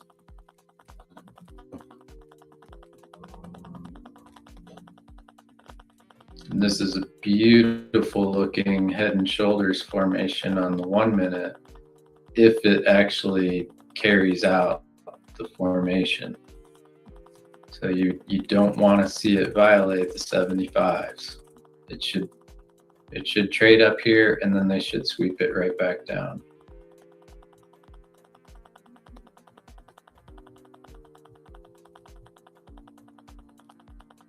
And you've got oil going through, it's open now.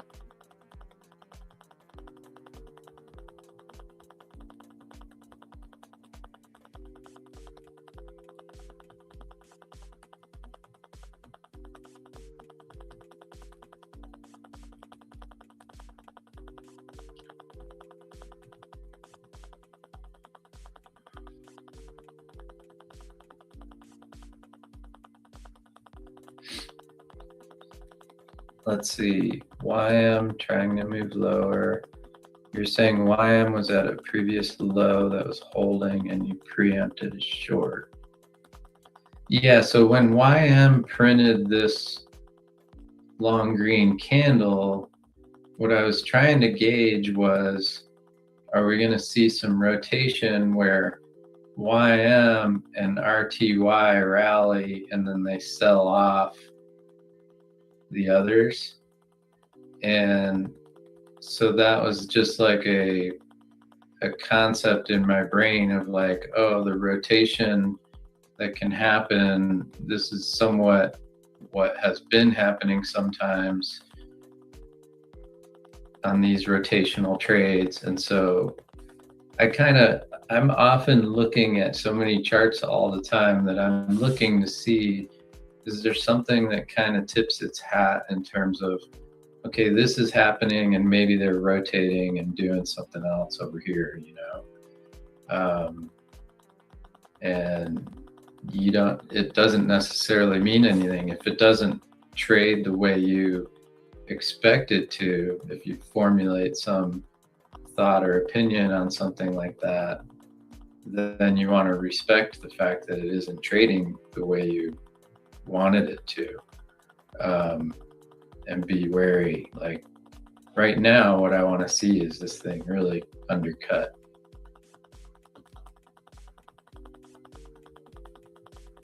And so that's the kind of price action right here that I want to see happen fast. Like on this 1 minute bar, I want to see them close, sweep down through here and close, you know, below that. And if they can't, then it could just be that we're about to all go into rip mode. Because sometimes you can have the best rallies or the best sell-offs are when everything's going together and all at once.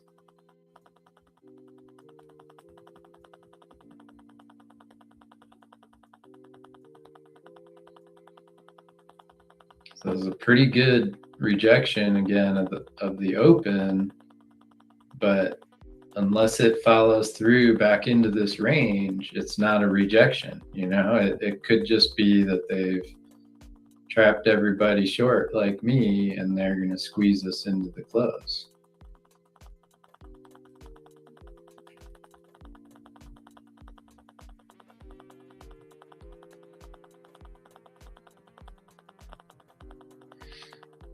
Amazon on its highs, Meta on its highs, Microsoft and Google look pretty well bid.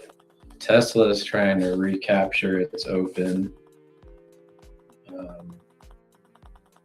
We went from 400 upticks to minus 100, but now we are acting like we're going to go back to the upside again.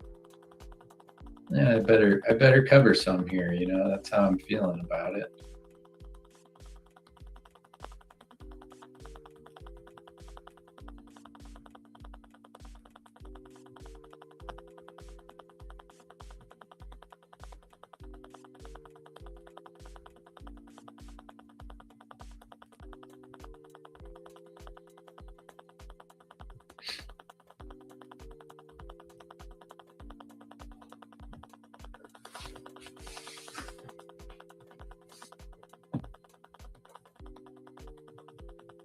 I still don't see NVIDIA making a new high here. So if NVIDIA starts to sell off again, this trade still could be the right trade for me.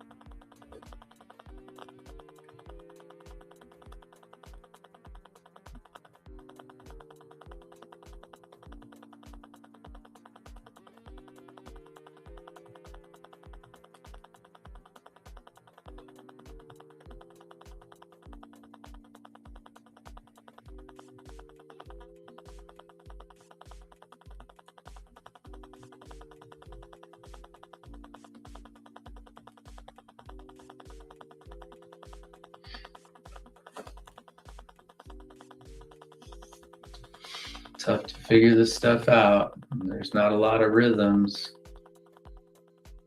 It feels sketchy, you know, and then it's like you cover and then it drops 10 points and you're like, why did I just cover?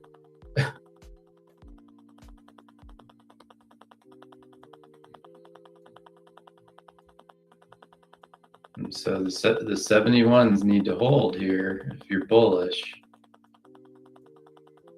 How many stops are below this level? So you've got stops in here, stops here, stops here, stops here.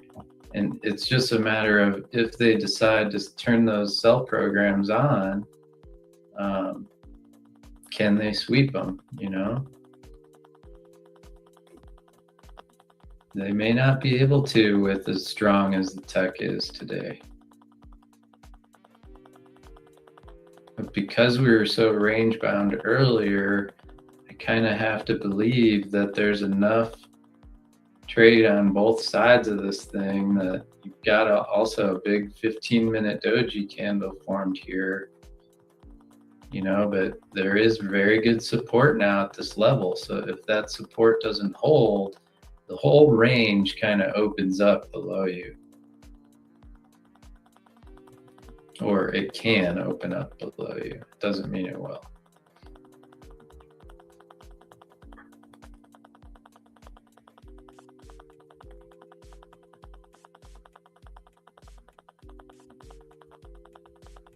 I'll go ahead and take a few more off, I think. I don't know. It's probably fine to hold it for a second.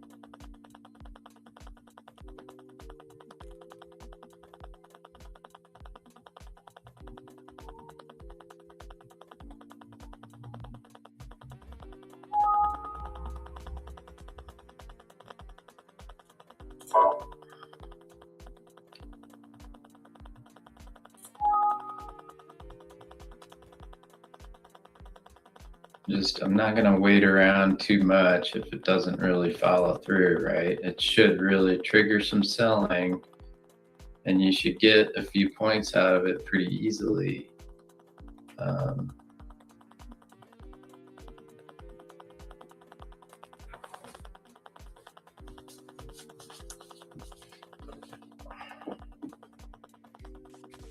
But if this is like a false breakdown of that 15-minute doji, then they could just reverse and go straight back out to new all-time highs. I mean, really, even new all-time highs, you know, it's like, but we are seeing a little bit again in crude. So where do the rotations come in and at what levels?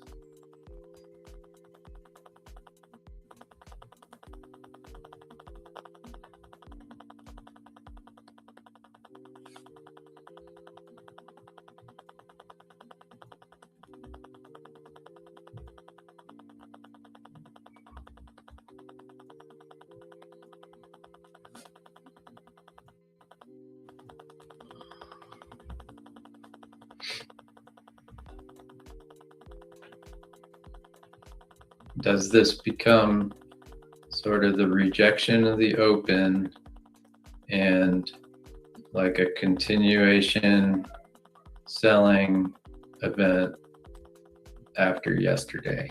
We're seeing a dip now in Meta, Microsoft, Amazon. Let's see if NVIDIA can start selling off a little too. Doesn't look like it wants to, but sometimes I get out and then like 10 seconds later, it's like right where I had my bids, it was filling me.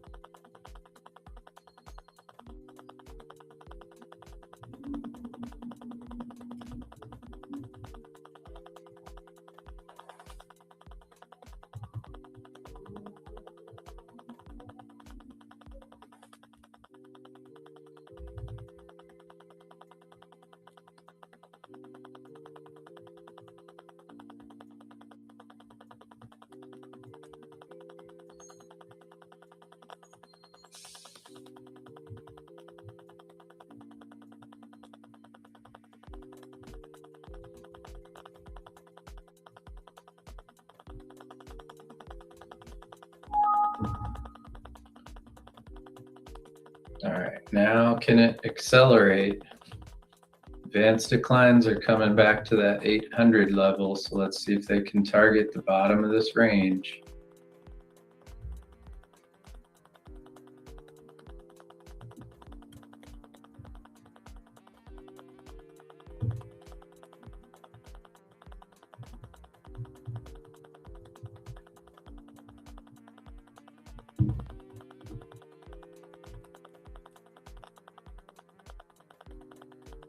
Should probably just cover it.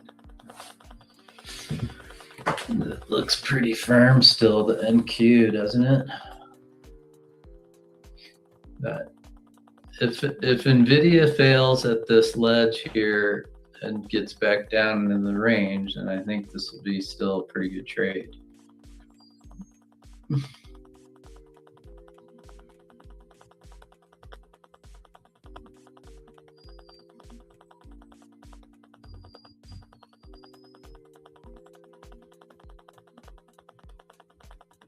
I could try trading around it, like you can try shorting some more at 72 3/4.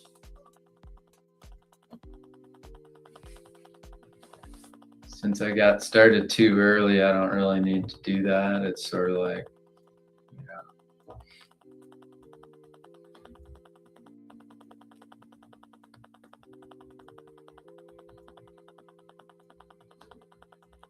yeah, I know live action.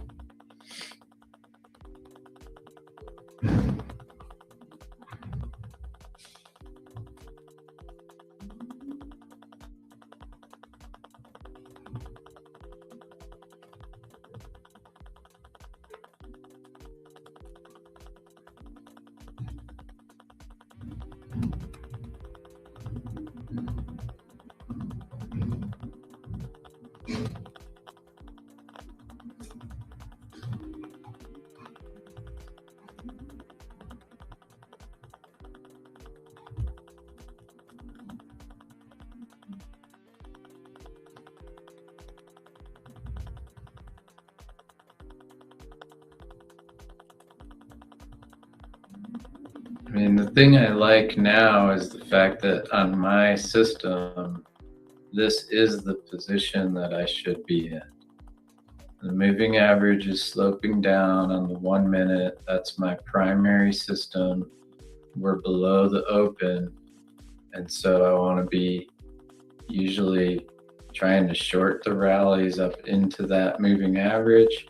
And then hopefully they sell these, because the price action is that they sell the lows. In a sell program, they sell the lows. They sell the lows. They sell the lows. In a buy program, it's opposite. So you want to be short and then buying into these. When I have this setup, this is the right setup. The stupid part was you don't need to, the way I was shorting it here, it was the same kind of setup, right? But the fact that it went all the way through that and I didn't get out, I mean, that was me just being stupid. And it didn't need to stop. It could have absolutely ripped straight through, and it still can. Like if this is all the down pressure that we get, this could just be, everyone who was short from even way down on these levels is waiting and trying to buy these things back.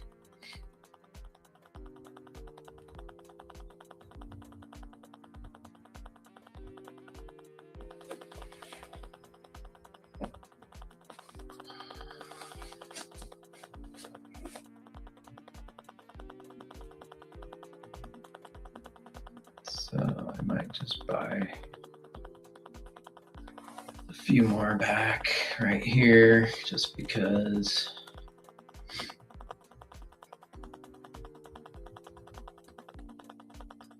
But if we get this break in NVIDIA like I'm looking for, then it could trade into the 60 range, 62 to 60 area really quickly.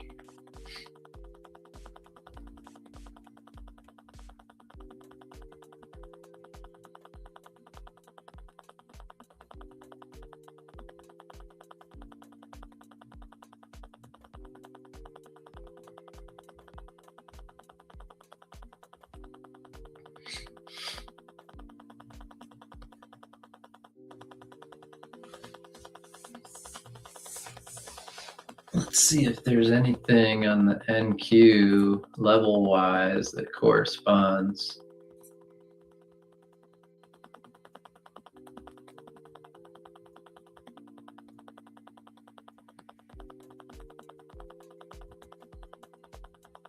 Not much. You know, so it's but sometimes these sheets get wonky with the roll, like I was talking about.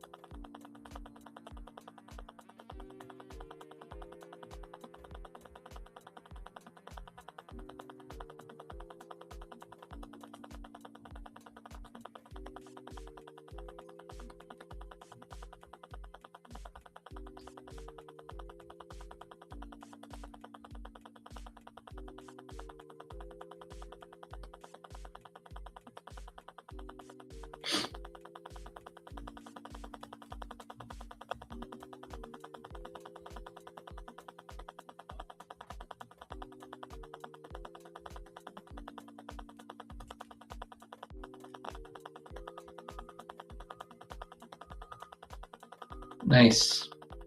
Good job, live auction. Nothing wrong with that.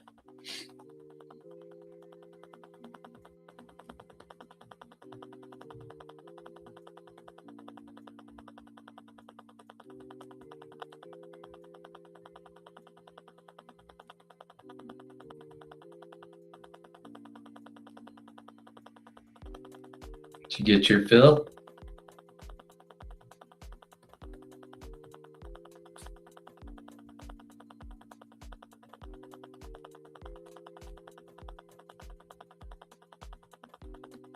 Sweet.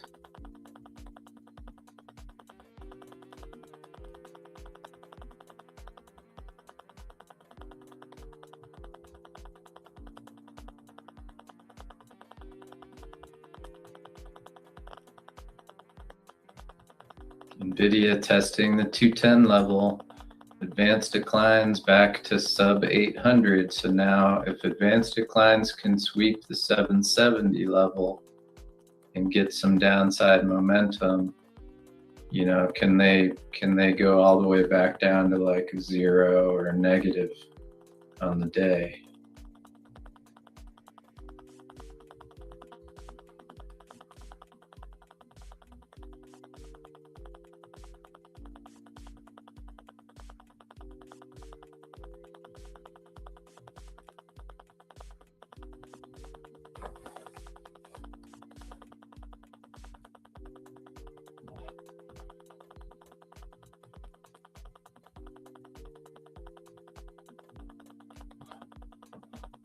Still feels pretty firm, doesn't it?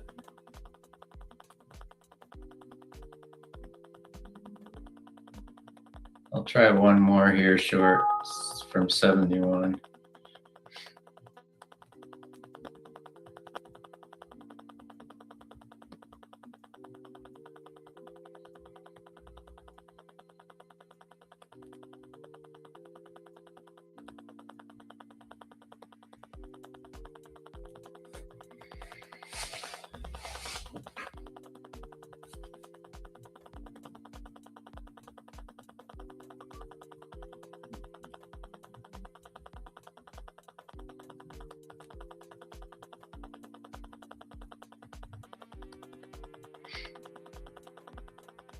Looks like NQ wants to go out to new highs, but it could be false. I'm not sure about this divergence yet with NVIDIA. NVIDIA could still hold and go raging up to 215 or something like that.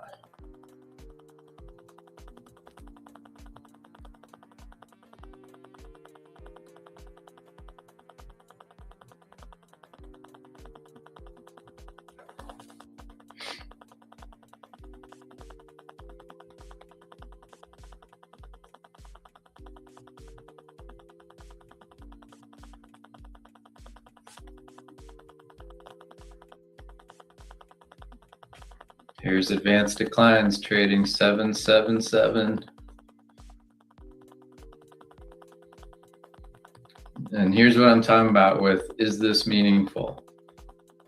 So if the advanced declines start to accelerate to the downside, I should see a little more selling in the S&P.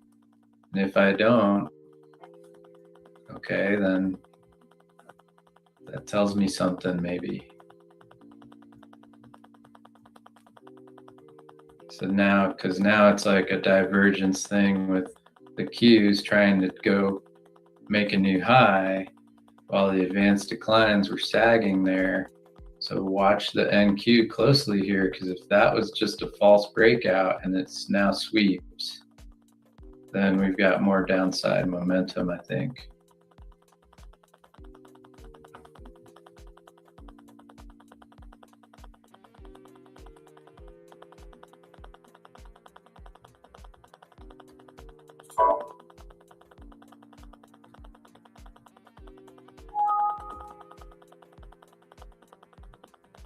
Now let's see if they can take it.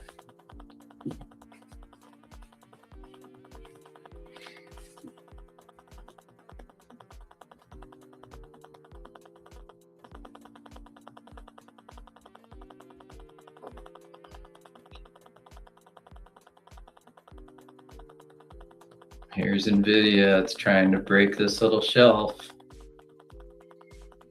209.86 just traded, so that's the turtle soup number if it follows through.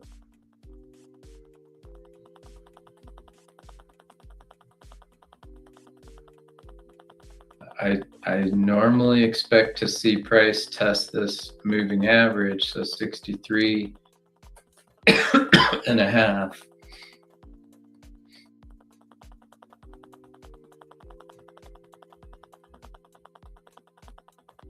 Advanced declines are trying to hold a little bit here.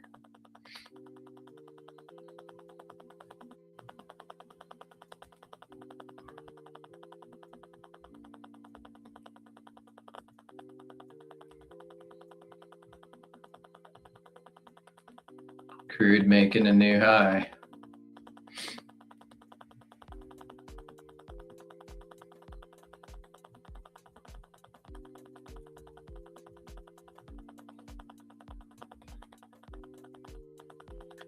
Now I want to see this bar close, red. And then if it does, I don't really want to see it get back up into this little range right here. So technically speaking for me, because I use tight stops and stuff, I should probably have my stop in right here above this bar at 70.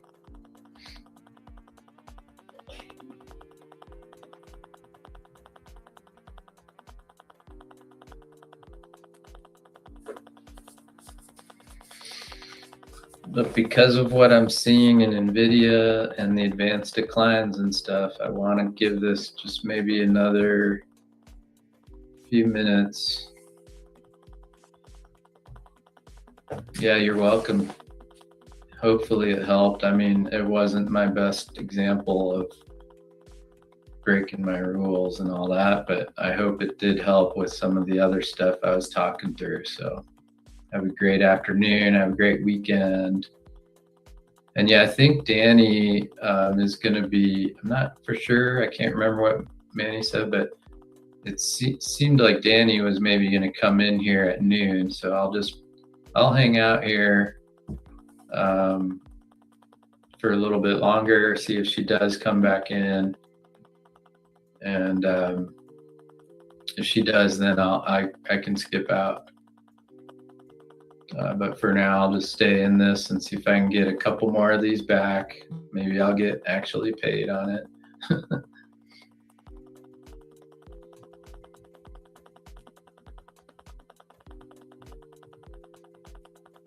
We're seeing a little bit more down ticks here. It printed minus 160, but that's not, you want to see it kind of print back down into the minus 400, minus 500 level on the tick chart. So it might be worth just taking this off and calling it.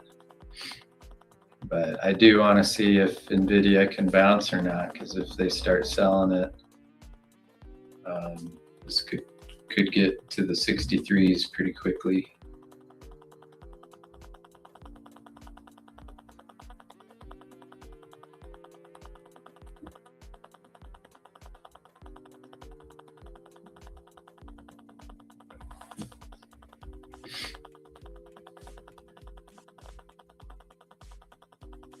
What else are we seeing here, you guys? RTY is still up above its open, kind of eyeing highs.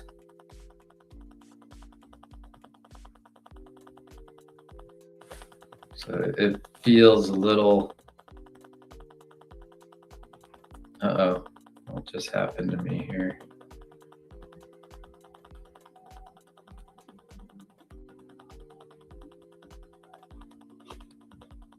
Lost my screen share.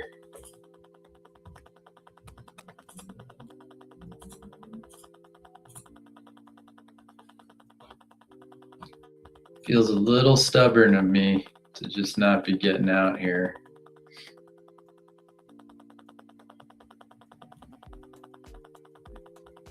But remember what I was saying about range-bound price action, and sometimes it's hard to figure out what the range is, or is this big range going to still come into play here this afternoon? Like, if you look at the YM, it is coming into play. I mean, look at now this weakness in YM, and it just wants to sweep down through and take out the lows. Here's some pop in crude. Let's see if I can get 63.25 bid filled. That was a pretty good little wash with the -400 down ticks. The advanced declines dropped to 750, so if they can follow through some more, that could be the test of this moving average that they buy. But oftentimes when it's big range, or range in general, oftentimes when it gets to this midpoint or to this moving average again, that could also be the point where there's additional sellers coming in. Because now if they bottom up here, where do you have your stops? Like, it's hard to know, but that's kind of the dynamic of how range trades often work.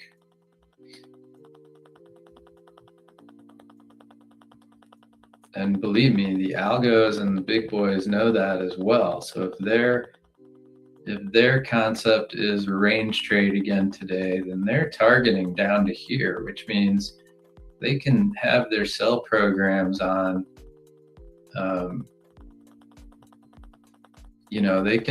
They can press this sell up here. They can press it. They can just keep taking the liquidity if they want, if that's what they're set up to do.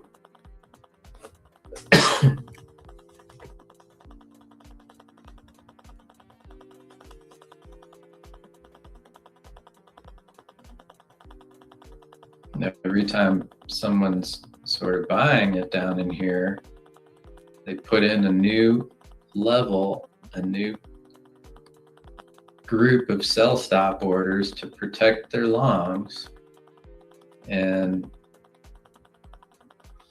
the algos just feed. It's insane.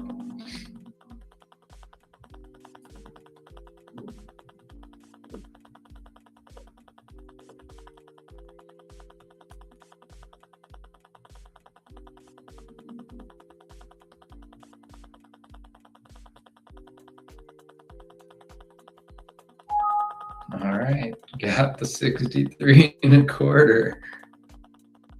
Yeah.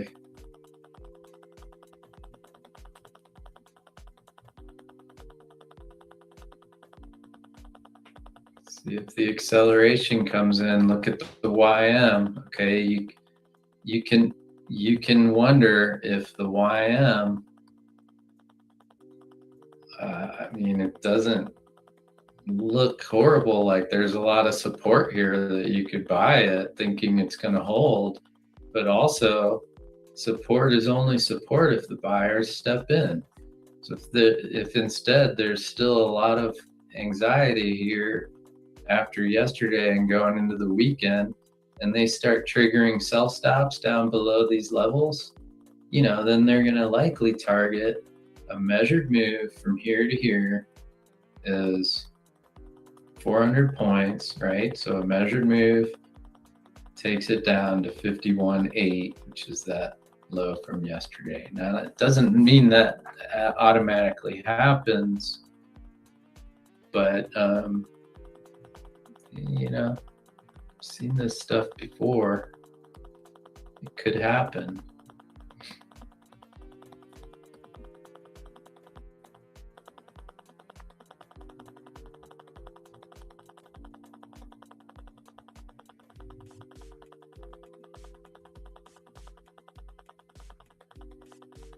Look at crude trading 75. So will crude go all the way up to the top of its ATR? Remember, I showed that above 76, 676 and a half, they could really start squeezing crude.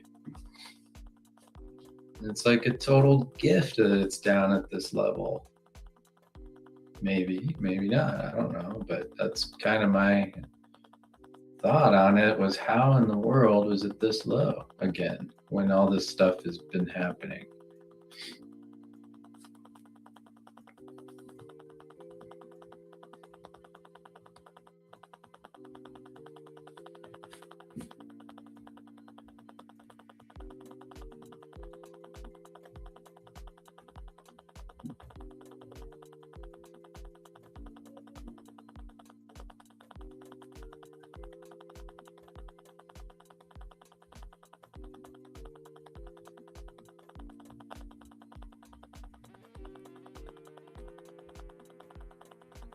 NQ is still holding up pretty well, but now you have NVIDIA dropping a little more. So 209.70. Can NVIDIA trigger some sell side here?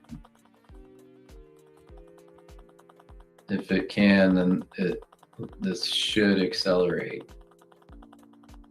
And oftentimes when you see the longer moving average like this, if you can get a print down through it, then oftentimes this is a good short entry, even though we've come down a lot. Sometimes you get a really quick one touch, and then it dumps. So that's kind of what I'm looking for, but YM could hold just fine. The advanced declines are sort of trying to hold. Meta looks pretty weak and looks like it's taken some hits. Microsoft looks like it's taken some hits. I guess now that I'm kind of back to my break even, I should cover some more, or just put my stop in now, but sometimes I do that, and then it's, again, like I said, right when I should have been holding. And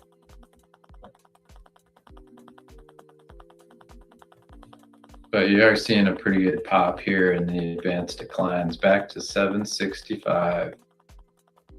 So that could have been my chance. Sometimes it holds this as well and creates a really good buying opportunity if this becomes another big uptrend kind of move. But since we traded so much range bound earlier this morning, that's what I was saying. I would expect more of the same, and with just a little bit more of a seller's bias after what we heard from the Fed. I mean, I think it's the market, what was the market originally expecting? 3 cuts this year, and instead now they're pricing in 2 hikes, 1 or 2 hikes. So that is a fairly significant difference in terms of where monetary policy expectations were and where they are now.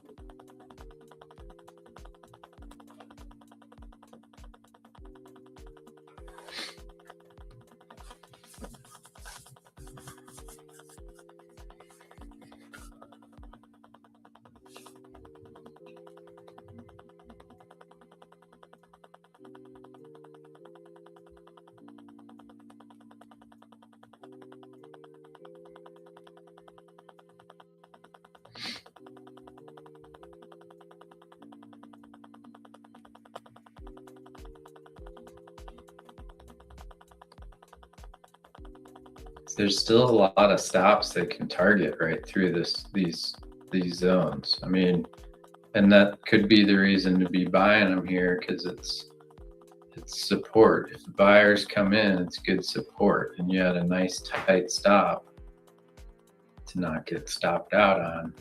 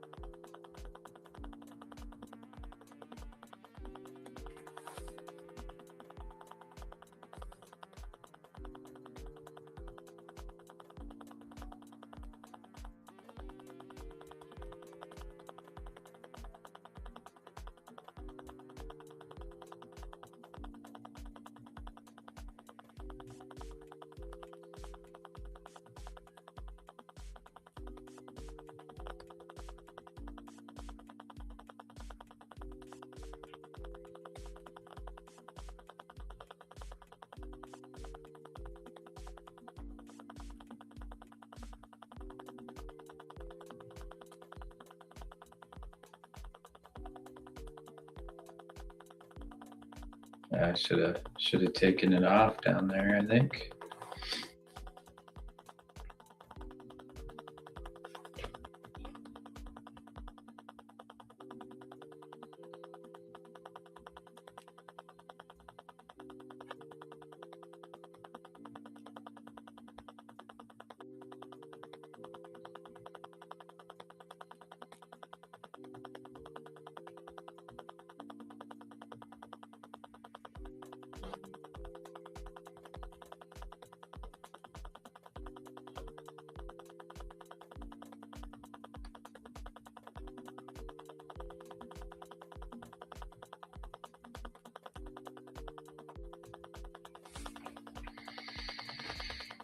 All right, I don't think I want to give it much more room than that. I mean, that's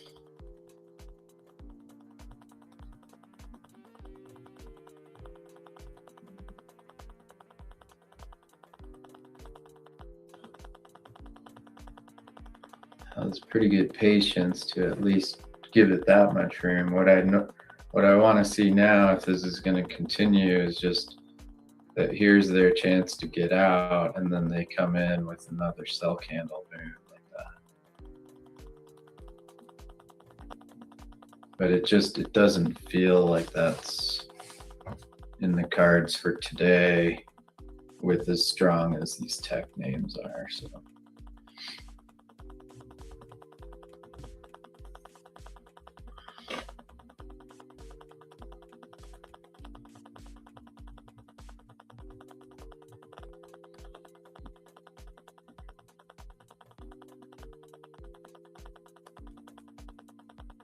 crude, look at crude trying to take out the 75 level.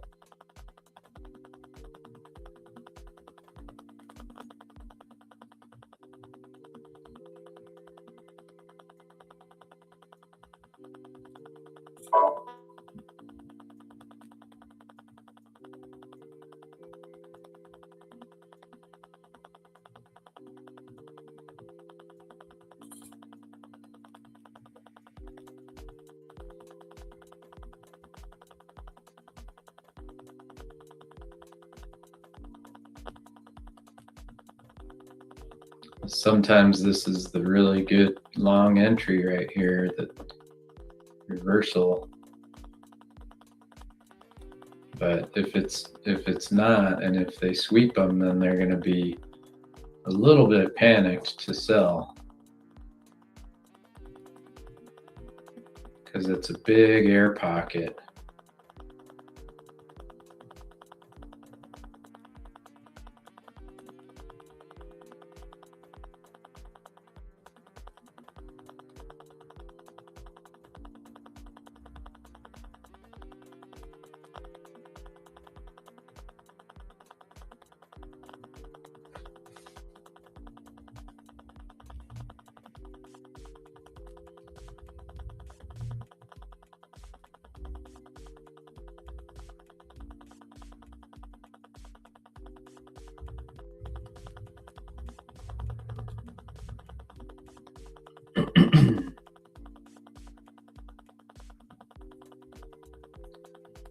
So kind of watching Amazon start to roll over a little bit. Walmart and Costco have been weak the last couple days. And it's like, yeah, is that telling us something about the consumer? Is that why crude was so weak? Let's see if I can get 62.25. If I can, that probably means it's about to break.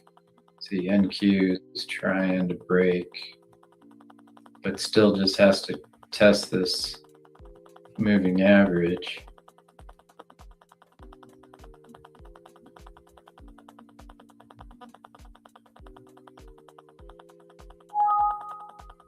Now I got 62.25.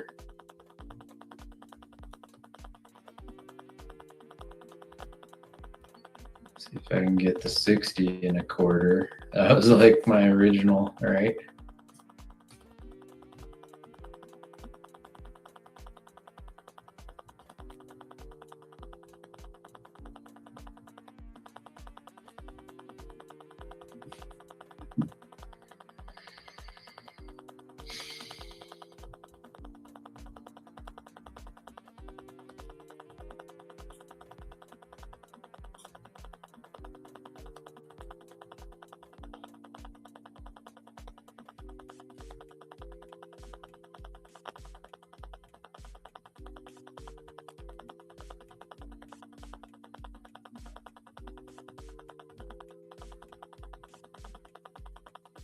What do you guys think? You seeing a retest of the VWAP here at 54.75? Could happen. Could go right through it. Look at YM again, looking pretty gnarly. That could be a great place to try buying YM again.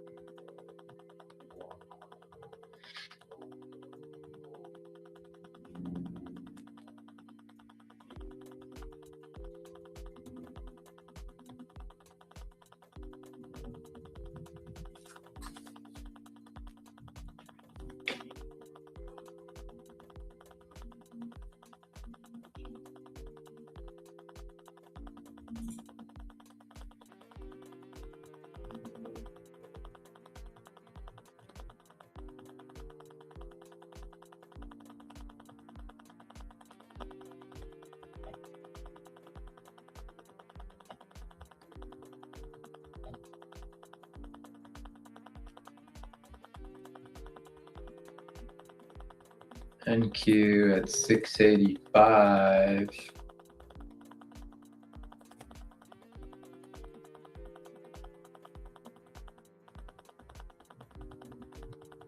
Not seeing much there. Prior day's high is 584.5, and then we have prior month's high of 536.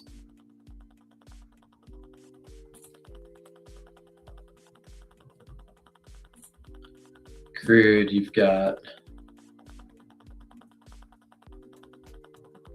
prior day's open is 75.72, and then the pivot is 76.10. Oh, and you've got a weekly S2 here at 75.40.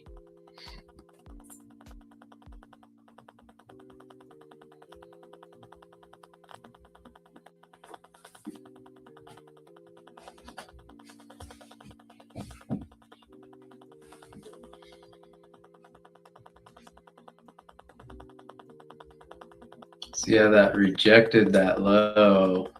Now it's trying to recapture this moving average. But since the NQ hasn't quite gotten there, oh, it's 666. It's the NQ moving average, 666. Oh, the devils, the devils.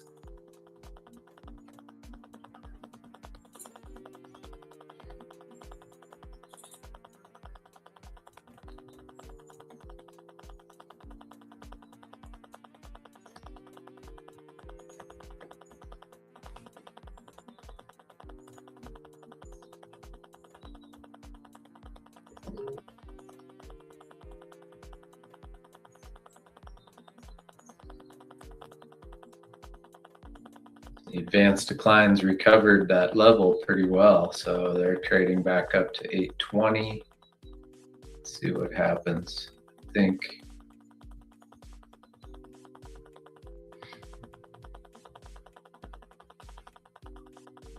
think they're going to be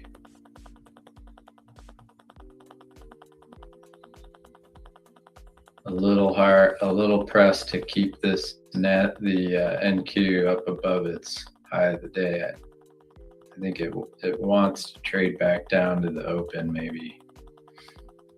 But if it can hold above the open, that's a really good sign, guys.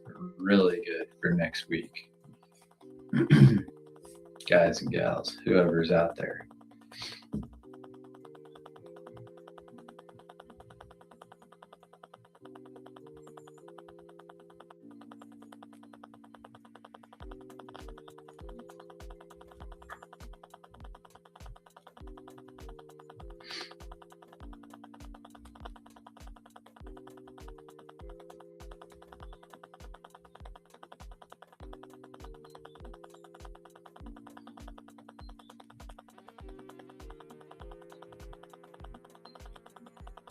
Looks like a lot of strong selling coming back into Meta again here in Microsoft.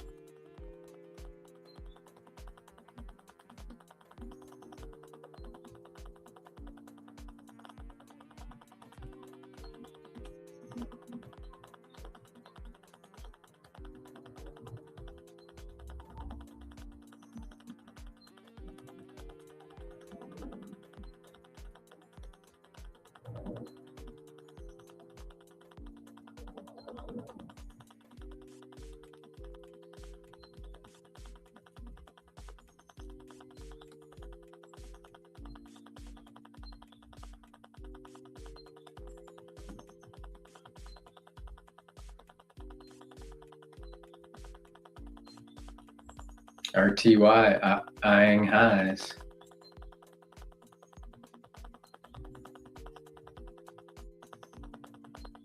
So I'll try to get out of this.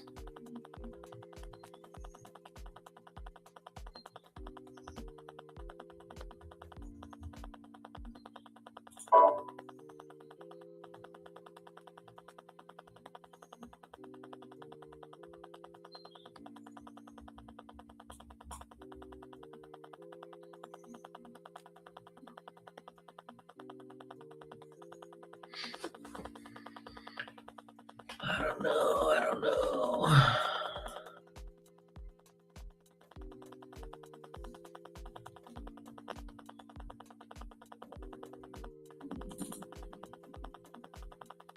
Getting hungry. Nvidia's starting to rally.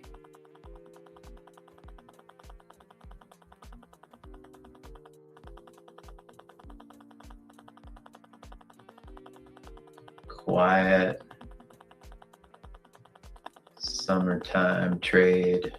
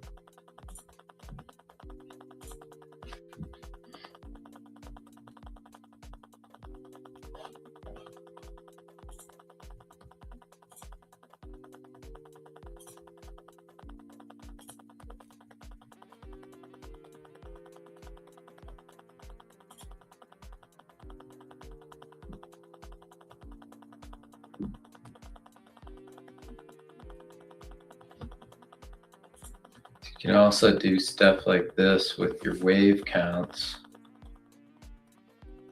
1, 2, 3, 4, 5, 6, 7. Pretty exhaustive when you look at it from that perspective to the short side.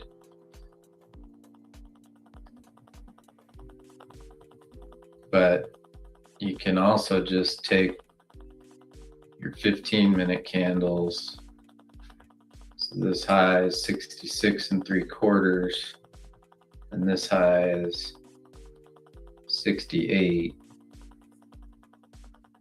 So it shouldn't, in theory, break the high of this candle. And what we want to see is in the next 3 minutes, this candle go, close red again down into the middle of this range. So I'll put it up here at 68 1/4, and we'll see how gnarly it could get if it actually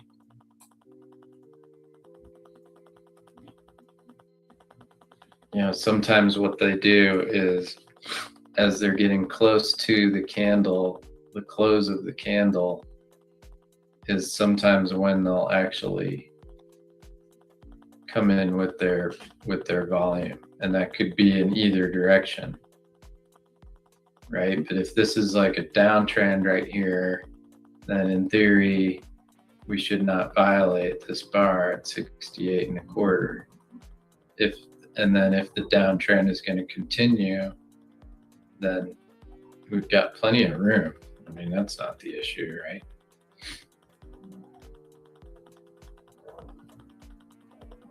Just whether or not there's any actual trending kind of momentum to be had this afternoon. Like I said, maybe we could get, or do we just continue to go kind of sideways and do nothing here? But watch what happens in the next couple minutes. This is important to how you see what crude is rallying into the close. The 12:30 NYMEX close, that's mountain time. So in comes the volume on the crude side. They're covering their shorts. Why wouldn't you? I mean, how could you be short 73, 74 going into the weekend?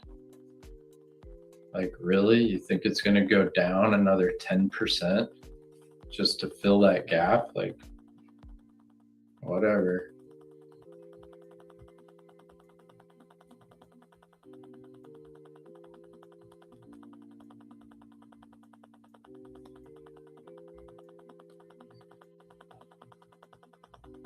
76. Come on, crude, let's go. Keep ripping.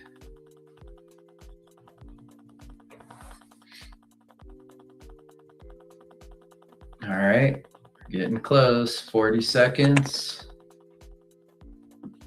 And then this could be the good reversal setup. A 15-minute doji right here.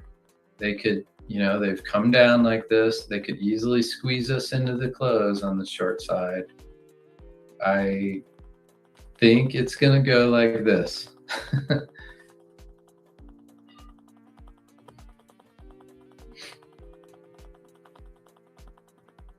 And it could go, again, it could go a lot further through if the YM can break.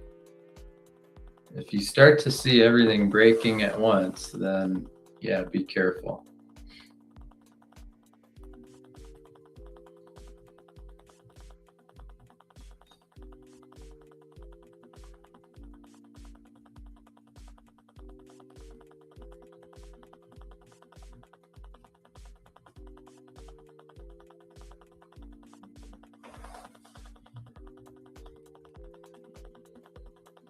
I think you've got a really good chance at trading down to this pivot again, which was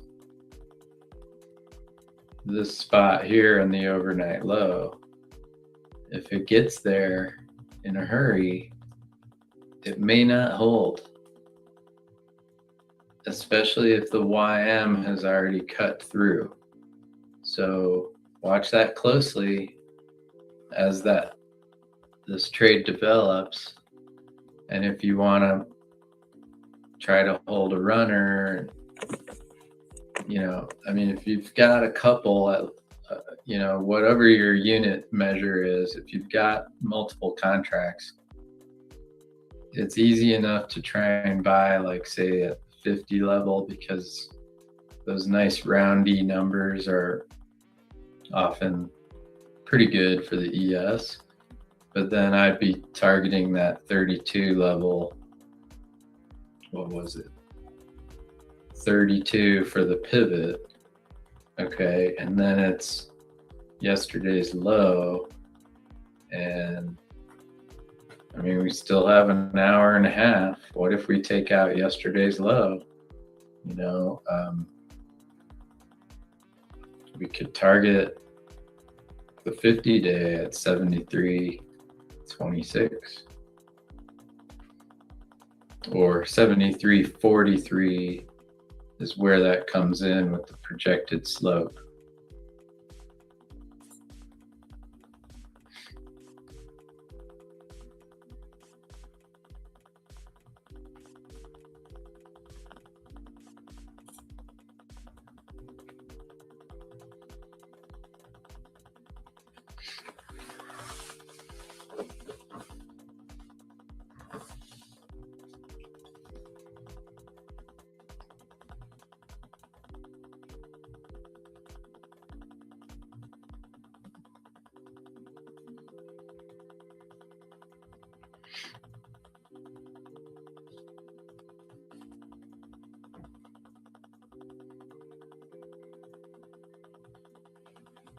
This is where I was saying, when you get this rejection right here, comes down and prints a closing candle down here, gives a quick little pop to short. I mean, you have to be really quick, but if you get that short right there, you've got a 5-point stop, 4 or 5-point stop, and then you want to see it break.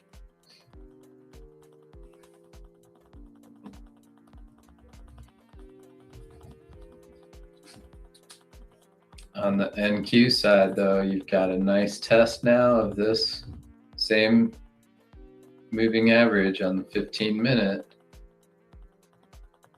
And again, it's only support if the buyers step in. So there are times when, instead of it holding, there are times when it just slices right through. So be ready.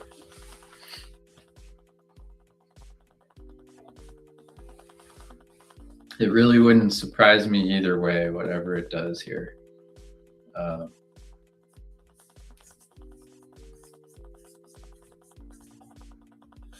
But I have a feeling it's going to close on the lows.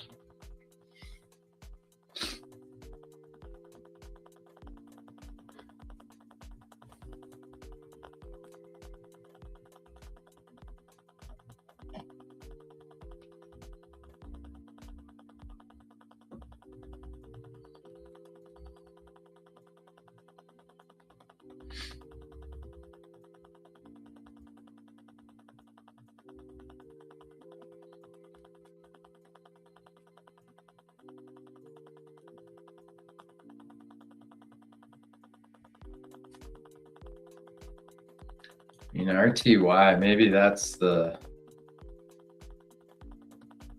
way to be playing like a pair trade or a spread is long RTY, short NQ, short ES, and long crude.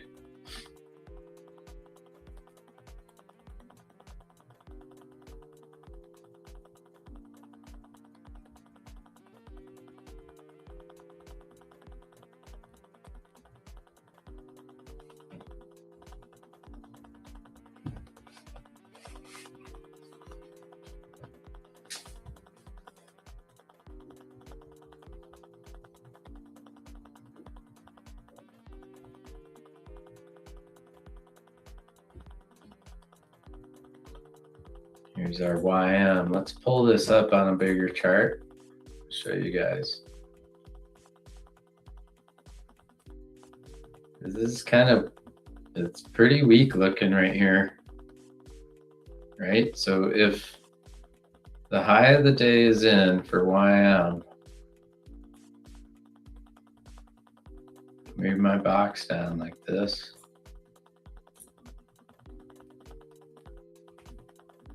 The potential is to break this ledge, break these lows, and all you're doing is you're not even filling this gap, you know? All you're doing, if you can fulfill this ATR, is you're basically filling that high point from last Friday, if it happens that way.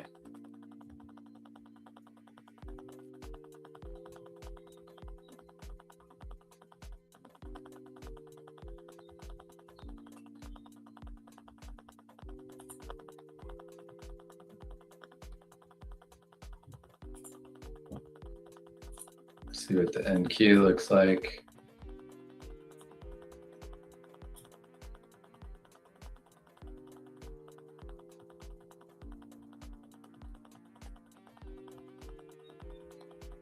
I mean, there should be lots of support here. If there's any room left to buy anything in these portfolios, you know, then they can, if this is our low of the day, and they push this up, we could go out to new highs. If instead it failed right here, because look at this was support here, right? Held right there. Then when it broke through, right, gets all this downside pressure, gets all the way back up magically, right, to just under what was support is now resistance. So who knows? It won't change. If it's still resistance and the sellers come back in, you know, that's what it looks like. So you can move this down and you could say, if we go into a sell program through the end of the day, just targets yesterday's lows.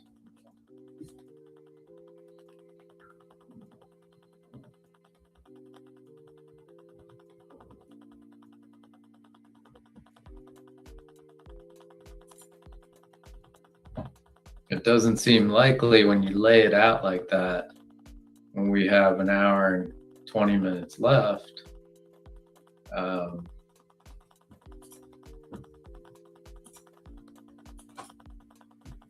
These things can be funny sometimes.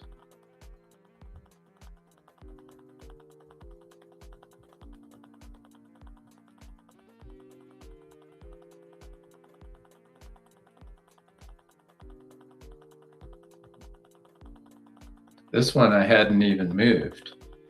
I had it centered on yesterday's Globex session close, and it traded perfectly to the high point of the box. So this is half the range. And so again, it's just who's anxious here going into the weekend, buyers or sellers?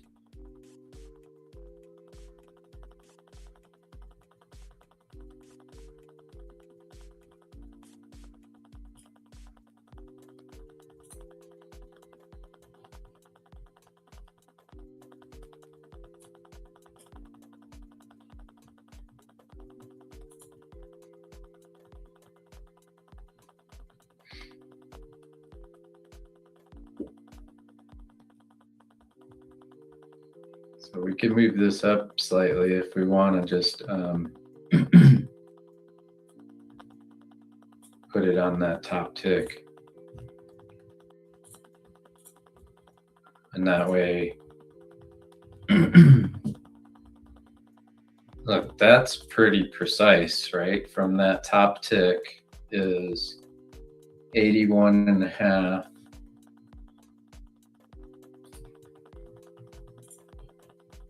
81.5.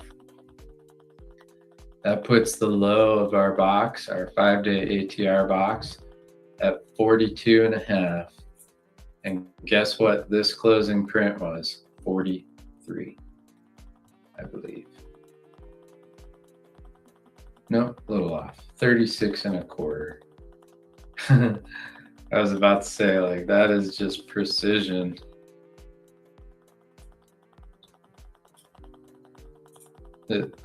It's sort of not coincidental. It's just mathematical.